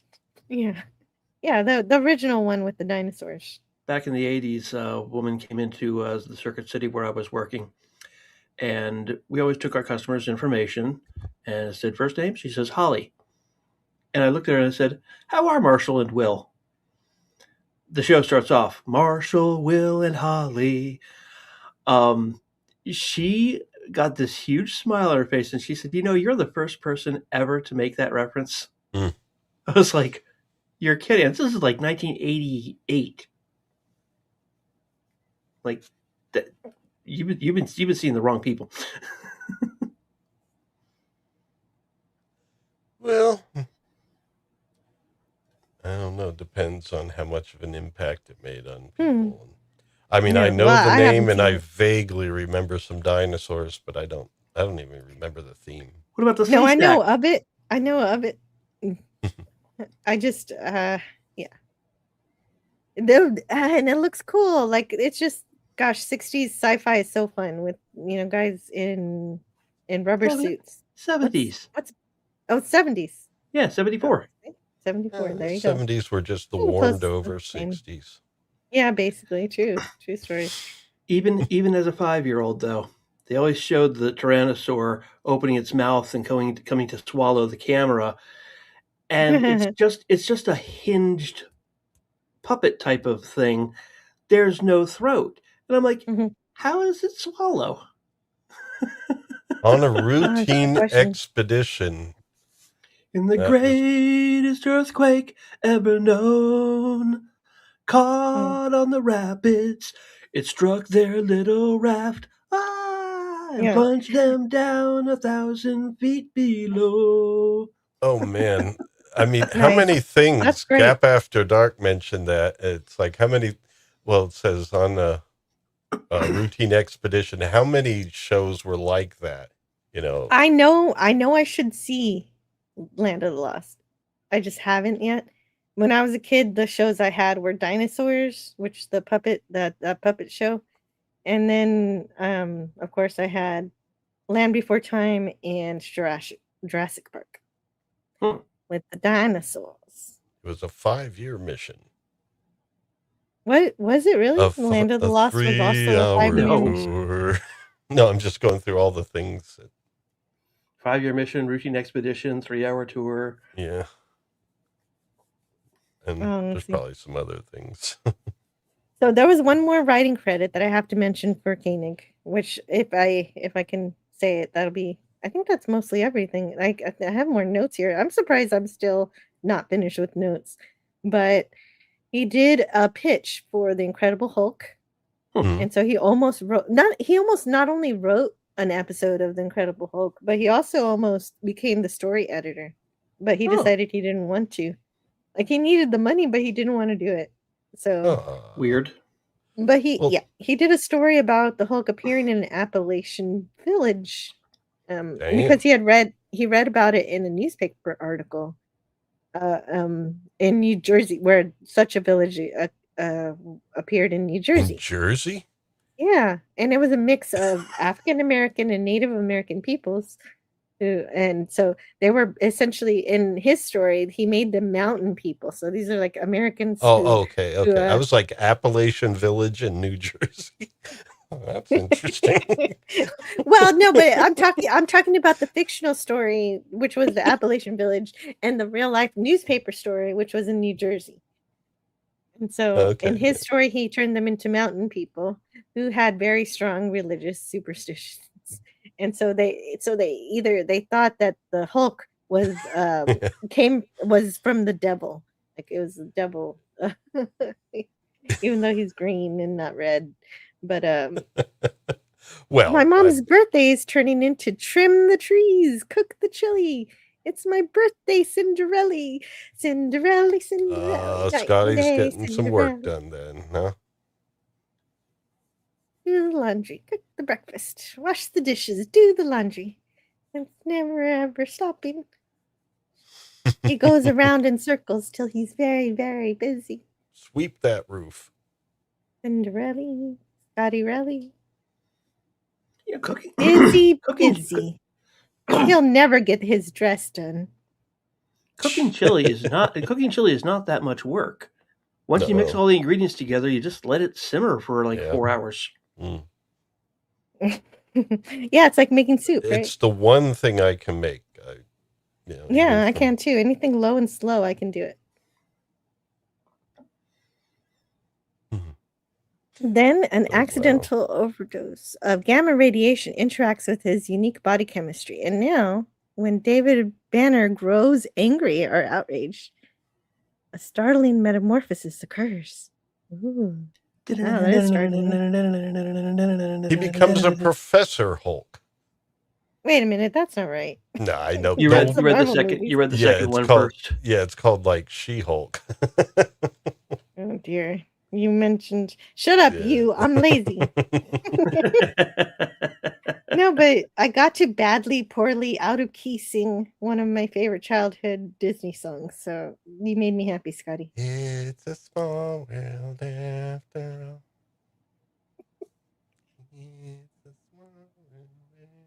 Yeah, but I wouldn't want to have to paint it. So yeah, that's basically. Well, he was doing this writing, and then one day he was gonna write for this show, and it was about well, and this is what he decided he didn't want to be a TV writer anymore because it was a show called Benji. Aww. I remember that show. Was that good? Because he thought it was ridiculous. It's deep in my memory somewhere. I don't remember if it was about a scruffy dog that seemed to understand people. Yeah, and he was the hero of the show. Like Koenig said that he did everything except for be lewd towards women. And what, Benji? Yeah, Benji. Yeah. I don't know. I never saw Benji, so I don't really. Well, I think what Benji didn't spank anybody. I think what turned Koenig off was that the producer was acting out the dog and like crawling up on the table and barking and doing all the like anthropomorphizing a dog as the show does. But if you want to see the bush that Scotty has cut, it was kind of like, we all need to see this. It was kind of like Lassie was popular. Let's just do a different breed of dog. Yeah, and make it essentially human in a dog's body is what it seems to be described as. But there you go. There's the bush that Scotty worked on for his mom's birthday. That's a good present. Working on that. Anyway. Apparently, we needed to see that. He tamed it. Yeah. He did. Oh, well, it would have been nice to see the before and after to see how unruly it was at first. And let's put the social stream back. And the bush Scotty trimmed for my mom. Yeah, you know what, Scotty? I don't think of the implications of the things I say. No. And college slammer. Scotty, is that all you did was trim the bush? Anything else? But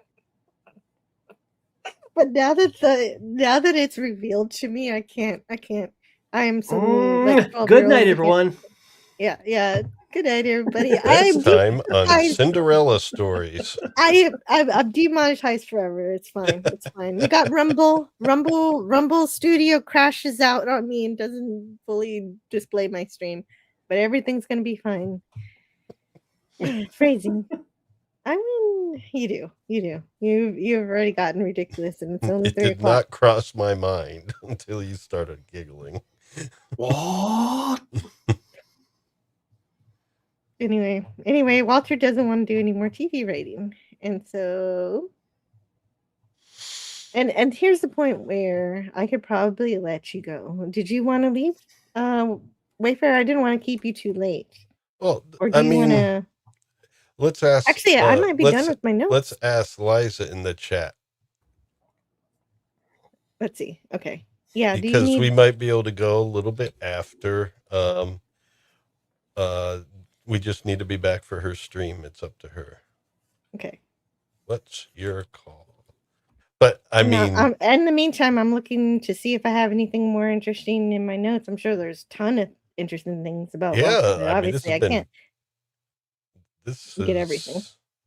This is way more than I knew about Walter Koenig.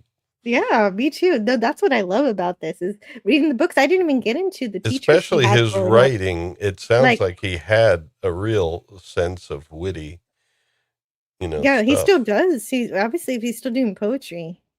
Mm-hmm. And I think that's pretty much everything I want to say today. Okay. Because there's more stuff, I'm sure. Then we'll wrap it up. And yeah, I'm sure he'll be with us for some more years, so we'll yeah, exactly. I want to see more of his writing. How can there possibly be more? This has been an education. I mean, surely we've He's covered only 90 years young. Surely we covered every scrap of his life in just 4 hours. No, I know. Well, it's just that's what I was saying is that I know it's not actually everything. It's just everything that I was able to collect within the hours that I used to prep for this live stream. No, I get it. So, but he's doing a short. He's doing a movie that's still under production. I'm not sure if it's going to be released. Where he's playing a German of a. Well, something now that would be cool to. Yeah, it is. It's something he's doing now. And that was the thing I really wanted to do was talk about what he's doing now. Okay, let's do that quick then. Yeah, we'll do that real quick and we'll be done. Yeah, I think pretty much we're done in terms of that. And as soon as we figure out what he's doing now, along with all the convention appearances and stuff he does, the main thing that he's been promoting, I guess, is Mr. Fleischman.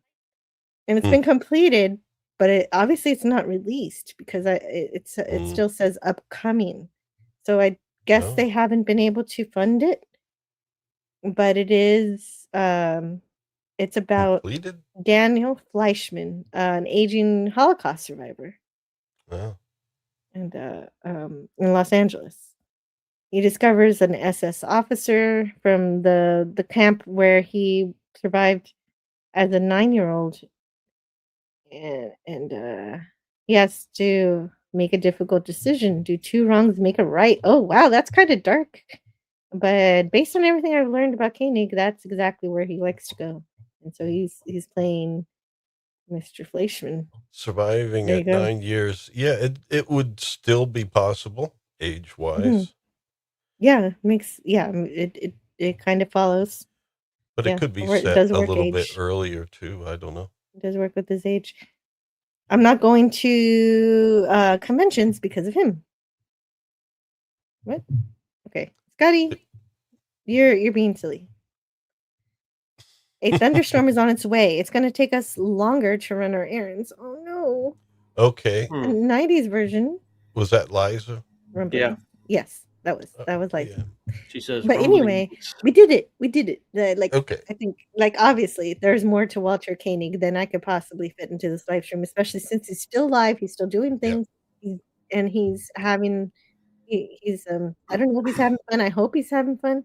I hope he's enjoying the things that he's created and finds a reason to continue. And hopefully that movie comes out. It gives him. He says that it would make him happy if that's the last thing he does. So the fact that it hasn't been released is kind of distressing. So hopefully he can get that released. I don't know if there's a way for people to support that, but Jason Love says, "Old Man Bird, happy Friday indeed. What size were his shoes?" Wait, do you want to buy Walter Koenig shoes, Scotty? I do not know the size of Walter Koenig shoes, but I know I could not fill them. Say good night, Gracie. Good night, Gracie. George and Gracie. Yeah, George and Gracie. Those are. Star Trek 4 is my favorite movie, but my favorite whale is from Hitchhiker's Guide to the Galaxy. It's just there's no comparison. Poor guy. Yeah, he just barely learned he existed. I know. Hold the ground. Hello, ground. That's why he's my favorite whale. I know his fate is not good, but well, he's just so optimistic. Yeah, it's hard to be upset. So, let's see if there were any other clips that I didn't get to play earlier. While I'm knocking Lawrence out accidentally. Yeah, well, actually, I probably should be departing from what Liza says. We probably do need to head out now. Exactly. Okay, so farewell, sir, and I mean that literally. Yeah, have a great weekend. Is there anything? Okay, you know what? Let's have you promote what you want to promote, and tell us what you want, what's coming up for you this week, week. Well, Sunday is what's next. Well, actually tonight, Liza and our good friend Mike Gorley, who also appears on Earworms, especially when we do music, they're going to be live streaming. I'm going to put her channel link here in the chat at Psyche Opera. There we go. If you guys want to check that out, she's going to be playing with Mike live stream. She's on cigar box guitar, and I think Mike, he might be playing regular guitar, cigar box guitar, but they're going to be jamming. And she's also, if you don't know Psyche Opera, my wife Liza, she's also the lady that's making a cigar box guitar for our dear friend Raymond at King Dolphin TV. So that's tonight, 7:00 on our channel. And Sunday we're doing Knives from season 2 of Babylon 5. That's an episode where an old friend from Londo Mollari's past comes and visits, and it's a dramatic episode, and it's a bit of a tear jerker and kind of tragic, but still there's some good. Well, and it's Babylon 5, clearly an exceptional broadcast of a TV show. No, it'll be a great one to talk about. Where did you put the link? I don't see it.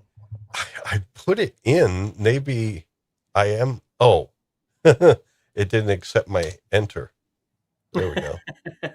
Okay, so I thought it was my fault. I thought I made you. No. It usually boils down to this me. One. But yeah, that's Psyche Opera. Okay, and Dutch Gradient, did you want to promote anything? Yeah, Sunday I'm going to be on a show covering a Babylon 5 episode called Knives on Earworms channel. Nice. That's about all I've got going on this weekend. Yeah, you didn't say, but I'll just throw it in. Next Wednesday, we're also doing Monty Python. We'll be reading parts from Monty Python and the Holy Grail. And we did get demonetized on that last stream. You're too good at actors? Yeah, we were basically reenacting it with our voices. But thing is, if you listen to it, we're not really doing the voices. All right, I'm doing Arthur the way it's done in the movie. Everyone else is doing their own take on the lines.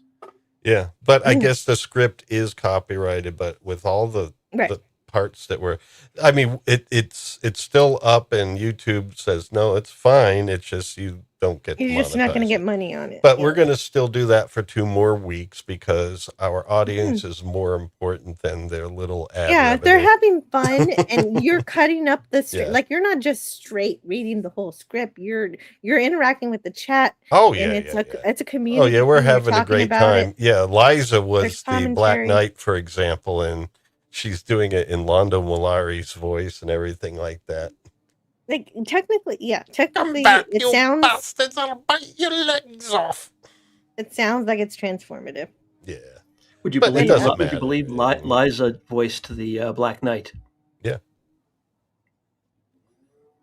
Scotty R37 says, "My stars, a cigar box guitar? That is rad. And if you are interested, Scotty, are you subscribed to Psyche Opera? If you are not, there it is right there." Yeah, And she makes them. while you're cleaning your mother's lawn, you'd be able to listen to us. Better phrasing. And so I just want to thank everybody for coming on today to listen to me talk about Walter Koenig, learning to appreciate him more. I think I definitely appreciate him more now than ever, which is the whole point of these streams. Basically, every time I talk about these people that I love, that I've loved since I was a teenager, now just getting to know them even better is an amazing I might experience. actually read something from him now because because of that poop story. That was enough. That was enough. The first paragraph. That's the first paragraph of his autobiography. Okay.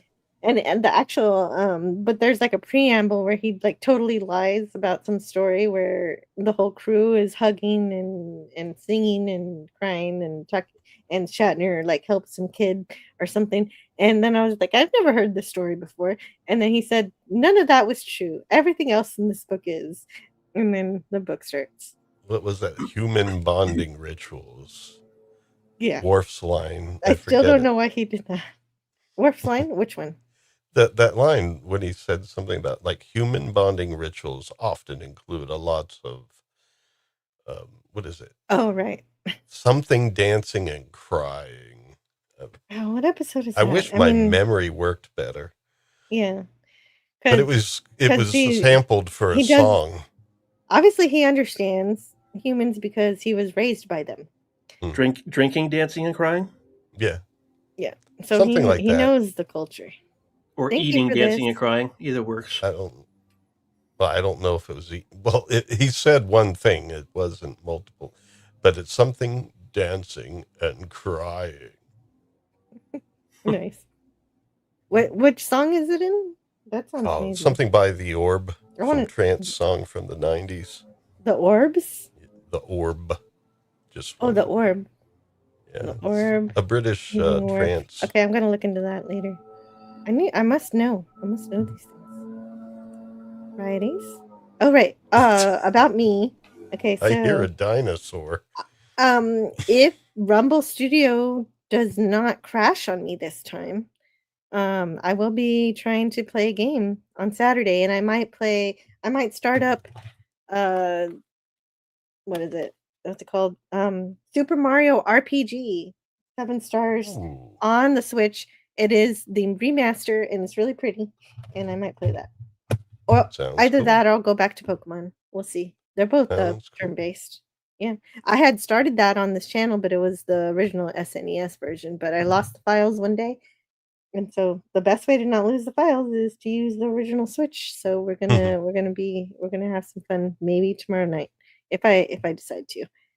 And then after that, I am going to take a break from the only vacation I'm really giving myself, it seems, is from my Tuesday show. So there will be no Tuesday show so that I can work on my channel. And when will we know? Well, I reapply on Thursday. So I won't know. Then it's up to YouTube to tell me. Oh, right. If they're going to be jerks or not. So if you get an email back right away, that means no humans. No. I mean, right. If I get an email within 5 seconds, yeah, you can bet I'm finally going to make a video about it. Yeah. And we'll see. We'll see what happens. But anyway, Jason Love says, anti-derivative Jill on vacation. Yeah, for a few days. Actually, I'm going on vacation for real next month. So it's going to be 2 weeks with me no streaming, not streaming next month. That's going to be different. Well, it's important. It is important to get away and to, be with your family because I love them very much.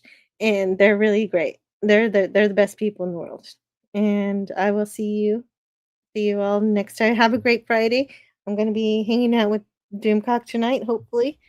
His Friday Night Frolic show, where he does a lot of singing and storytelling. And he also has lots of great recommendations, not just for music, but also for movies. A lot of my IMDb movie list is filled up with things that he has recommended. There's like an astronaut movie I've been meaning to see that he's recommended. I think American Astronaut. I'm not sure what it was called, but it was. I gotta check my list. He was the one who also recommended Travelers. So hopefully everybody has a fun time tonight, whatever you decide to do, and we'll see you all next time. Bye. Good night, everyone. Learn all that is learnable. So I hope you learned something today. And the ways our differences combine to create meaning and beauty. I enjoy hearing what you have to say, so leave me a comment. It has always been easier to destroy than to create. So let's continue creating conversations and ideas. May we together become greater than the sum of both of us. Share out the stream to bring more here. Bye for now. See you next time. Well, now you have something new to think about. Carry on. See you around the galaxy.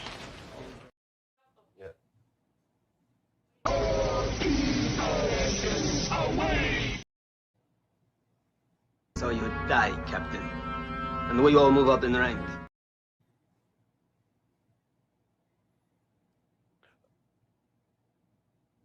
As Bertrand Russell once said, the only thing that will redeem mankind is cooperation. See you out there.